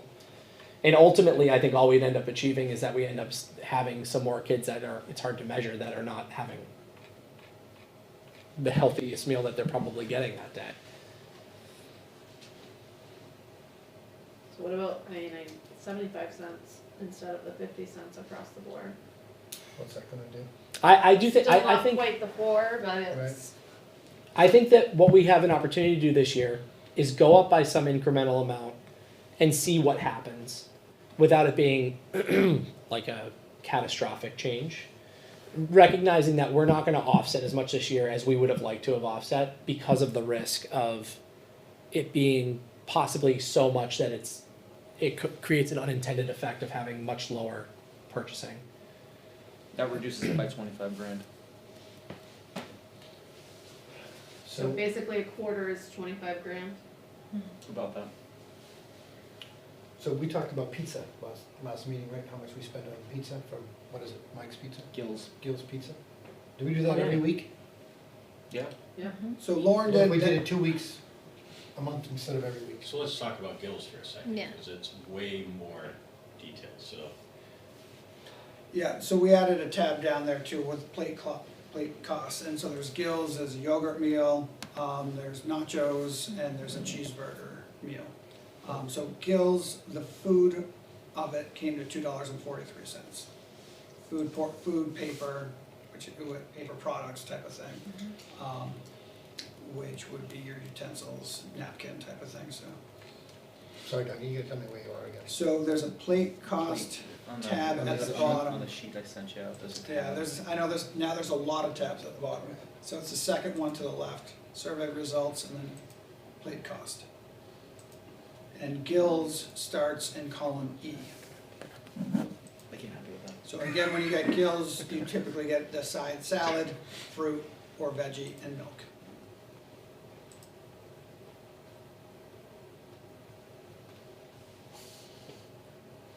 But I think the reason she does it is because it's such a popular day. The kids that, like it. Like Kids kids like it. go Yeah, for, totally. you get a lot more people who get lunch on Mm-hmm. that day, it's just less of a profit. Well, so I think reacting to Andrew's comment, you see a big bill because we buy a lot of pizza, because we sell a lot of pizza, Yeah. so it jumps out at you, but, you know, the pie ends up costing, she gave us like $7.99 or $7.50, I think, and she gets 8 slices or 10 slices out of it, so you're really talking, if you compare that to buying, like a frozen product, it's the same cost. Yeah. Yeah. So either it's pizza or no pizza, it's not a question, and no pizza to me is not an option, so.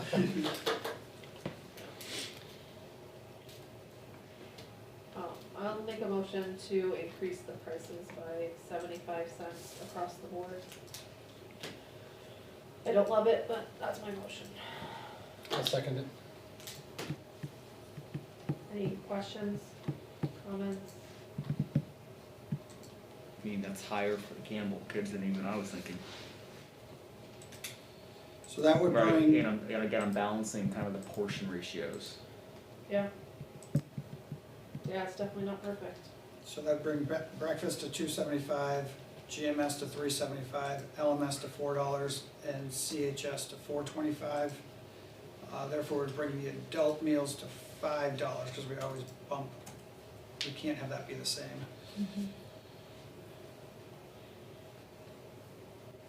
You're still in column K, right?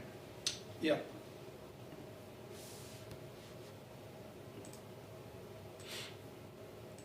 Right, I'm open to suggestions, I'm just throwing I some mean, there's no- emotion out there. There's no easy answer in my mind, we have to raise the rates. We have to. What's that right number? I don't know, right? When I started the conversation at 4, obviously we just debated that.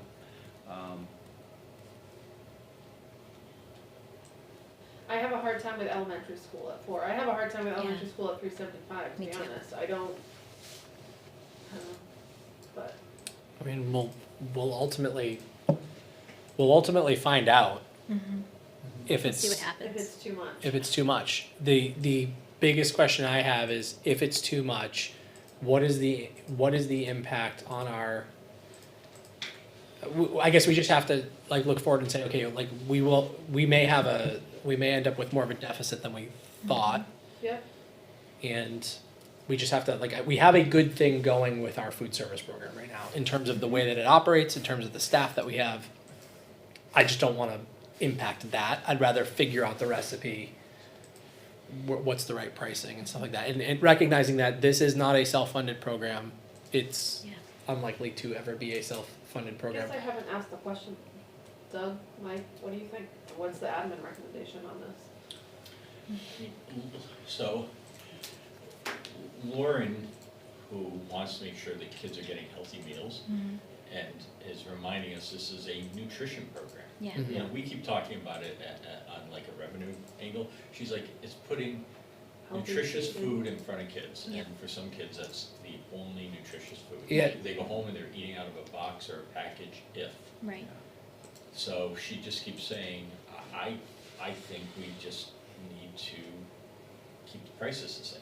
And, you know, and we listen to that and we understand her passion on that, but I also understand that that means, we have to drastically cut costs, which I don't think we can do, I really think we're tight on that. But we pass this on to the taxpayers, because we need to pay the bill at the end of the year. And we have to provide food for students. So her thinking was going with what you're saying, we have a good thing going where, like Mike said, that kids come in, they have a good meal, they like the meal, even picky eaters like the meal, and it's nutritious and it has a good taste to it, so they're coming back and buying more. Which again, you know, I got middle school kids that they come home and they eat Cheez-Its and stuff like that too, so it's like, it's not always easy. So if they are eating nutritious stuff, that does go with learning as well. Right. You know, nutrition, sleep, exercise, being outside, that all enhances learning. Being part of something outside of school, these are all key things to learning. She said, you know, even if, though she wouldn't like to raise prices, you know, $3.50 GMS LMS, $3.75 CHS was her, where she feels like it could go to. But she also it's tough because she doesn't wanna be running a deficit either. She Right. takes a lot of pride in what they're doing. Yeah, she does. She knows that, you know, you go south of here and they have a lot more students and they don't have to run a deficit. Yeah. You know. I mean, who knows, maybe the state at some point will take a serious look at this and recognize that feeding kids is an important endeavor, but until then, I don't it's wanna left get, I don't us. wanna get into a debate about this again, I know we talked about this at our last, meeting, but I do wanna refer back to the peer cohort tab, right? Because this is the analysis of our surrounding towns and cohort, or that are in our cohort. We will be the highest Right. across the board for all. Right. I just want to, for awareness. So Yeah. my recommendation, which isn't, you know, it's tough, cause it's hard going up in price at all, cause I know how important the meals are for kids. But I highlighted, starting in O, the price that would get us to the same reimbursement, whether we were getting it from the federal government for a free student at $4.33, whether we were getting reduced, or whether the student was paying. So no matter what, we were getting $4.33 per meal. So, which again, I think it's a deal at $4.33 of the amount of food you get compared to what you can get out at restaurants. But I also know that $4.33 a meal adds up too, you know, but so what would that end up with people paying would be $3.85. So it would be a price increase at each school to $3.85. It didn't get me up to that $4, which I feel like, you know, when you know about, think about pricing, you know, there's a reason why they do $2.95 or $2.99 and not $3 type of thing. It was a jump, And this is your column O. that's the column O. And it really just got every meal to that $4.33. Yeah, I like that better. We can't, I mean, that's just too much, that's more than what we even have budgeted for a deficit Yeah. now. The 553?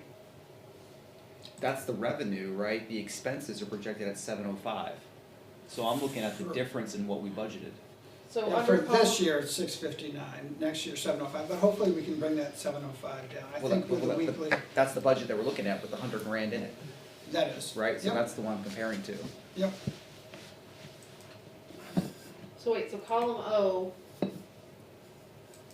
still has us making 50,000 more than what we would currently be making, right? it does, yep, and things keep repeating with the same amount of kids. And it would be 100 and, I'm gonna call it 50,000 in a deficit for next year.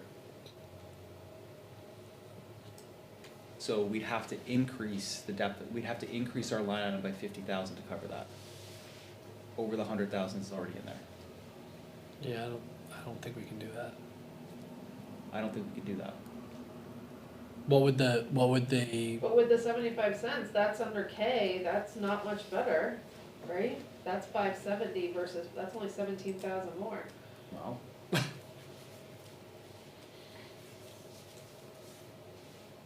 Well, what's the number to not have to increase it? $7 probably. no. Be around Yeah, 425, you're around 425.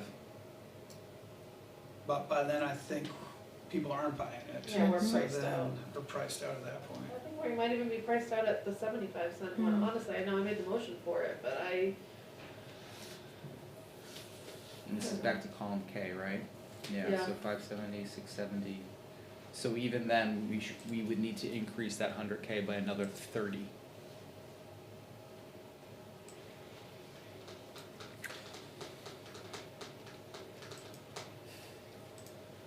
So I It's know, hard. This is hard. yeah, I know the budget committee is gonna have another discussion around the quality of the food. And I know we just talked about that. I just want to reiterate, because I did have this discussion, Mike just said this too, but it was said, well, I give my kids McDonald's once in a while, like that's okay. There are some kids that this is the only Exactly. healthy food that they're eating. Not to mention that for the rest of the kids, right? That even if they do go home and have a healthy dinner, it's good, for them to be eating good, healthy food. I really am not a proponent of changing the way that the food that they're serving. Nor do I see it being a huge savings, regardless, unless we go back to using expired Canned food goods. that we were serving before. And just to level set, Doug, column F is current, right? That's today? I'm assuming. That is today, Yeah, okay, all right. So even with that, the 100K in there is 100K short as of today, and from what we're planning. Yeah. So you're at 75. You were saying how much? Oh, it was not even a across. 385, but across the board. So it wasn't different for elementary school versus. Yeah, it was 225 and 385. I don't think we can make the elementary school. Same as the high school. Yeah. You can make LMS and the high school the same, but I feel like GMS has to be smaller. Was there a second to your motion? Yeah, Peter seconded it, yeah.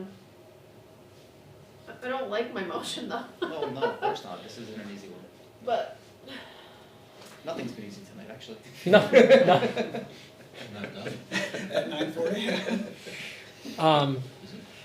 alright, well, I guess we need to vote unless someone wants to amend my motion or. Well, you'd have to amend your vote. We can't amend So your again, motion. this is, I'm You can withdraw it. Give me an This is idea. column K, right? This Yeah. is column K. Okay, thanks. So if this motion passes, I think it's prudent of the board to increase the food service budget number as well For next year, you mean? for next year, because we already know and we're already predicting that the 100,000 that's in the budget will not be sufficient. I think that's fair.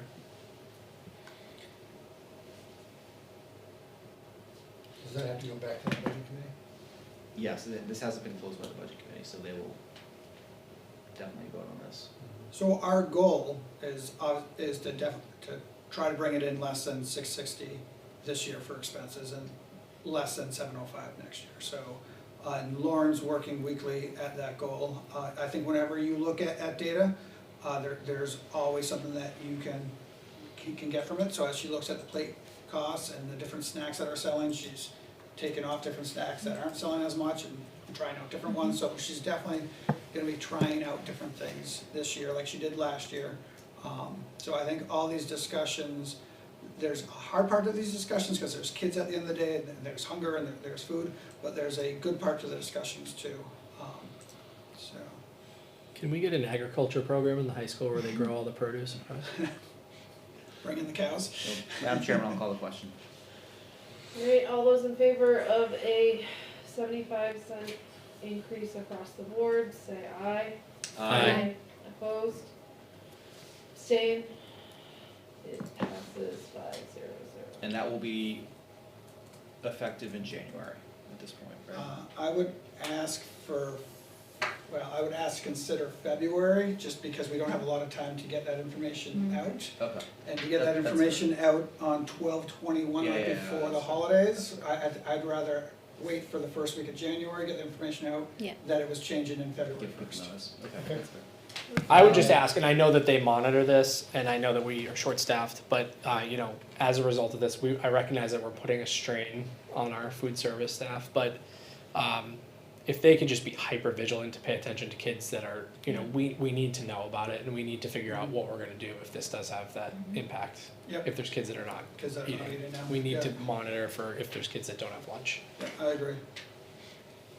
Madam Chairman, I'll make a motion to increase the food service budget line item of 100,000 to 135,000.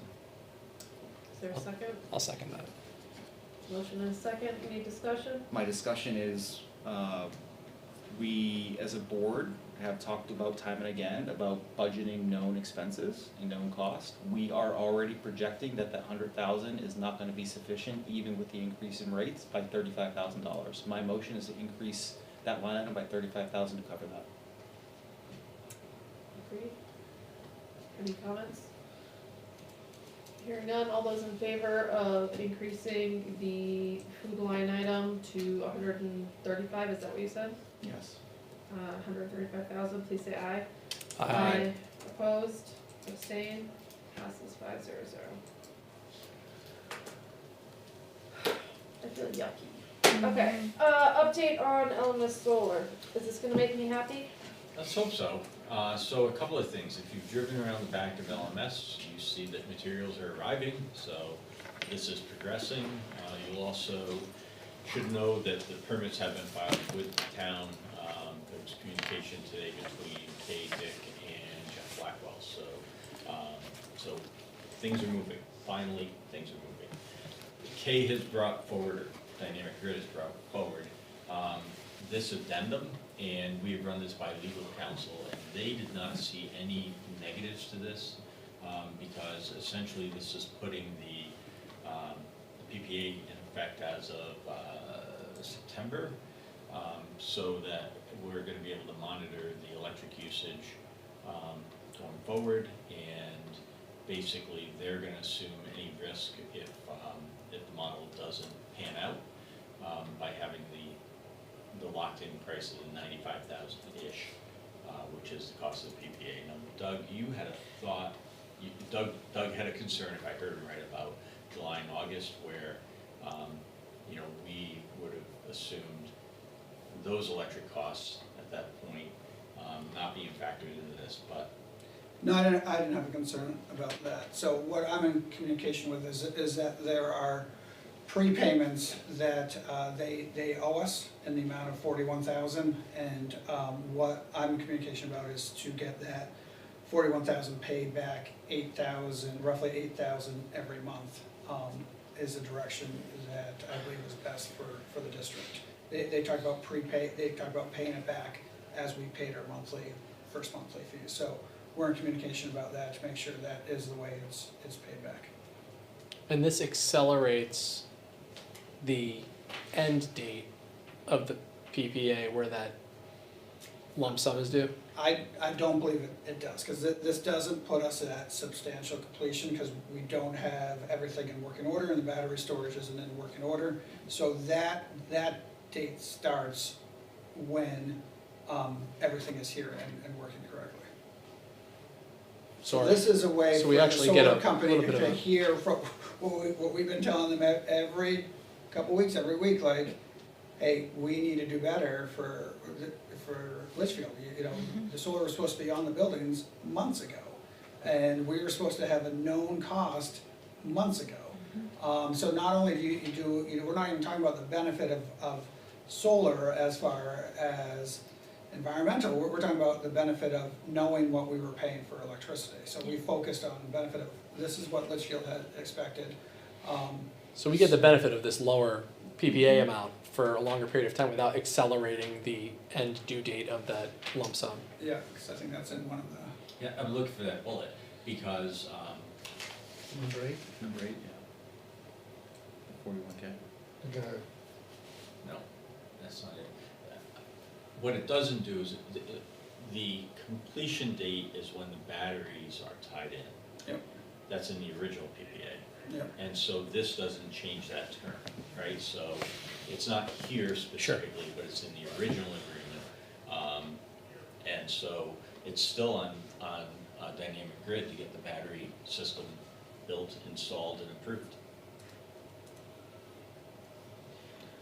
do I dare ask, what do we think the timeline is to get to that point? So they, what Kay has told me is that they have purchased a paper mill outside of Portland, Maine, and they are in the process of building the plant in that building. So they are making headway. So these, the battery backup will actually be built in Maine. And she still anticipates summer, I think is where she is now. And she didn't know this when we signed the agreement a while ago, She didn't know. that they didn't have the Facilities. facilities to build this? Dynamic Grid is building it. So what they have been doing is permitting this and doing the, I can't remember the term for it, but it's like the equivalent of UL testing. So you have to go through a process to get these certified. And again, this was all delayed in part by just the worldwide pandemic shortage, supply chain stuff. All of this is what. Were they always gonna be building the batteries They though? or- were always building the batteries. So I think that was more Andrew's question. Yeah, so Andrew's question was, they Have a knew, factory to they build knew, it. they knew What are that they they gonna were build if they don't have a building to do it Yeah. in, right? That's ridiculous. Well, they envisioned buying and accelerating this thing a while ago. This has all been delayed by pandemic and the resulting supply chain stuff, so. Do you need a motion on this? It's the will of the board. We think it, and Diana's looked at it, she said it seems like it's all in your benefit to be able to begin this now. Yeah, so look, I we're mean, okay to sign we it. are committed at this point, so Right. I'll make a motion to approve, this, contract memo. amendment to the PPA. Yeah, amendment to the PPA for Dynamic Grid. I'll second. Matt, you had a question, I cut you off. We can vote on this and then I'll ask Doug a question, it doesn't impact us. Any questions or comments? All in favor of approving or voting to authorize us to sign the amendment to the PPA, please say aye. Aye. Opposed, abstained, passes 5-0-0. We talked briefly about the security and insurance ramifications of storing equipment on site that's not being stored, it's not installed. Yep. Were you able to like get any information about that? So because it's a power purchasing agreement, none of the equipment is ours until we purchase it anyway. So it's always on there. We came to an agreement on where it would go. They kind of helped decide where it would go. They understand, we talked about it being a middle school, we talked about it, being a loop. They have no worries about it being stolen, but they understand that it's their equipment and not ours.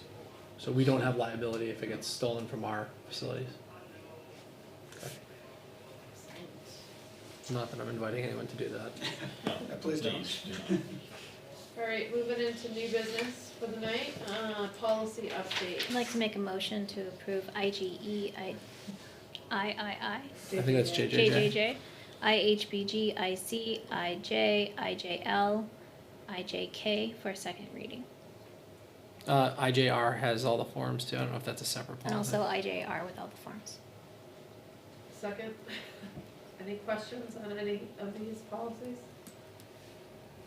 Look, these were all reviewed at our last meeting for first reading. All right, all in favor of approving that list of alphabet policies, please say aye. Aye. Opposed, abstained, passes 5-0-0.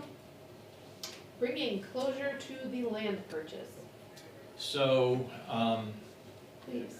I've worked with Gordon to come up with something and a mechanism to figure out what to do with the money that was raised and appropriated last year, and as you know, it was put into a non-lapsing fund until 2029, at which point it would lapse.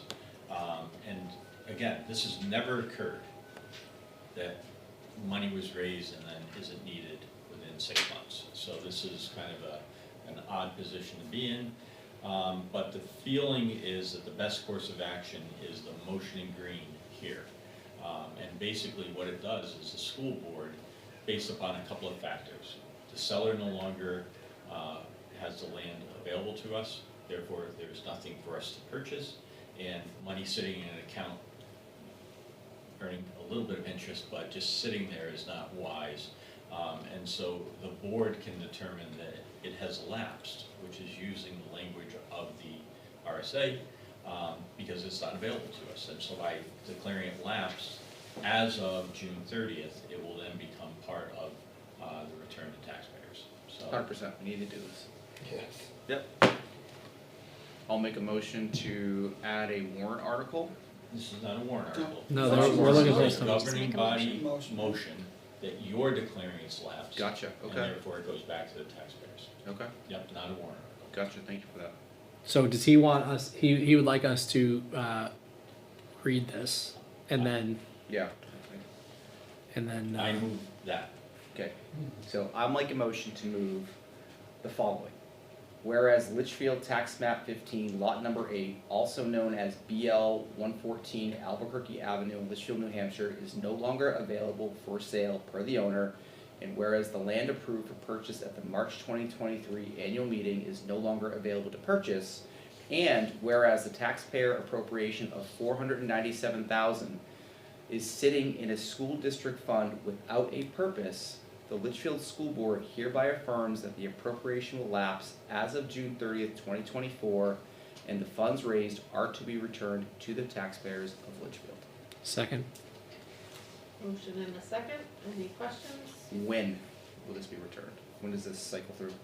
June 30th. My only question is why does it wait till? That's the actual lapse, So okay? actually, I had this being returned as of January first. Yeah. Gordon said it really has to lapse at the end of the year, so. Okay, so It's that's- the end of the fiscal Fiscal year year. thing. I mean, if it lapses as of January 30th, or January 1st, it doesn't reconcile until the end of the year when everything's Anyways, done. when you You do do it. a That's reset, tax rate Oh, setting. you So- lapse it at the end of the Okay. fiscal year. Yeah. Makes sense. That makes sense. Okay. We have a motion and a second, all those in favor, please say aye. Aye. Opposed, abstained, passes 5-0-0. I do think this puts a button on the question of, so what's happening with money, right? So now, as you go forward with all the other warrant article discussions, you can say, those funds are It's been being returned. Yeah, Yep. so it's perfect timing to get that accomplished. All right. We already did the annual meeting, so that brings us to school board comments. Anybody? One comment, I understand, I wasn't there for it, but I understand the wreath ceremony, for LMS at Pinecrest Cemetery was a fantastic event. I'd like to, special thanks to, our Veterans Association for their support, Principal Grantham for her support in coordinating along with all the students who participated in that event yesterday. Thank you very much. Lots of great stuff going on in the schools this week. Not that I can do any of it, because I'm not allowed in the schools this week, but, I hope everyone has a happy, healthy break and comes back a little refreshed, a little more energy, so we can start the next half of the year. Just to close out the question or the questions being submitted by Mr. Linus, would you be able just to summarize your meeting tomorrow after you meet with him to the board and just let us know how that goes? Sure. And where that lands? Yep, happy to. What time are you meeting with him? 1:30, I believe. Community input? Oh, I Oh. skipped manifest. You I know, don't think any of us just signed it. real quick It point of hasn't- board. Okay. Well, we had a hot night, okay? Understood. Real quick board comment. Yeah, Having watched the Mr. Oblenis interview, one thing that I think we wanted to just quickly Oh. address, which I don't want to forget, he made a point, and I had to go back and watch it because it didn't register with me. He had there was a statement that Tina incorrectly, inadvertently. Oh, why I don't you- yeah. said, I said something like, I take what you have to offer with a grain of salt, and that is not at all what I intended to say. I meant to say with the gravity that. I'm not taking it with a grain of salt. I think Right, it's- right. So I just misspoke, and my apologies to Mr. Oblinus, and that wasn't my intent. It At didn't register all. with me because you followed up with saying, like, highlighting a bunch of things that you were, like, actually, like. Yeah, and actually, So that's what didn't register I for me. didn't but- take it with a grain of salt. It's, the follow-up email that he sent, I've really been reading and considering very closely, and I to answer his question, yeah, if I thought it could be all done for that price tag, I would be happy to consider it, but I don't think it's the best option, and I don't think it can be done for that amount of money. We just didn't want him to walk away, because I know, Right, he stated right. in that meeting, like, I was so offended, and that was That wasn't my by intention no means at the all. intention, so. You know how I can put my foot in my mouth.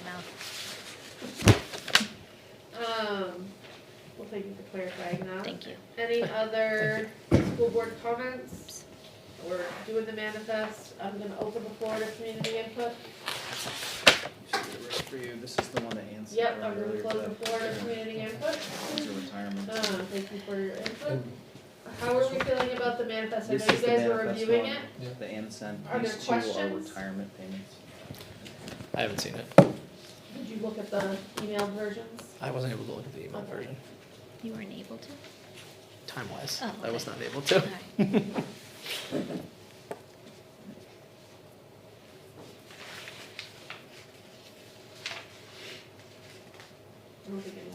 touching the manifest Get them fast. this week. Then Doug Yeah, has I to didn't have say it. that. Just leave me in your car overnight. Yeah. They'll kill everything. Frozen.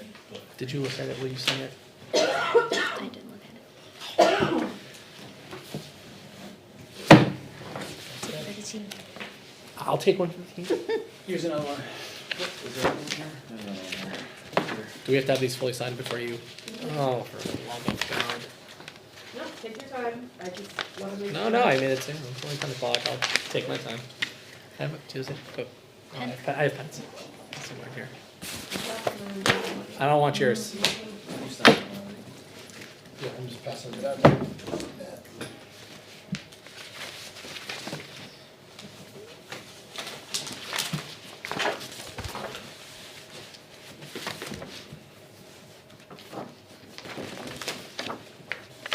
In other news, since we're just sitting here waiting, Mr. Sullivan apparently shaved his beard. Oh, yeah? He looks like a completely different person. Yes. He lost a bet apparently with the robotics team and his face is naked. Oh my. But my 7th grader came home telling me she doesn't even have him. She's like, Mom, and I'm like, how do you even know? And she's like, it's all over the school, we all saw him, so. I guess there was some event in the gym and he Yeah. walked in, so the Hmm. whole student. Oh, it was a big kick. It was a big, the kids were excited to talk about it. So the quiz question is, who does he look like, what actor? Oh. Oracle, no, who's Screech? Oh. No, No, without the beard. Well, now I need to go look. now I have to go, yeah, to find him. I came right up with it Can you at least put and when I this on said there it for to me? Jen, she's like, Yes. oh. Since you don't have to strain I'll yourself wrap right it now. up. I think they posted it on the LEA page. Give that a shout out. It's on the middle school. Oh, it's on the middle school page.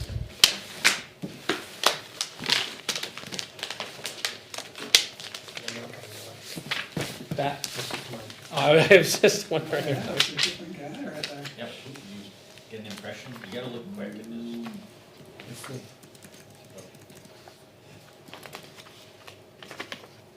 I'm dating myself with my answer. Peter Boyle? I